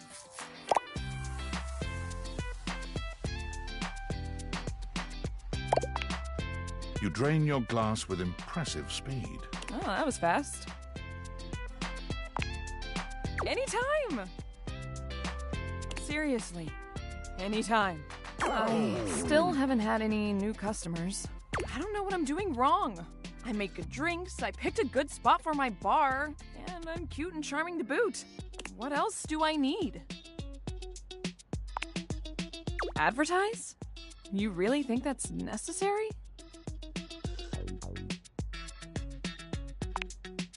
Oh. Yeah, I guess that's true. Damn. That feels so obvious now. I just figured word of mouth would be all I needed, right? I mean, they say... But I guess if there are no mouths in the first place, then there can't be any words. That sentence made more sense in my head, but you know what I mean. Too bad this house doesn't have someone like the concept of graphic design or marketing to help me. So, I guess we're gonna be doing it ourselves.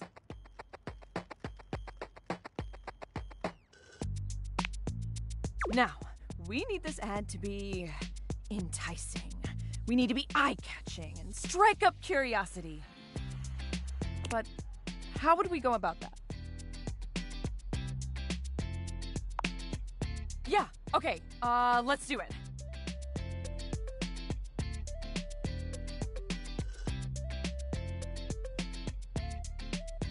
Which of these words do you feel best describes the atmosphere of the Tipsy Tumbler?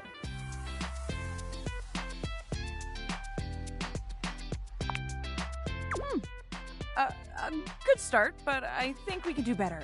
We gotta bust out the thesaurus. Show that we're smart, too.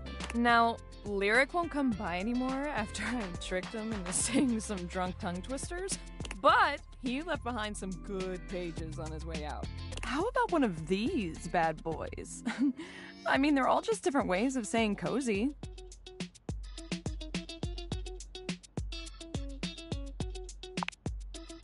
Hell yeah! Just looking at that word makes me feel all comfy. Thanks for the help. I'll draw up some posters and post them around. Oh, I'm so excited to show this off. Do you think Freddie Yeti would let me hang some of the posters on him? Oh, maybe I could get a TV commercial or a video ad that you can't skip. Huh? Or maybe I'll start with the posters and see how that goes. I kind of forgot I was on a budget.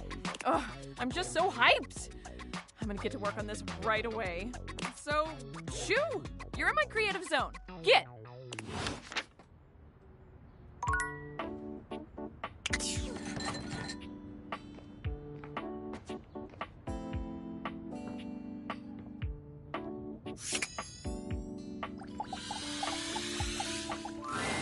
Ah, you are returned. Each sunrise should be greeted with the same surprise and gratitude. I am, as you might have gleaned, glad to see you. I've been thinking about you. I'm sure you know by now that words come to me like moths gather round a candle. They flap in my brain and alight in the most delightful patterns. They are my heart, beating to be heard and felt. But to you, who have wounded and mocked and derailed me, I have discovered I have nothing else at all to...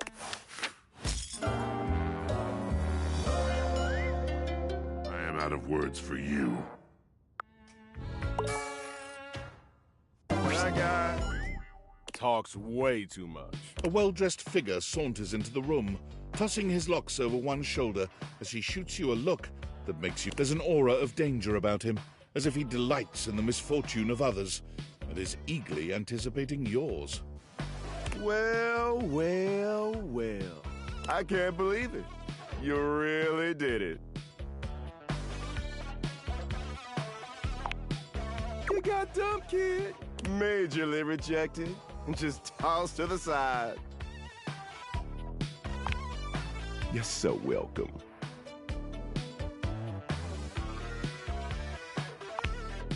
He places a hand on his hip, giving you a knowing look. I'm a hot topic. Surprised you haven't heard about me already. I'm Regina Rejection, but you can call me Reggie.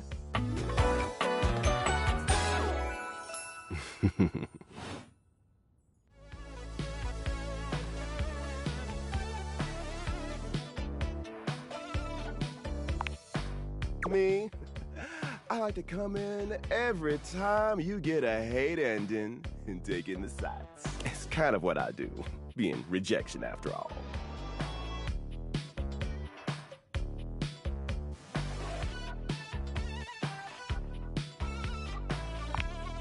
I like to think of it as a nice consolation prize. Oh, don't worry. I'm always just one rejection away. Listen, bitch. I'm giving you special access to me here on this app I'm putting on your phone. Have a chat anytime you like. Reggie takes your phone, typing something into it. He turns your phone back around to show you a funny little icon that looks like a broken heart.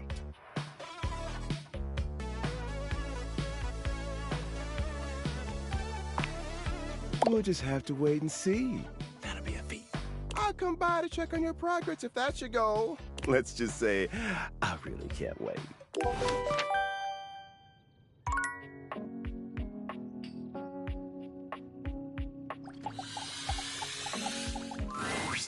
Yes? Oh, you caught me at a time. Oh, well, sitting here like a lump. A big cubey lump. You what? Oh, of course you did. He was probably just draped all over the floor, dripping emotions. He's an obvious one to ask if you're trying to accomplish something. Oh. And what did Gilbert and Tragedy have to say? Really? And, do you hate me now, too?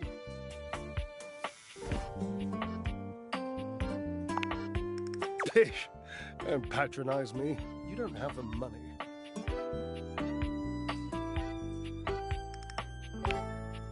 Ha! Now I know you're lying. He was very clear the last time we spoke that he wanted nothing to do with me after the, please.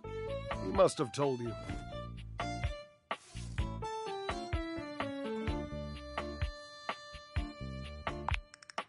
I don't like to tell this story. I don't know that I ever have, really. Washi called it the pale betrayal.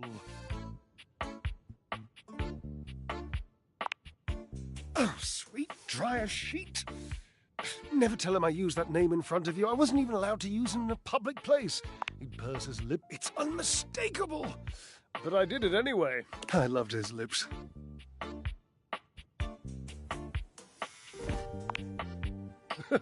So you've noticed them too.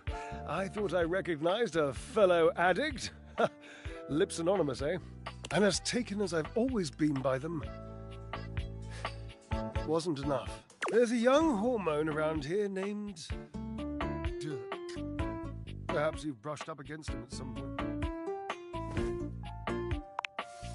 He's hard to miss.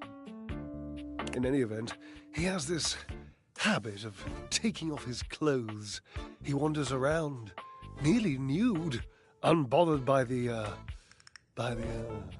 temperature changes he engenders in others.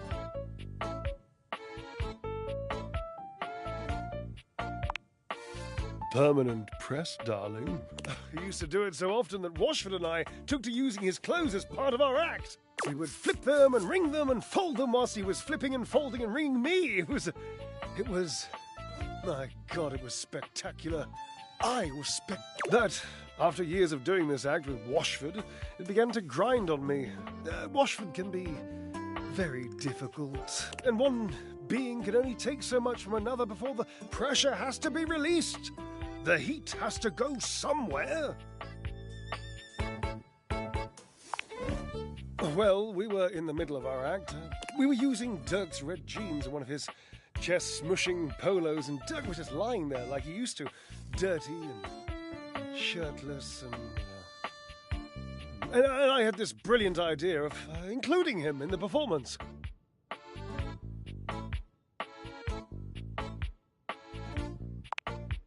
No, I did not, all right? We were in the middle of our performance. You think Dirk didn't have to do anything. I just struck up conversation.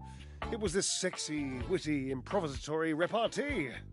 He just kept saying the nicest things to me about our act and my costume and how much he liked the musculature of my shoulders. So I kept him talking and I refused to give him his clothes back. I mean,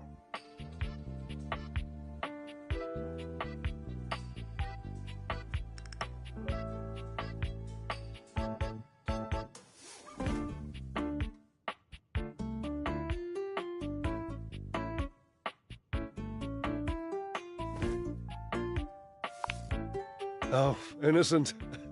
You should have seen him glisten all naked. You wouldn't have given his clothes back either. I mean, I would have eventually, yes, but that was the genius bit.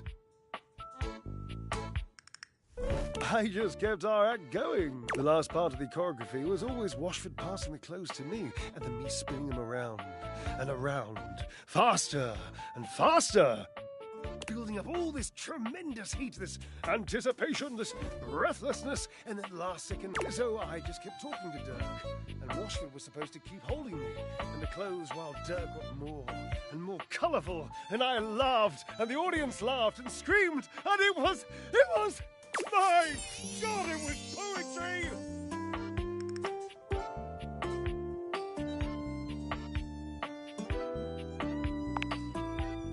Yes. The clothes stayed a little wet. They mildewed the tiniest bit. They made Washford sick. He said he had a cough. And afterwards he called it the pale betrayal. What a nonsense, dramatic exaggeration of the only good idea this act has seen in decades.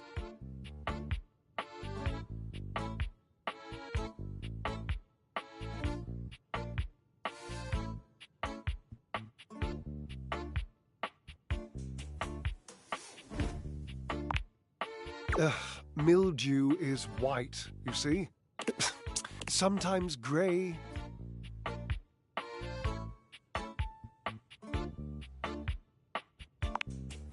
Yes. I was barely flirting. I would hardly qualify it like that. Dirk was just being nice. Washford was always so damn sensitive.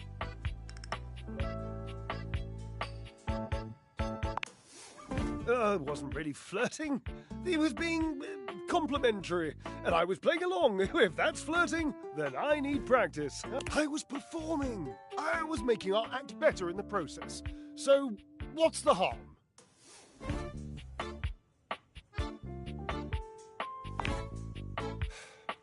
Yes.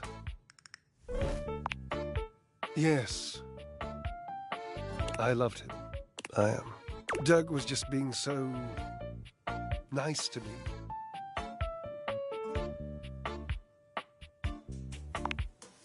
No, not nice. Of course not. Just Washford can be so mysterious. You know, he can be very difficult to read. Sometimes I didn't know where I stood with him or how he felt. It was just nice for once to be talking to someone whose every other word was, Dirk told me I had inspirational, and I did. You haven't seen it, but I'm basically one of those nesting ladders.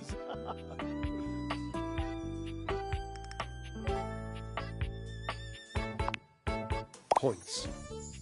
I didn't do anything wrong. I didn't mean to do anything wrong. I just needed to know that Washford loved me. I just needed him to say it, I suppose. That's all. Maybe. It's an interesting suggestion. I'm not saying I'm convinced. I'm still hurt, but also I'm over it, and I don't care. And I don't really miss my former friend.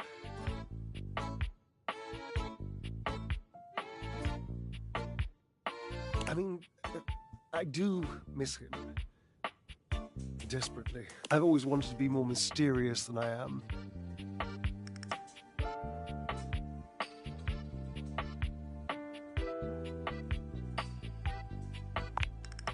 You sound like Washford. How do you know he even wants to be with me again?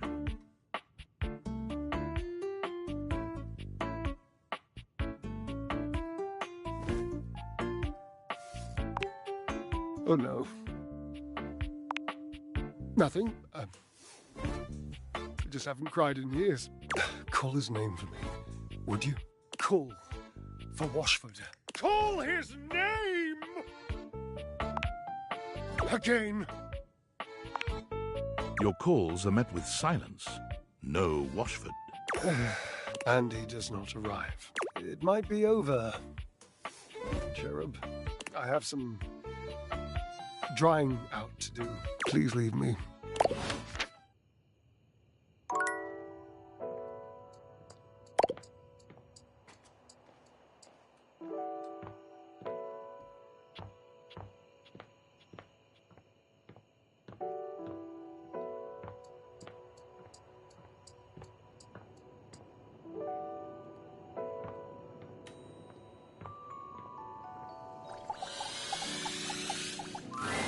We're all out. You made that pretty clear. Oh my.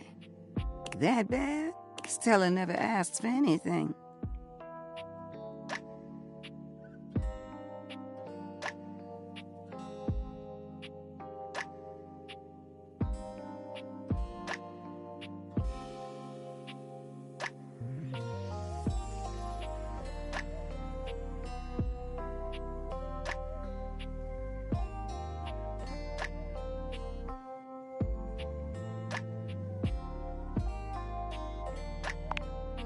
Truly, she's selfless, that one. Silly, but selfless. The best and worst kind. Is it this airway thingy? Oh, Stella. I'll sign up. Someone needs to keep an eye on her.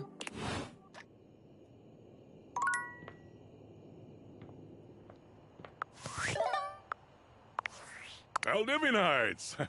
Salutations, and a good greeting from your CEO, David Most. Wow, the other night was quite a lively celebration, wasn't it? Honestly, I don't remember much. Which means Sandy in corporate events planning did her usual bang-up job. Inspirational work, Sandy. Way to earn that 3% cost of living bonus. Keep it up and undoubtedly you'll be CEO one day. Honestly, they're worthless. They were given to me by someone special, and they do have some amount of sentimental value. So if you have any information related to their whereabouts, please email me ASAP. Oh, and if someone from the press happens to reach out, they were definitely just normal sunglasses and not a highly classified prototype we're secretly developing in conjunction with the federal government. Unrelated, please bid a fond Valdivian farewell to Sandy in corporate events planning.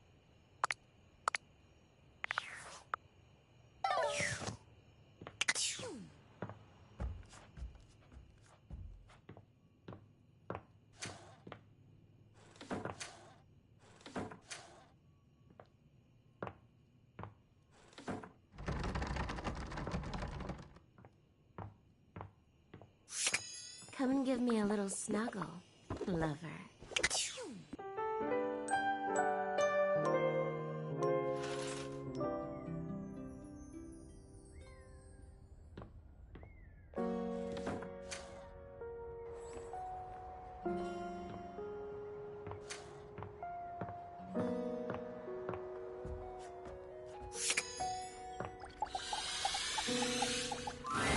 Dorian stands firmly in your way, an unmovable wall. Thinking of going outside? I'm a door who's the main entrance and egress from this domicile. I'm more impressive and ornate than the other doors, because I need to project a welcoming presence, but also make it clear that those who do not deserve entry stay outside.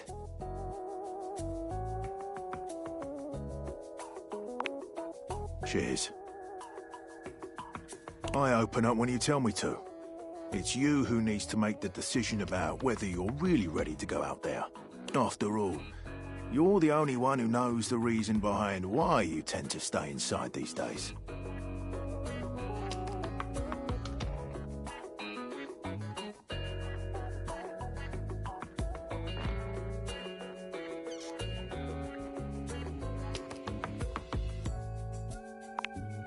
On the nose right there. You and me and the glasses can stay inside the confines of this house until you've done all you have. So for now, I'll remind you to keep indoors. Stay safe.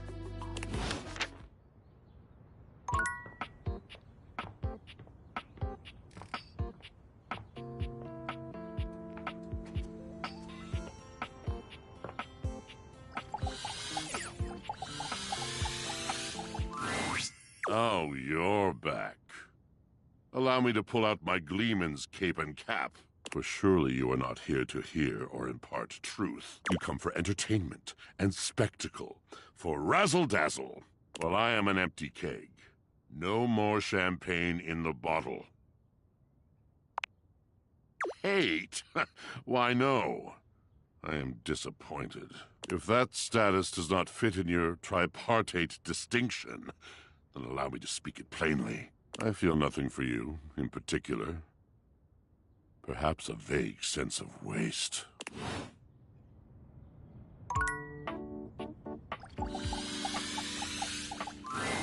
Ah, Cherub. There you are. I am quite glad that you've returned. I've been sitting on anything big for a long period of time makes me antsy. And you even got me to weep openly, which is something that only those with the most exclusive of backstage passes ever get to see. Points. So, to begin, I've been thinking about you. Did you know that you can be unbelievably annoying?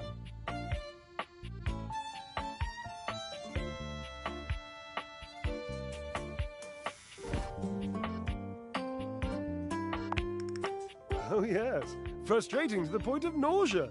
But I have to tell you, I like it. I know, that expression on your face. I'm assuming it's shock, yes?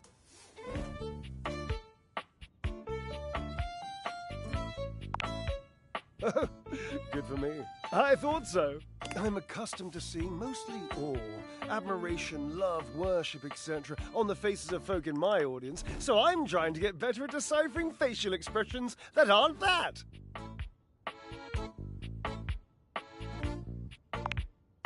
Anyway, you're annoying, and I also like you. And I appreciate your, well, let's just call it what it is, friendship. So I'm wondering if you'd like to officially call yourself my friend.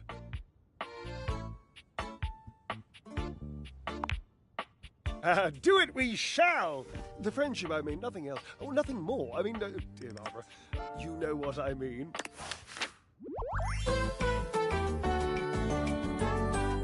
You would...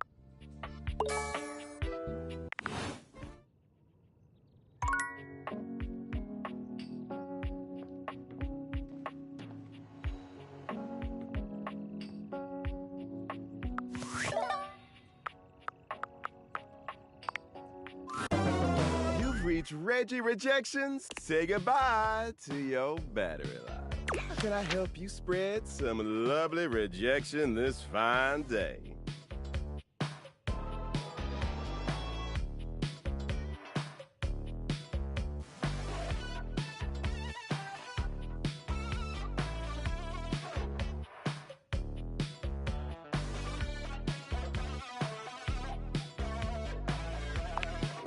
Let's boogie. My favorite way is to do some target practice at the shooting range. Select the option that's going to inflict the most pain. Hopefully this will help you get some choice words from the others around here. But honestly, I think clicking the worst option is always the most fun. Hell no. Here we go. First, Reggie puts his hands under his chin. hello there. I'm a nice, friendly dateable.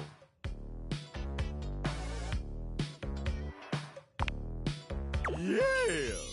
Next. Reggie places a hand on his forehead, mock swooning.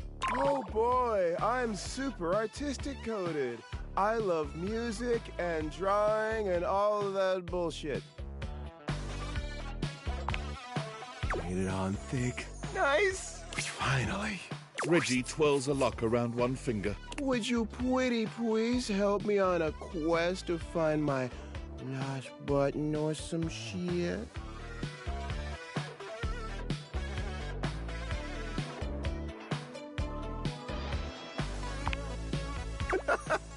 Sure, why not? All right, let's see how you do. You're a natural. Come on back anytime for more.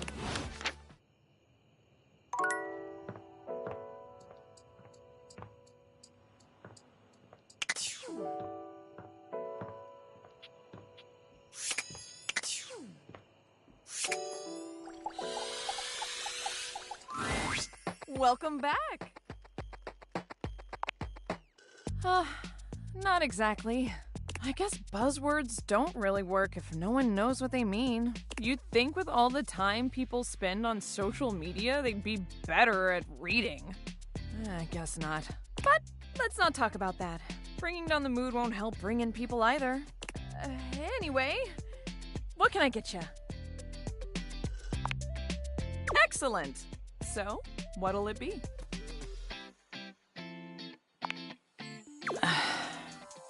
You know that drink takes 7 minutes for me to shake? I'm charging extra. Anyway, coming right up. 7 minutes later, Beverly hands you your drink.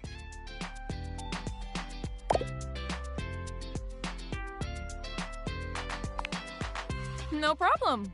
It's not like I have anyone else to tend to right now. It is painfully obvious that I am no wordsmith. So maybe my ads need to be more visual. We need something that makes the others feel like they have to come inside. What could it be?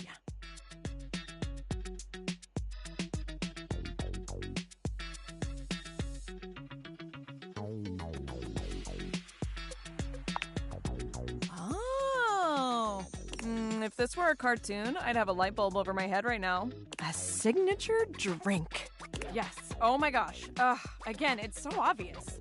I need a drink that is so superbly amazing, enticing, and can only be found here. Why didn't I think of that before?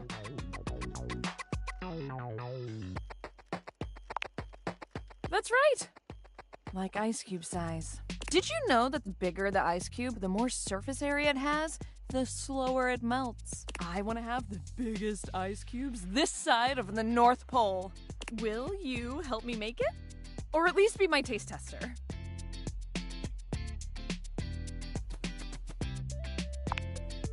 Same here. All right. In mixology, a good cocktail needs 4 attributes: strong, sweet, sour, and bitters. In theory, as long as we have at least these 4 things, we can mix and match all sorts of flavors to create a truly unique cocktail. You can also just have the strong and bitter part and stir a nice martini, but I feel like shaking something up using juice. Hey, that's the spirits. First, let's pick the strong liquor. What do you think? Clear as day? Good choice. I'm gonna put a little bit extra just in case. Now, we need a liqueur for the sweet portion. Which should we use?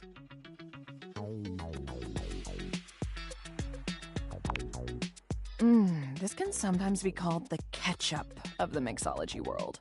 Not because it tastes like ketchup, but because it's so delicious it goes well in everything. Interesting. Some whiskey, cream, maltodextrin for that extra mouthfeel. This is coming along great. All right, now we need our something sour.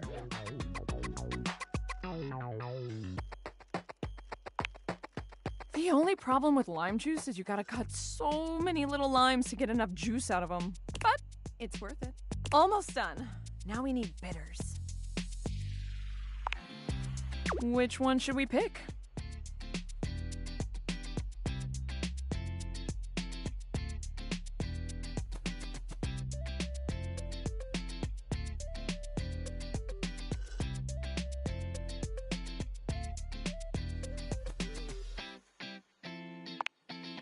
Yes, vegetation is always unexpected, but can create a nice surprise. Yes. Now, what about a little finishing touch to it?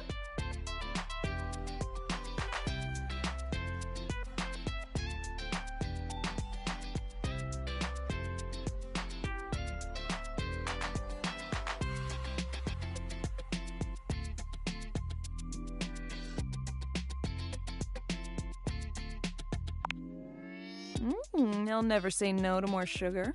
Our creation is born. What should we call it?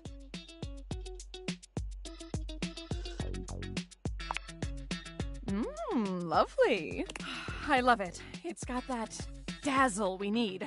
All right, let me mix this baby. Beverly sets to work shaking up your beverage, pouring it into a glass and pushing it across the counter towards you. Okay. Moment of truth. Drink it down and tell me what you think. Be honest.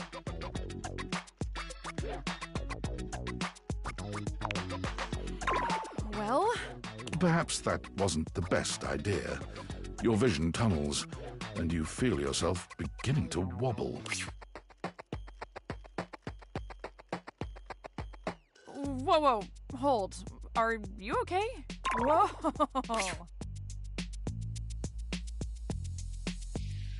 You're not sure how long you've been out, but you wake up to Beverly looking down at you with deep concern.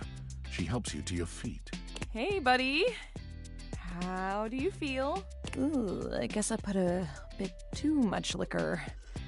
Way too much. I'm sorry. I was just so nervous about you not liking it. Because, I mean, if this doesn't work, I might as well call it quits for real this time. I figured if it gets people so drunk they couldn't tell the difference between good and bad, it would work out. That was stupid. So, you think I'm stupid, huh? She laughs bitterly. I think I'm stupid. A big, stupid failure. Beverly covers her face with her hands.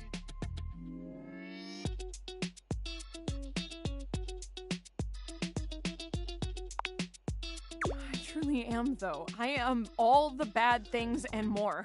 I try to be bubbly and fun like soda, but I just fall flat. Like flat soda. No one wants to be around me, ever. But drinks are literally everything I am. I am lost without the tipsy tumbler. What do you do when no one likes the thing that makes you, you?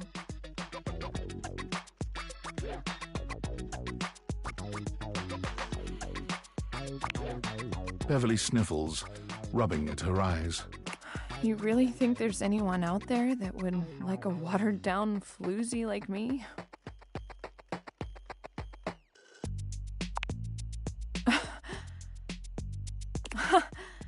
Oh, why am I'm turning red? I'm not the one who drank that monstrosity. Okay. I'm gonna spend some more time tinkering with this specialty cocktail thing. It's not gonna mix itself, after all. In the meantime, do you think you could do some word-of-mouth advertising for me? I'm sorry to ask, but you're kind of the only mouth that can help me. Please. This really, really might be my last shot.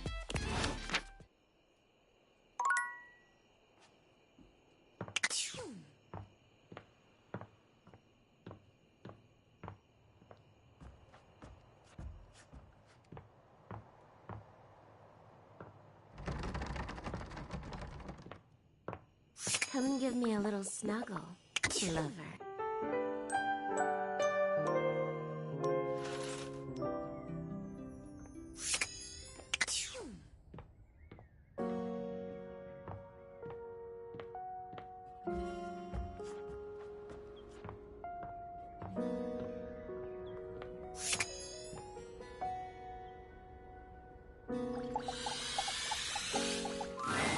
Oh!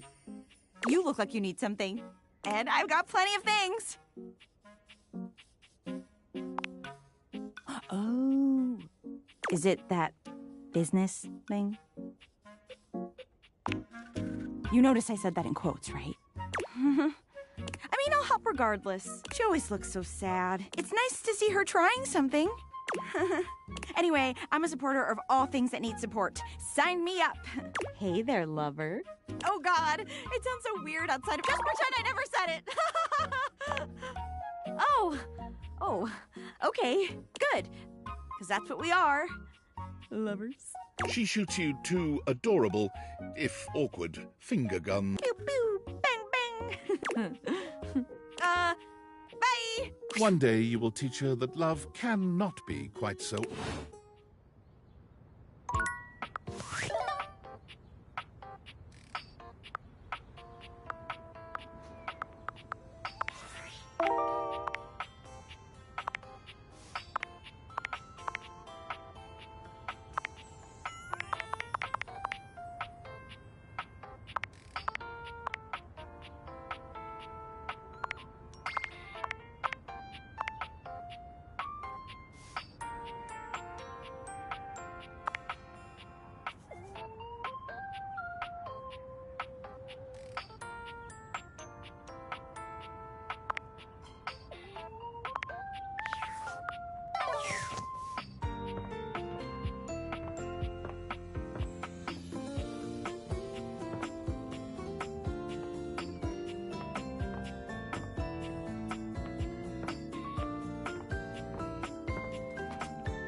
No.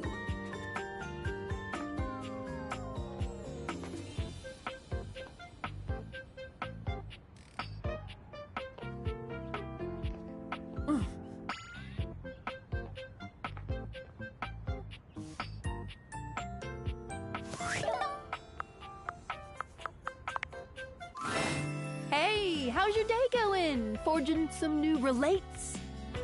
That's short for relationship. I think about this stuff a lot.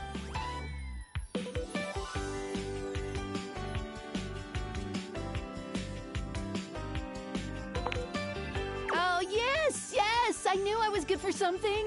How about a nice menu? I have lots of different ones, all different styles. Here's the main one. Welcome! What can I do for you in my main menu? Right this way.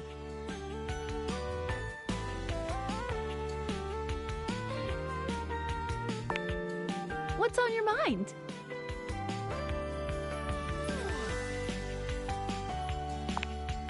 Collectibles are delectable. Collectibles are the funny little images that appear as datables talk to you. What are you curious about?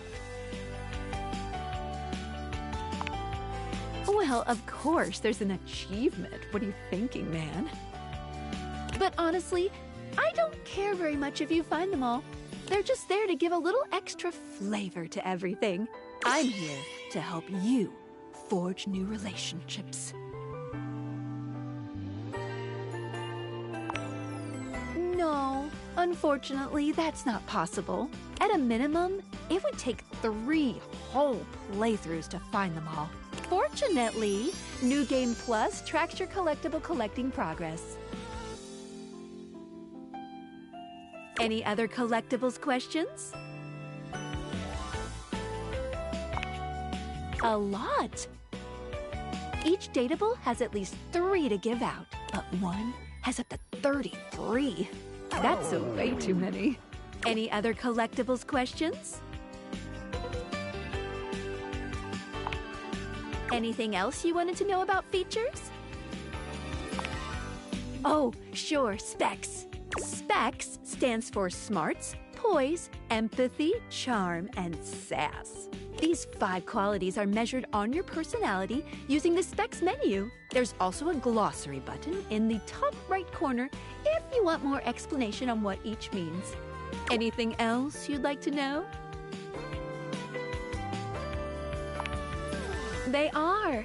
Or at the very least, you get something fun out of it. But don't worry, if you can't reach a certain specs dialogue choice, the worst thing that you could miss out on is a collectible. No love, friend, or hate endings are gated behind a specs check. Any other specs questions? Great question! Each dateable object gives out 1 specs attribute when a relationship has been attained. I call this alignment. You can check a datable's alignment by looking at the specs badge in their Datadex page. The badge corresponds to which stat is given. If you're looking to grow to a certain specs build, this will really help guide you towards who you should prioritize. Any other specs questions? Anything else you wanted to know about features? Good question. A very important question. The easy answer is whatever you like. As long as you are continuing to awaken objects, things will continue to move along in a positive direction. If you have other questions, I'm all ears.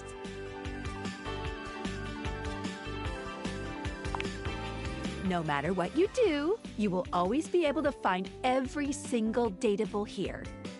Except for one very specific instance, but you will be very clearly warned that that's the path you're going on.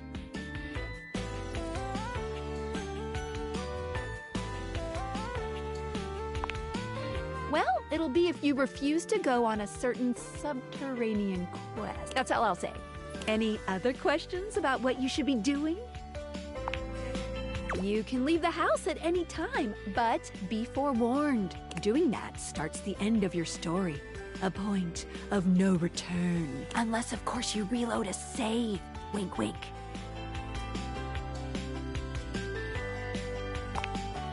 Well, I would recommend getting to know all the dateable objects. That will really help.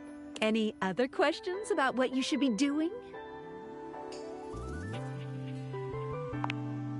Hate endings still give you 5 specs points and continue the main story, so no, not really. You won't be locked out of very much, except for certain polyamorous relationships that might be difficult to untangle if you were looking for those ones specifically. Just speak with everyone honestly, from the heart. You don't have to literally get everyone to be your lover, seriously, even though it makes me happy. There's no pressure at all. If anything, getting something to hate you certainly does mean you spend less time talking with them, which is always good if you genuinely don't like them. Any other questions about what you should be doing? Anything else you wanted to know about features? Cool. What can I do for you in my main menu?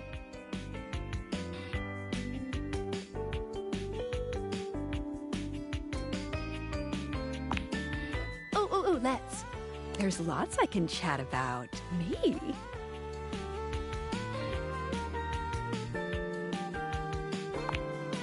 Relationships? My favorite subject.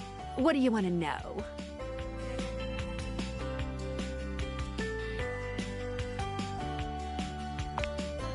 Oh, you want to date me, eh? It's possible, you know. You just have to, ask me about myself.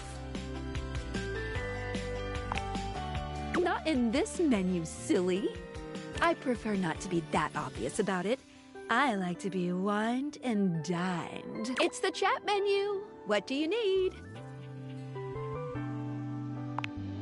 Scoochin'. Anything else? Ooh, that fantastic red shirt is looking rather nice today.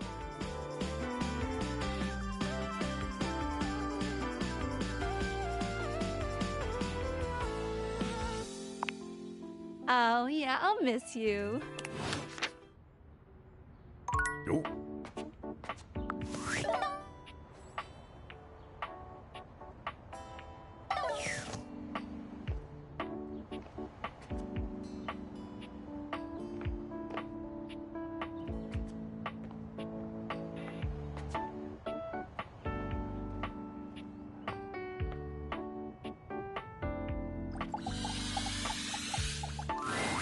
Before you see them, you can feel them. You got a problem, punk?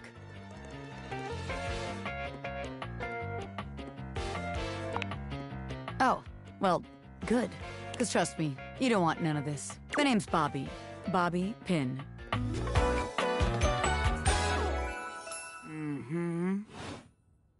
And you might not have heard of me yet, but trust me, the name Bobby Pin's gonna be known all over the house real soon. How's this strike you? The Pin Crime Syndicate. Oh, wait, no. The Pin Criminal Empire.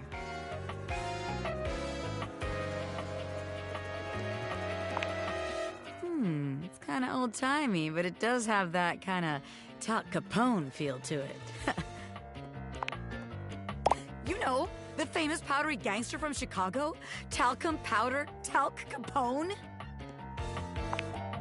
Anyway, that guy. It's reminiscent, baby. But I'm gonna blow even him right out of the water. I've been locked up in Hoop's bag for years, and I'm finally free! You know, the vacuum cleaner. I had a lot of time to think while I was in there, you know, about who I was gonna be when I got out. Getting bent all out of shape, it does something to a pin, you know? Makes you reevaluate your priorities in life. Makes you think long and hard about who you truly are.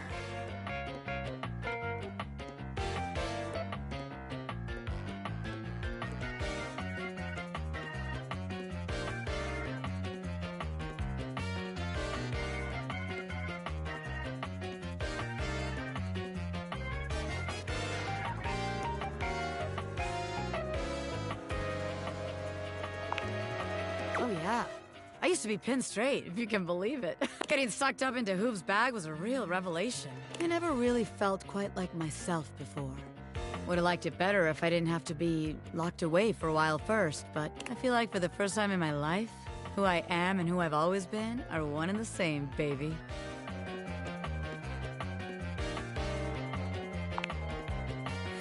Thanks. I mean, I know it, but it's real affirming to hear it from somebody else, too. I've been locked up, but I'm here now, baby. I'm ready to take what's mine. The real question at this point is just where to begin. Where do I situate my burgeoning criminal enterprise? After all, you know the first rule of business. Location, location, location.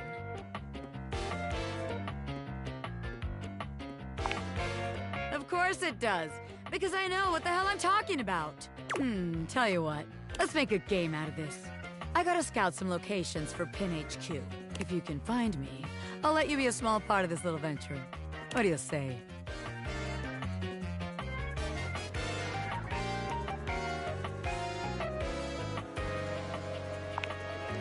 Rad! Welcome to the Pin family, baby. Just to make sure you don't miss this opportunity of a lifetime, I'm gonna give you a hint about where I'll be. I'm gonna be doing my dirty deeds in a place that gets you real clean. Catch me if you can, Normie. I'm out.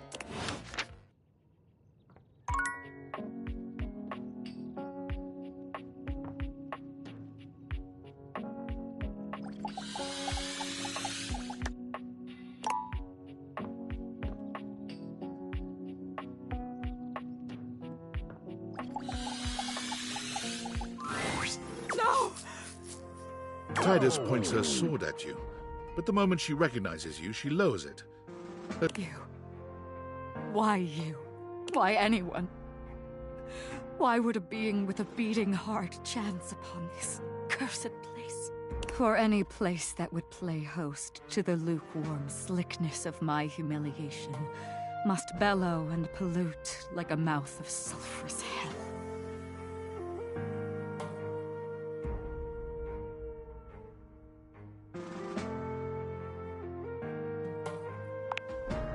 For you to have come here now, you can only be an agent of the hellish fiend. A demon thou must be, and sent for shame to turn in separate wounds the salted screw.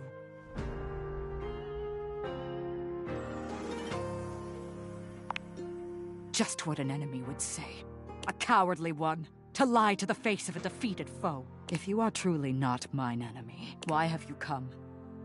Surely a better entertainment is available to you than my pitiful writhing. Why watchest thou this silent parade?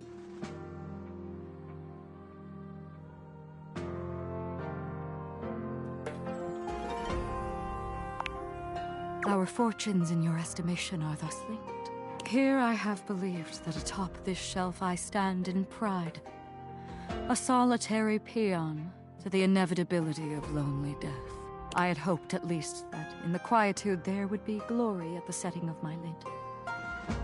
But you show a changed image to mine eyes. Do you mean, you speak as though we are a team? Could you mean, and the mere mention is an arrow in the dark field of my battle-wearied consciousness, that I am not commanding in isolation? Comradeship.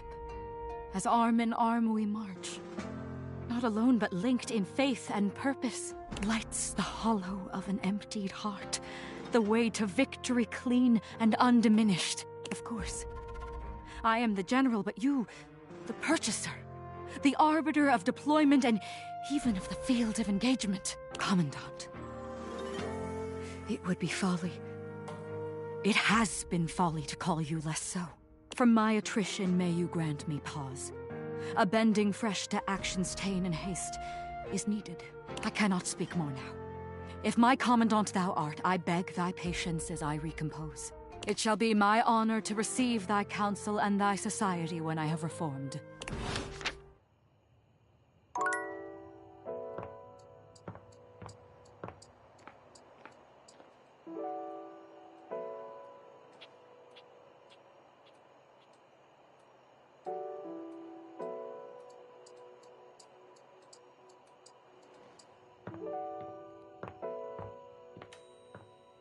Yo.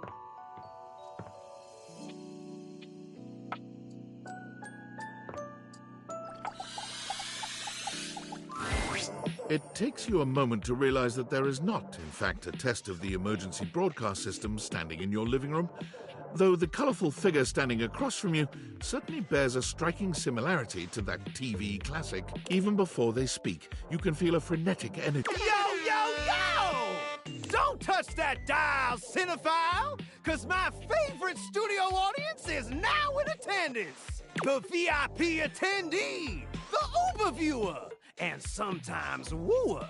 The supreme dream who makes this flat screen scream. The fantastic red shirt means you're ready to flirt. How can I cater to my greatest spectator? Then, let's get ready to rumble! Before we get to what's on my screen, let me properly set the scene. The name's Telly. Rhymes with Nelly. Like, whoa, Nelly! Did you know Telly offers 5,000 channels like an endless deli? Holy smokes, folks! So ask not what your country can do for you. ask, can you dig it?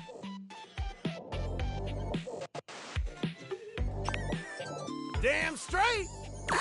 It's one small step for man, one giant leap for mankind. 5,000 channels is the most offered by any provider. I know this because I'm an entertainment insider. 5,000 channels of cheers. 5,000 channels of cheers. Can Valdiviflix compete with that?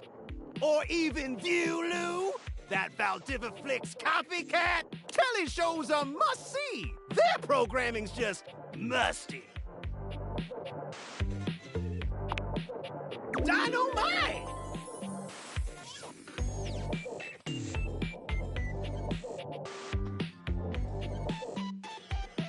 Anyway, since you're here, my dear, why don't you just kick back and recline? Unwind from the grind and free your mind with 120,000 hours of programming combined. View that cue till you go blind. Loading programming, optimizing for comedy, haha, analyzing for reality, boo-hoo. Pratfalls and close calls from straight to your eyeballs. Yeah, Mr. White. Yeah, science, bitch. I found 15,000 shows you wouldn't oppose. So what genre can I impose on you with my flawless flows?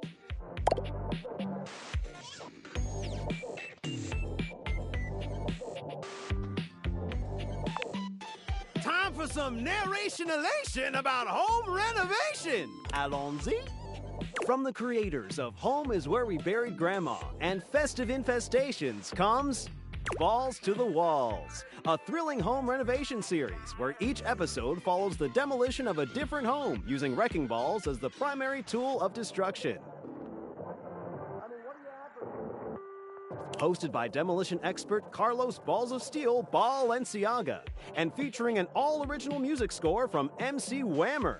No home is safe from the swinging force of Balls to the Walls. So, my beau, does this show make you go, whoa?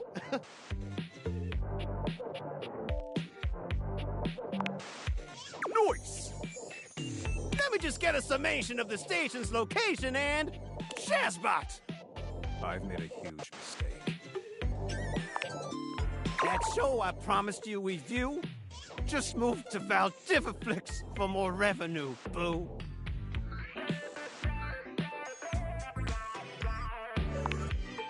Just hang tighty, Aphrodite. I'll answer all your queries with 15,000 brand new series. So what genre can I impose on you with my flawless flows? So that's who you giving your rose to, my boo? Looks like the tribe has spoken.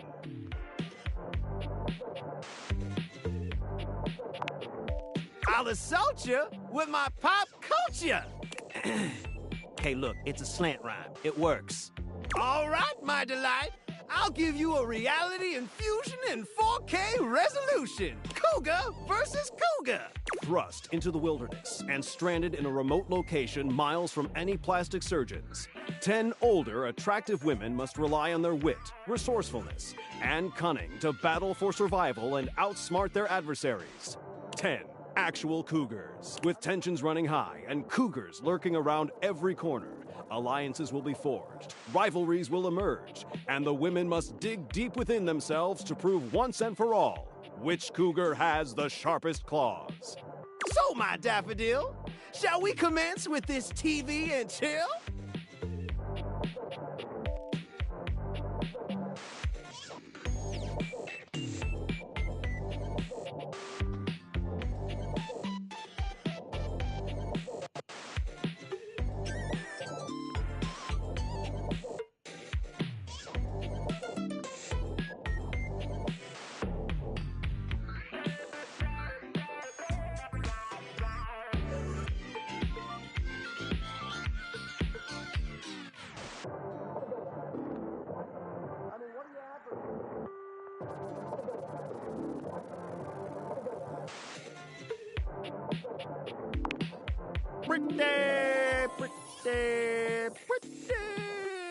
good.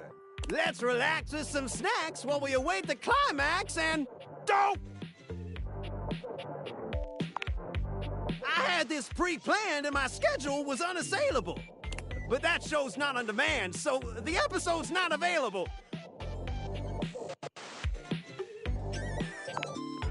But no prob, heartthrob. I've got 15,000 other shows I've yet to disclose. So what genre can I impose on you with my flawless flows? Wait, seriously? I just told you that I have 5,000 channels with 15,000 shows. And you want to watch the community access station? Okay. Woo! You really had me worried there. I was like 30 seconds from having you committed. So what genre can I impose on you with my flawless flows? Makes sense, makes sense. Just, one more thing. Look, I don't want to pry, but I gotta know. It's not because you prefer Valdivia-flicks, right? Because that'd be a huge blow to my ego.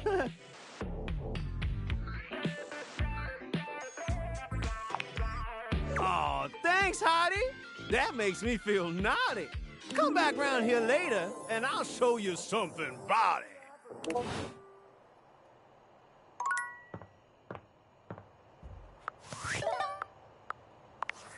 Unfortunate about Sandy and corporate events planning.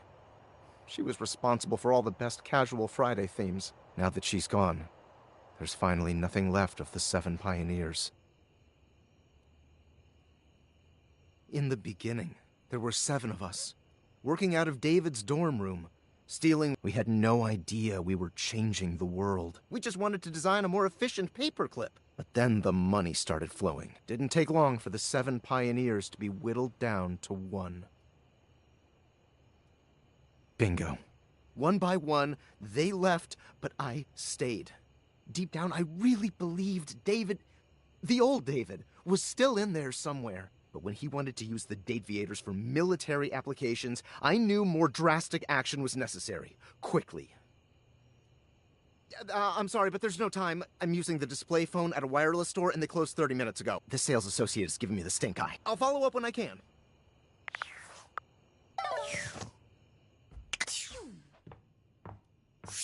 Come and give me a little snuggle, lover.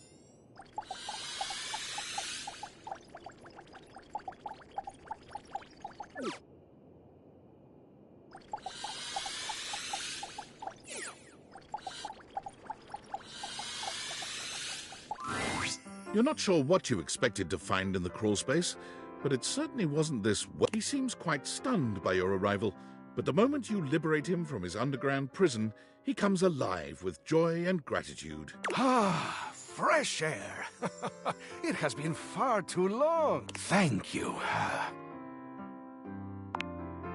I have been trapped within that accursed crawl space for so long that well, I don't even know how long it was. Time lost all meaning under there. But never mind that now. I am Keith, and I owe you a real debt of gratitude, eh? Eso!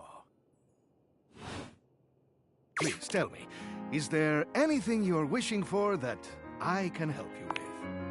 Ha-ha! Do I have some good news for you? I am in fact a skeleton key. I can unlock just about anything with a keyhole in this house. And a few things without keyholes besides. I am nothing if not full of surprising talents. So, Dorian is giving you some trouble, eh? Nice to hear that some things haven't changed while I was gone. Well, fear not. Dorian and I go way back. We were practically made for each other, he and I. If you'll allow me the briefest intrusion into your pocket, I'll gladly accompany you. Without further ado, Keith leaps straight into your pocket.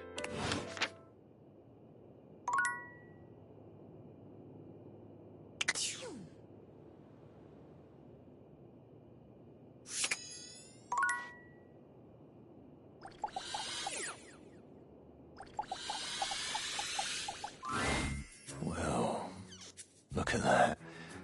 You've made another friend. A true portal in arms. Just like myself. Keep it up. It feels better and better the more you do. Trust me. Dorian is less clothed than the last time you saw him. But when your eyes meet, he doesn't seem the slightest bit embarrassed. It's almost like he wants you to see him like this. Oh dear. You've caught me in my, horizontal state. I try to stay hidden under the rug, because this isn't a part of myself that should be, out in the open. But even us doors have to cut loose from time to time.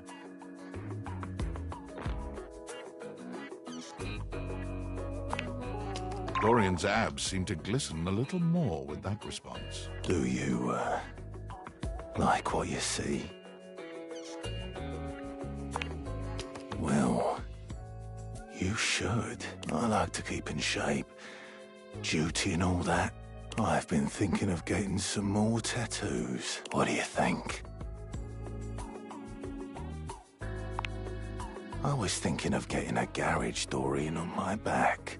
One of the most interesting types of doors there are in the modern world. Brings me back to my drawbridge roots, when I toyed with the idea of going horizontal full-time. But you get older and, well, here we are. Thanks for chatting me up. We're friends, but... The ghost of a smile tugs at his lips. Even friends can have little benefits here and there.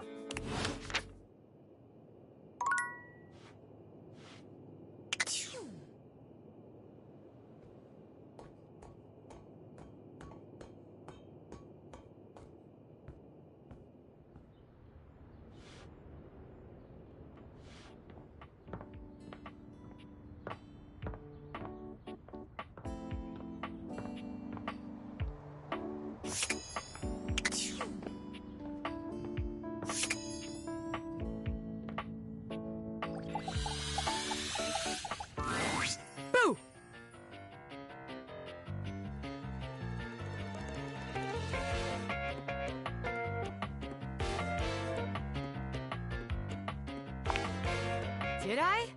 Damn, couldn't you have maybe screamed a little or something? That's like saying, oh, that's hilarious, when someone tells a joke.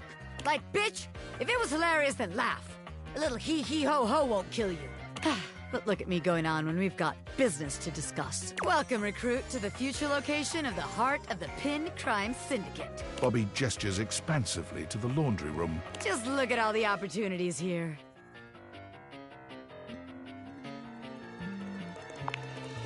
Oh yeah, I like the sound of that, boss. So check it out. I call this one Sudscam. You go out around the house, spilling stuff all over the place. You know, by accident. Wink, wink, wonk. They wink at you 4 times in a row, huge and exaggerated, just to be sure you're both on the same page. When they're like, oh man, what do I do? My clothes are ruined. You tell them you got just the person for them. And you send them to me. You wash their clothes. And while that's going on, I go through their pockets. Next thing you know, we're rolling in the dough.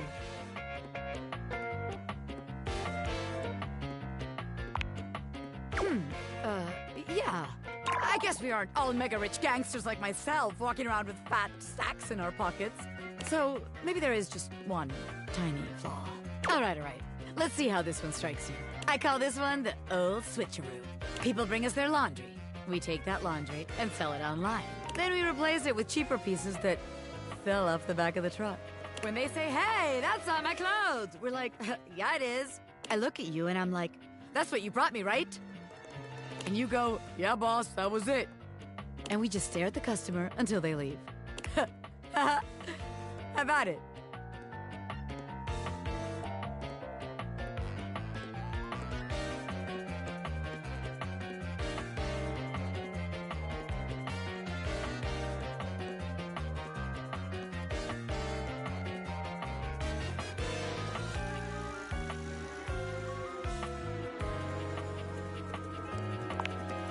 Damn it, recruit. When you're right, you're right. The scam's gotta be self-sustaining. Otherwise, there ain't no point. Okay, so maybe that one wouldn't work. But after all, that's where people keep their valuables. A red-haired laundry hamper explodes into your midst, all rage and indignation.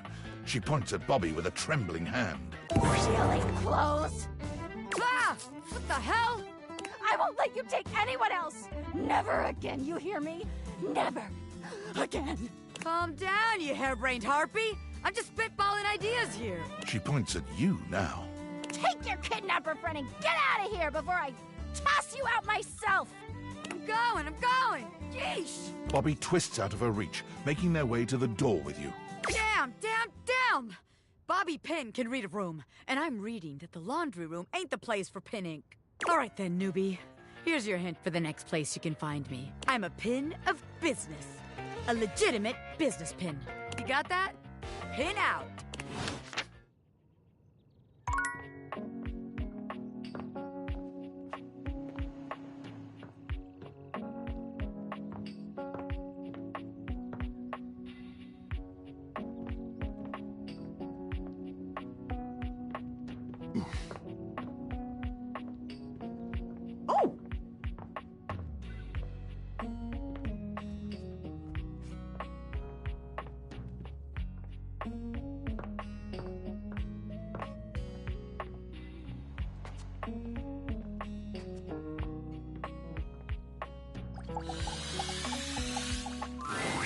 So you have returned. Sensations new and welcome fill my breast.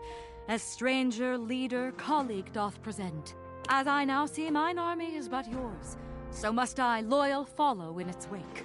And though exhaustion yet lies heavy on my lid, your enterprise will spring me forth anew. Have you a task? Have you a great battle to be fought?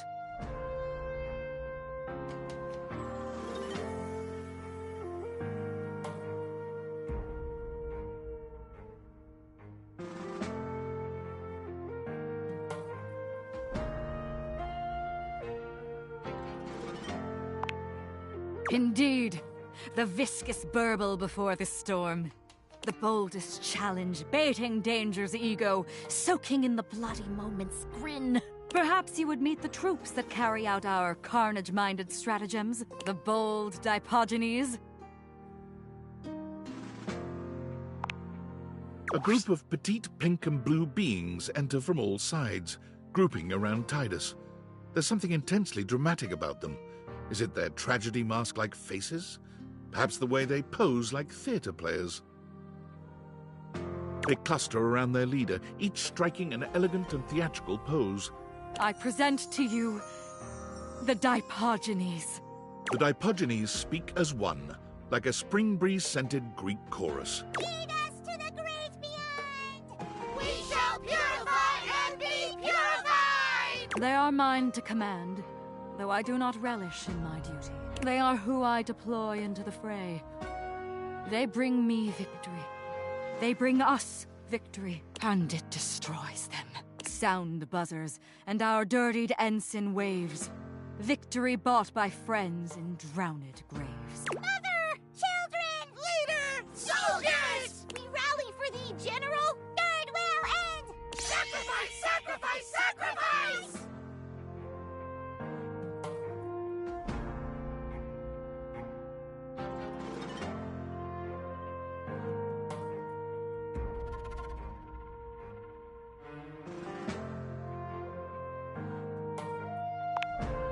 A toll indeed.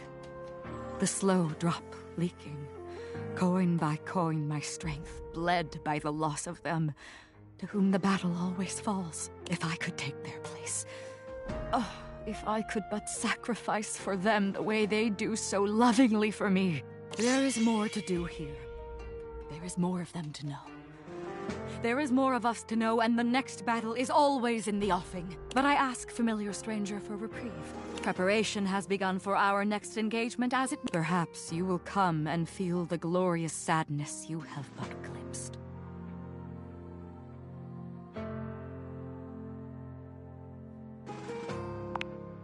That is indeed my meaning.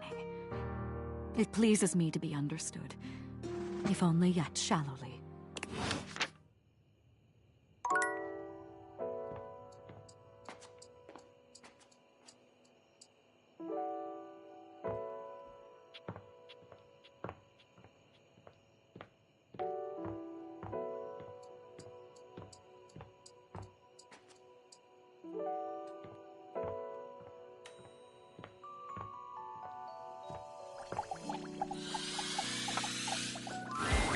Well, hell, if it isn't the VIP attendee, the satellite acolyte, my shining light that excites me all night. Did waiting to reconvene with my obscene flat screen make you scream, my dream?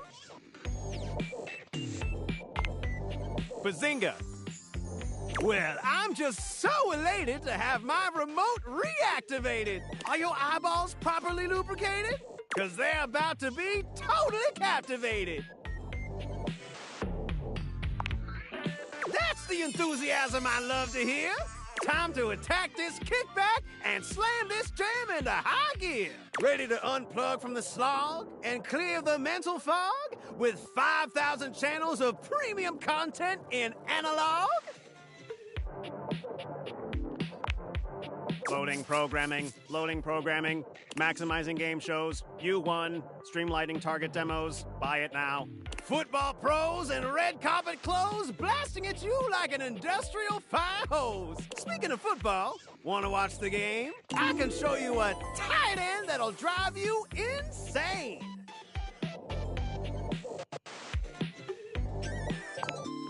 Here. Telly presents you with a football player whose backside could be its own exhibit in the Louvre.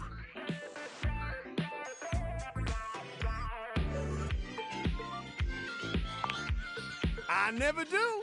Isn't live television incredibly stirring? Knowing you're witnessing something as it's occurring? White knuckle turns at the Grand Prix. Hysterical late-night comedy. News that changes history. Never fails to amaze me. The crack of the baseball bat. Post-pounding combat. Let's see if Valdiviflix offers something like that.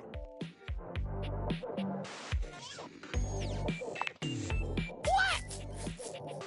Well, that's just fine. I don't mind. I still got 5,000 channels for us to watch till we go blind.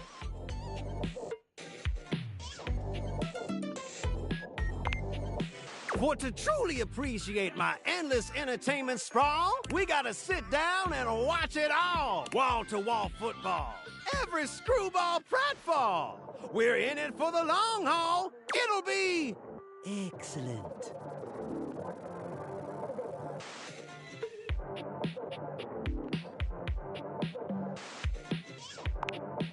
Later on, just swing through, boo, and I'll queue up something new for us to view. Y'all come back now, you hear?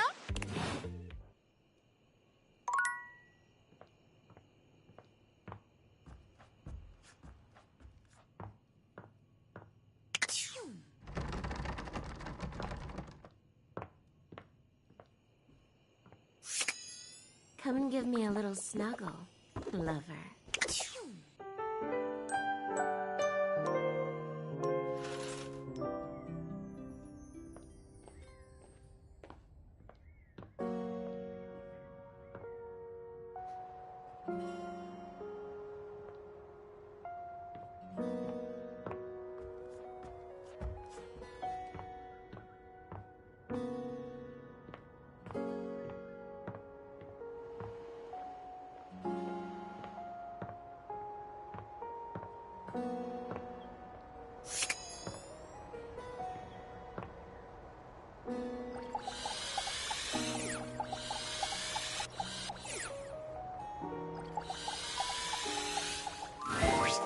For the last time, I don't have games on my computer.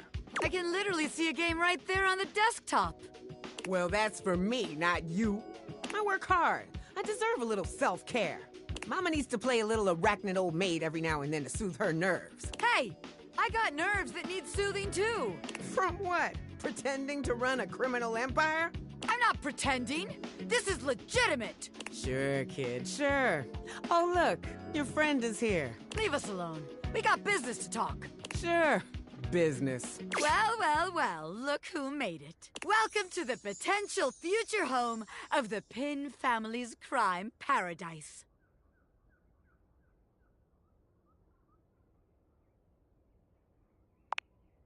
Open your mind, baby. Criminal enterprises are way more than a guy in a trench coat selling you stuff in an alley. Any real mafioso's got an accountant and an office and a whatnot. Can't you see it now? Right there, on the desk, on a big shiny plate. Robert Bobby Pin. Legitimate business pin.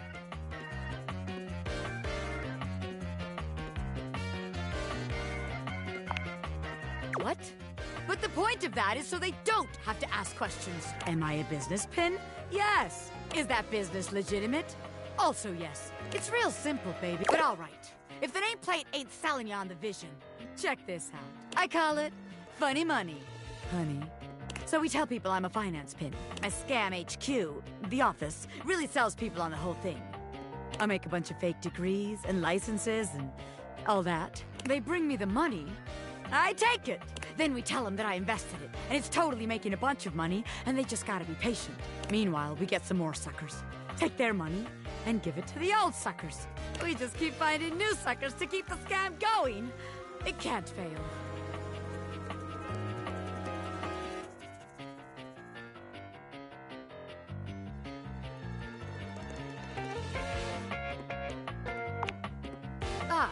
Yeah. I mean, a hardened gangster like me can handle a couple of years in jail, but I can't be endangering the rest of my crime family. Besides, if I get locked up again, who's gonna take care of the rest of you yahoos? No, that won't do. Seems like the office just ain't gonna be the place for us. But hey, that's okay, baby. A gangster like me is flexible. So here's your hint for our next potential location. Darkness. Scary. Potentially completely locked. Spiders. Pin out, baby.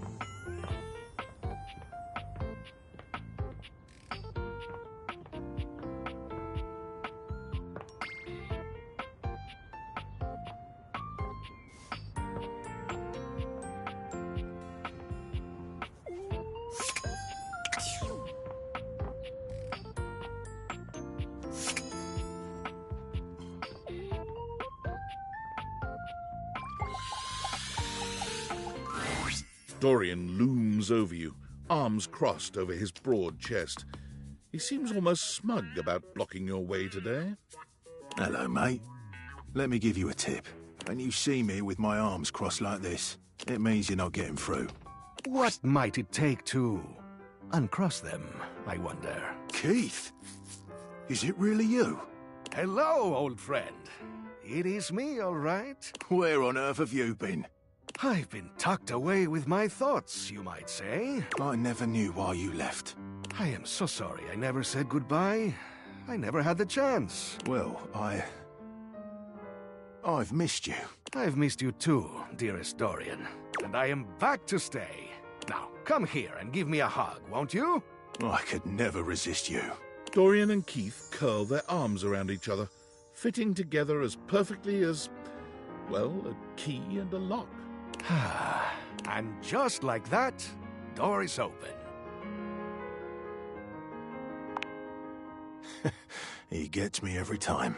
Just a little game we play. I can't keep him from anything he wants. He's my greatest weakness. And without you, I would have nothing to do. We fit together rather well.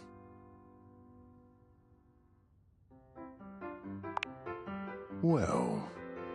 We may have given love a shot, but it didn't really work out. I prefer to cherish the fact that it led to our friendship. Quite so. A superior level of relationship, in our humble opinions.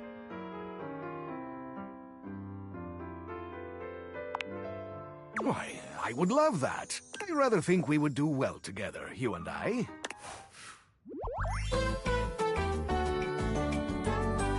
The treasure trove of friendship is open to us.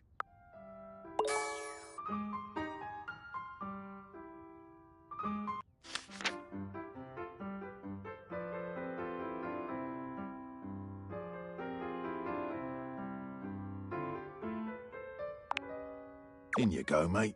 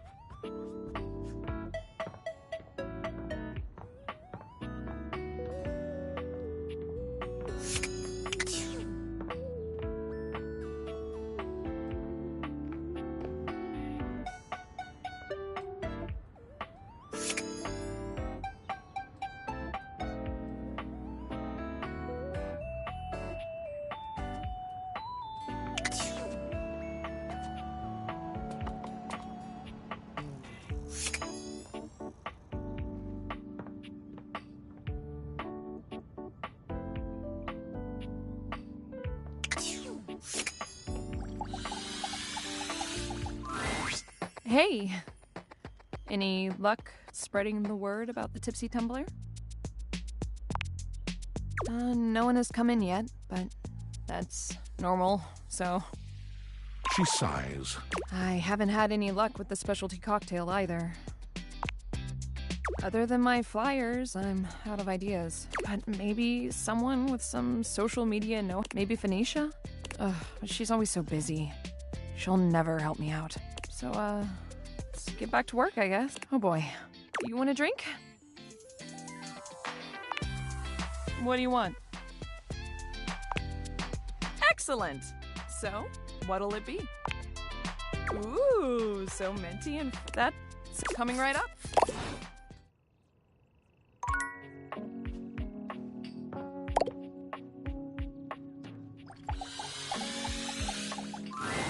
Well, I wagered so. They, being generous of sod and spirit, wagered you would find your courage. And so you have. Your medal mayhaps buys a chance to fight in comradeship once more. We, the Dipogenes and I, are just about to begin our daily training. Should it please you, you will join us.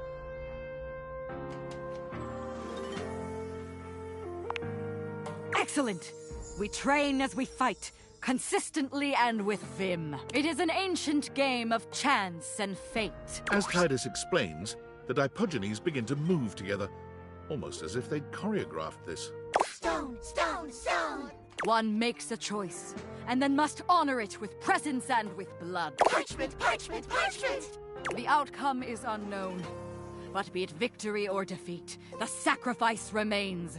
And the game, just as the battle, will rage in endless ecstasy for all time. Cheers, cheers, cheers!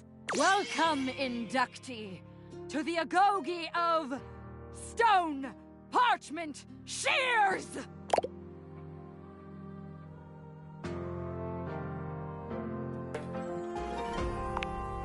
Of course you are.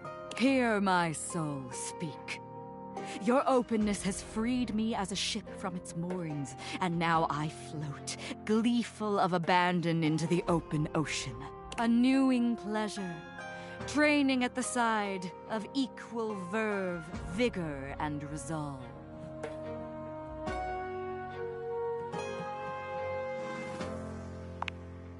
As you try to analyze what Tidus may do, the Dipogenes are moving through 3 different poses.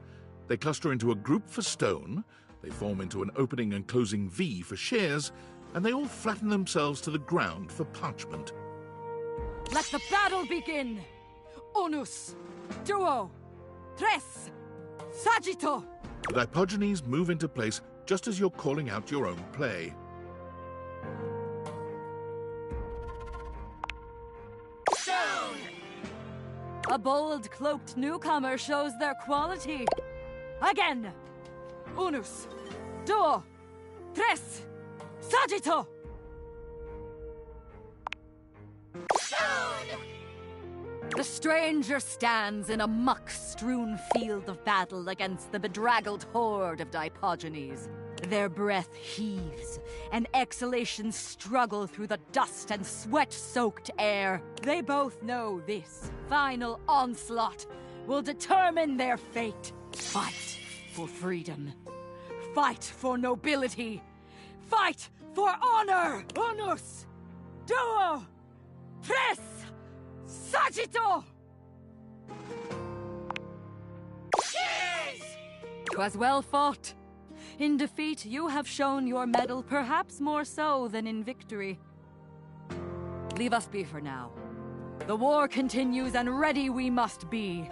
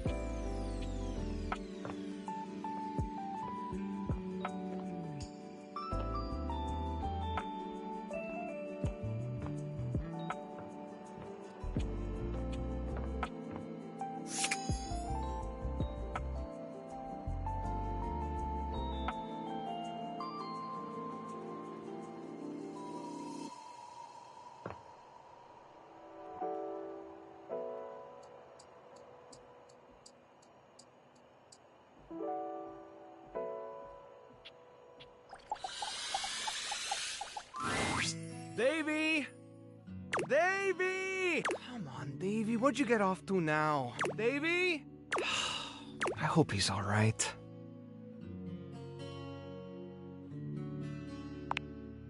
Oh, hey!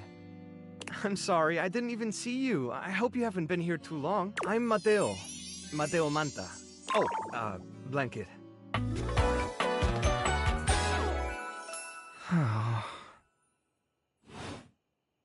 I've just been so focused on finding Davy. This is the second time he's wandered off this week. I'm starting to get really worried.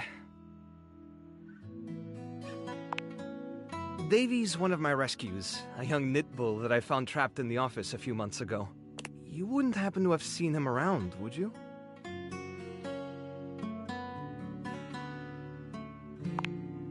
He's about an inch tall, hand-dyed, fingering weight, even though he acts like he's worsted, and it's always getting him into trouble. I just keep thinking about him all tangled up somewhere again, trapped and alone. He was in pretty rough shape when I found him the first time. No telling how long he'd been there. He was so frayed I wasn't sure if I'd be able to put him back together.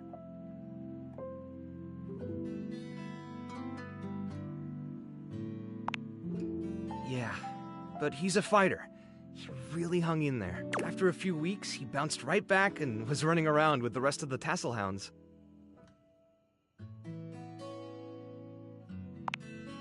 Yeah, it's become a pretty regular thing with him. He gets on great with the other tassel hounds, and he seems pretty trusting despite what he's been through. But for some reason, he just wanders off whenever you're not looking. It's almost like he waits until I've got my threads full with something else, and then he disappears for a few days. A small creature that looks rather like a black cat rubs up against Mateo's leg, meowing for his attention. Speaking of handfuls... Aw, don't worry, Sprite. It's not your fault Davy ran off, I promise. He'll be back soon, okay? He bends down to pick up the small creature.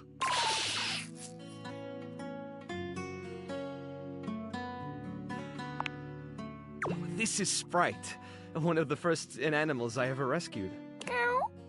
Yeah, sweet girl. Been together a long time now, huh? Long enough for you to know better than to go messing with Curtin Rod. Oh, really? I guess the bottom of those curtains just tore themselves up then, huh?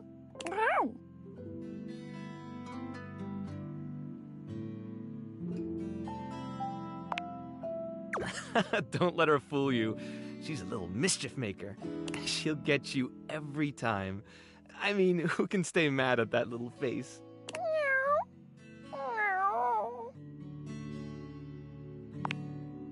You're in good company.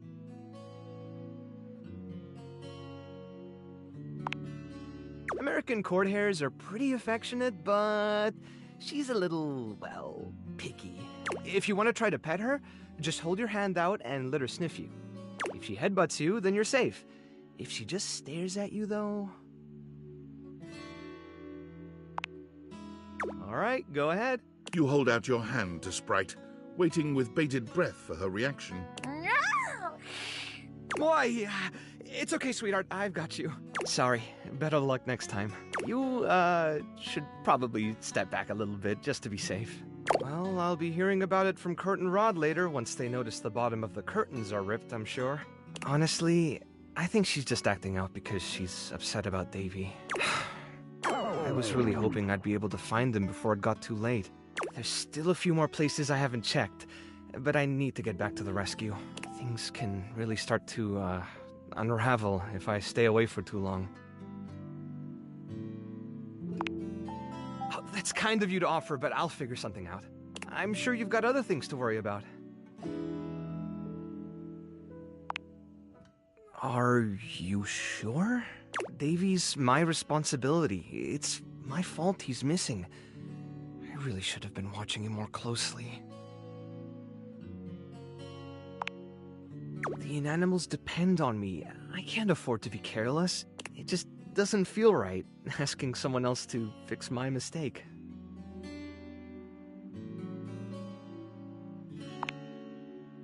Guilty.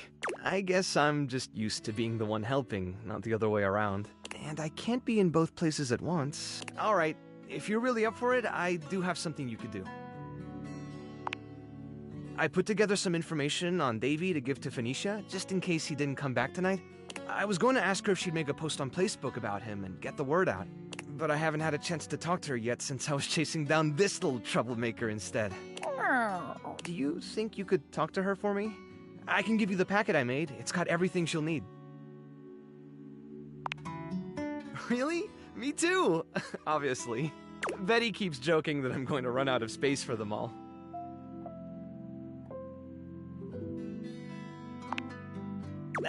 I don't know about all that. I'm nothing when something needs help, well, you don't give up on it. Sorry, I didn't mean to talk your ear off there. Once I get started talking about them, it's hard to stop. If you're interested, you could always come by the rescue later and we could talk more. Great. Anyway, thanks for offering to help.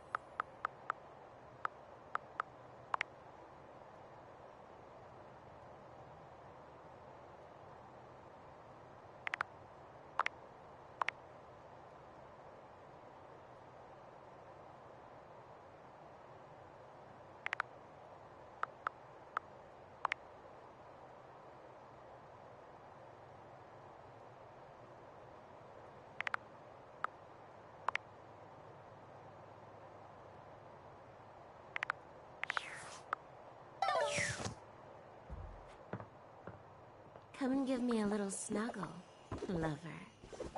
Come and give me a little snuggle, lover.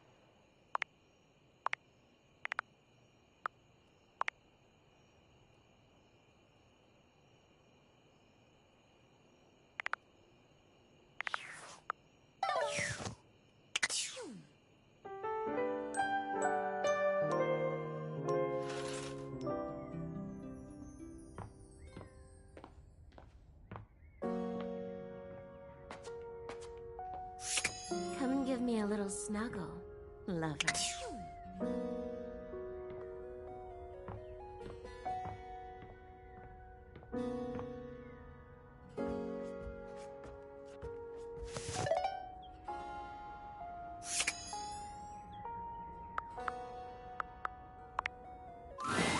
As you approach her, Phoenicia leans... Listen, I'm not usually one to eavesdrop. I overheard you and Beverly talking about the Tumblr, and I think I might be able to help. I mean, if there was a cute new spot with placebook-worthy specialty drinks and good lighting, she definitely needs it. We gotta drag her advertising into the 21st century for starters. All it takes is a few well-framed shots of the decor, a lineup of the best stuff on the menu, and a little voiceover from a beloved internet personality. Instant FOMO. Line out the door. Guaranteed. Trust me.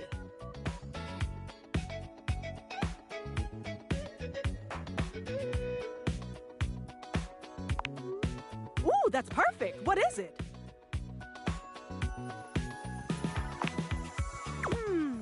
Ooh, oh, okay. I've got this. I'll check back with her soon, though, because this is gonna blow up. But first, you gonna need to tell me exactly where her bar is.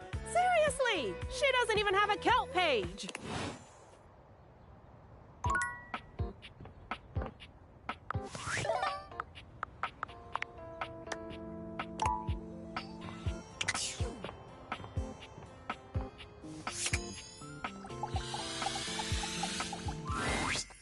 Put up flyers everywhere and still nobody's coming here. I'd be out of money if it weren't for the fact that I don't pay any rent. Move over, honey.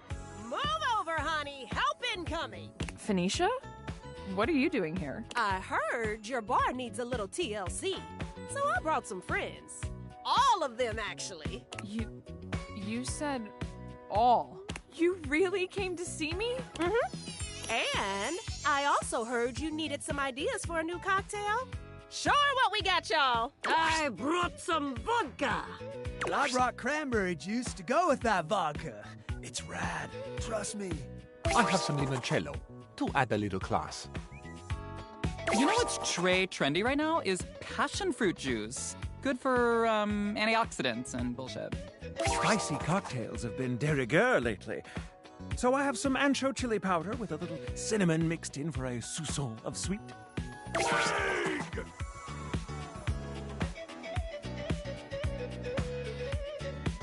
I brought my special powdered air for some quality foam on the top. I don't actually drink, but if you can make a non-alcoholic version of this, I'll try it. I brought my hot talents in case your cocktail needs a little flair. And because you're so passionate about this bar, and because if this place succeeds, it'll be a great new place for posting pics, I brought passion fruit juice. All that's left now is for you to mix all these things together. I don't know. I'm not sure I can.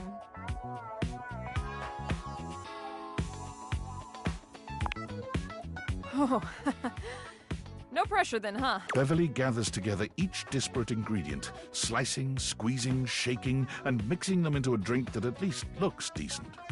How it tastes remains to be seen. One final touch.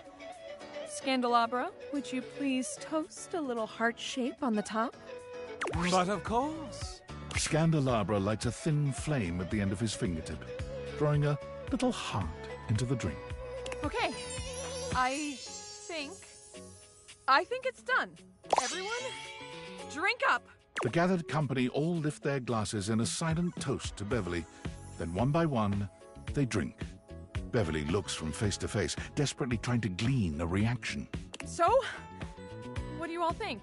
It's totally tubelicious. That's a mix of tubular and delicious. I came up with that just now. Impressive, I know. Whew! That's got a kick to it. I like it, though. Delicious. What a complex flavor. I can feel the antioxidants working their magic. The free radicals in my body do not stand a chance. Goodbye. You know, the top quality air in the foam truly ties it all together. You're welcome. Swiss Posh. It's my precise handiwork that's the cherry on top. Heck, even without alcohol, that packs a wallop. And you?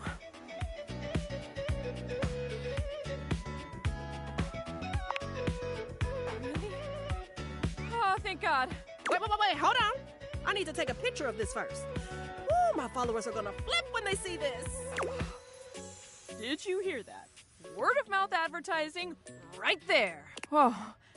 Is this what hope feels like? It's nice. So, what are you going to call my new creation? Not yours, Limp. Beverly's. Well, if I want to make this exclusive here, I need to give it a name. I think I'm gonna call it the Date Viator. In your honor, and those funky glasses of yours that made all of this possible. Woo! Cheers! Oh my gosh, you guys. Oh, I'm gonna cry. I actually have a crowd of customers who want my drinks. And as a thank you to everyone here who helped me when I needed it the most, drinks will not be on the house because I really need the money. And everyone was happy to pay.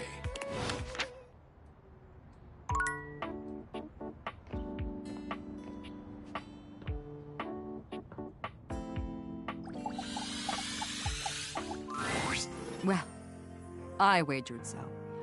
And so you have. We, should it please you, you will join us. Excellent! We train. It is an eight. As Titus explained, One makes a choice. Parchment, parchment. The outcome is unknown. Cheers. Welcome, inductee, to the Agoge of Stone Parchment. Of course you are. Here, a newing pleasure. Training at the side of equal verve. as you try to analyze what Titus made, Let the battle be. the Dipogenes move into place just as you're calling out your own play. 'Twas well fought, stranger. Now thou must see the. Take thy sacrifice and leave me be. Come, let you go and make thy mother blind. 1 hour storm will drown the. Do not draw back. Rejoice! Rejoice! All hail sacrifice! We must rest now, our new.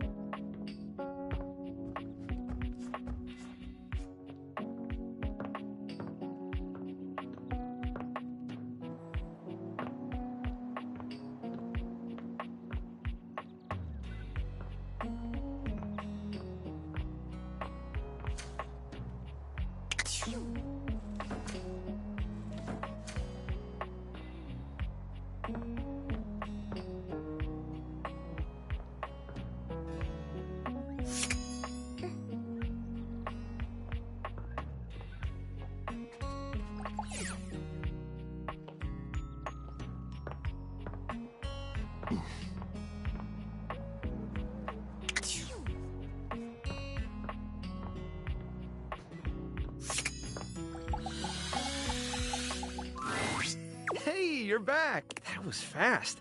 Did you talk to Phoenicia already? Huh? Oh, me? I'm good. Well, I guess I haven't really been sleeping much with every... Yeah, that's... If I'm being honest, it's been like that for a while.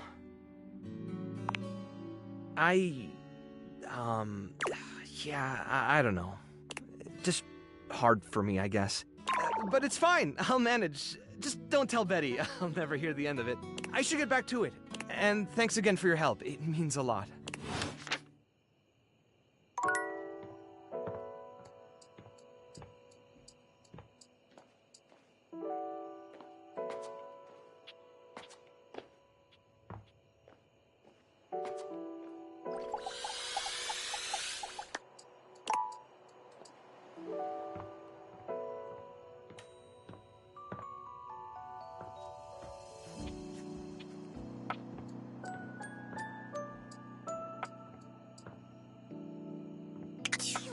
Come and give me a little snuggle, lover.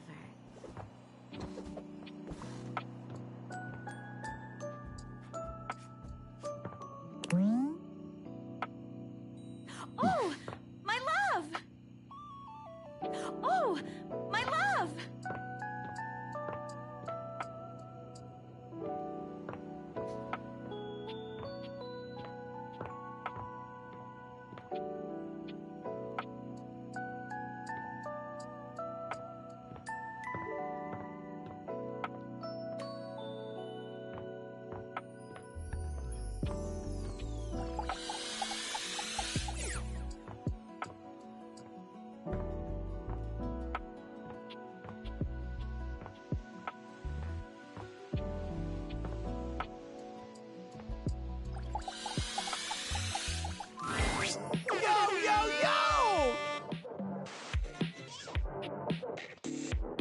my favorite studio audience. You're just in time. When you hear how dope these shows are, you're gonna be shocked. Loading programming, amplifying awards, slam dunks, boosting bogus, spreading around fake news no one will have time to debunk. And victory is mine. I found 15,000. So what genre can I impose on you with my flawless flows? From the creators of Stop Please, It's Hurting My Ears, and Sing for Your Supper, Lowly Peasant, comes Hold That Note, the groundbreaking reality TV series where the only task is to hold a single note until you pass out from oxygen deprivation. Hosted by viral internet flash in the pan, Lil Little, and featuring a panel of quasi-celebrities. Witness the triumphs and tribulations as contestants strive to outlast the competition. Will they die trying? We sure hope so. So, my beau, does this show make you go, wow? Righteous! Let's relax with some snacks while we await the climax, and... Oh, God damn it! Valdiviflix bought that one too? God! Can't believe this! What the hell, man? Just forget it. It doesn't matter what I do. Valdiviflix will just beat me at that too. I appreciate you being sweet, but I need some time to process being obsolete.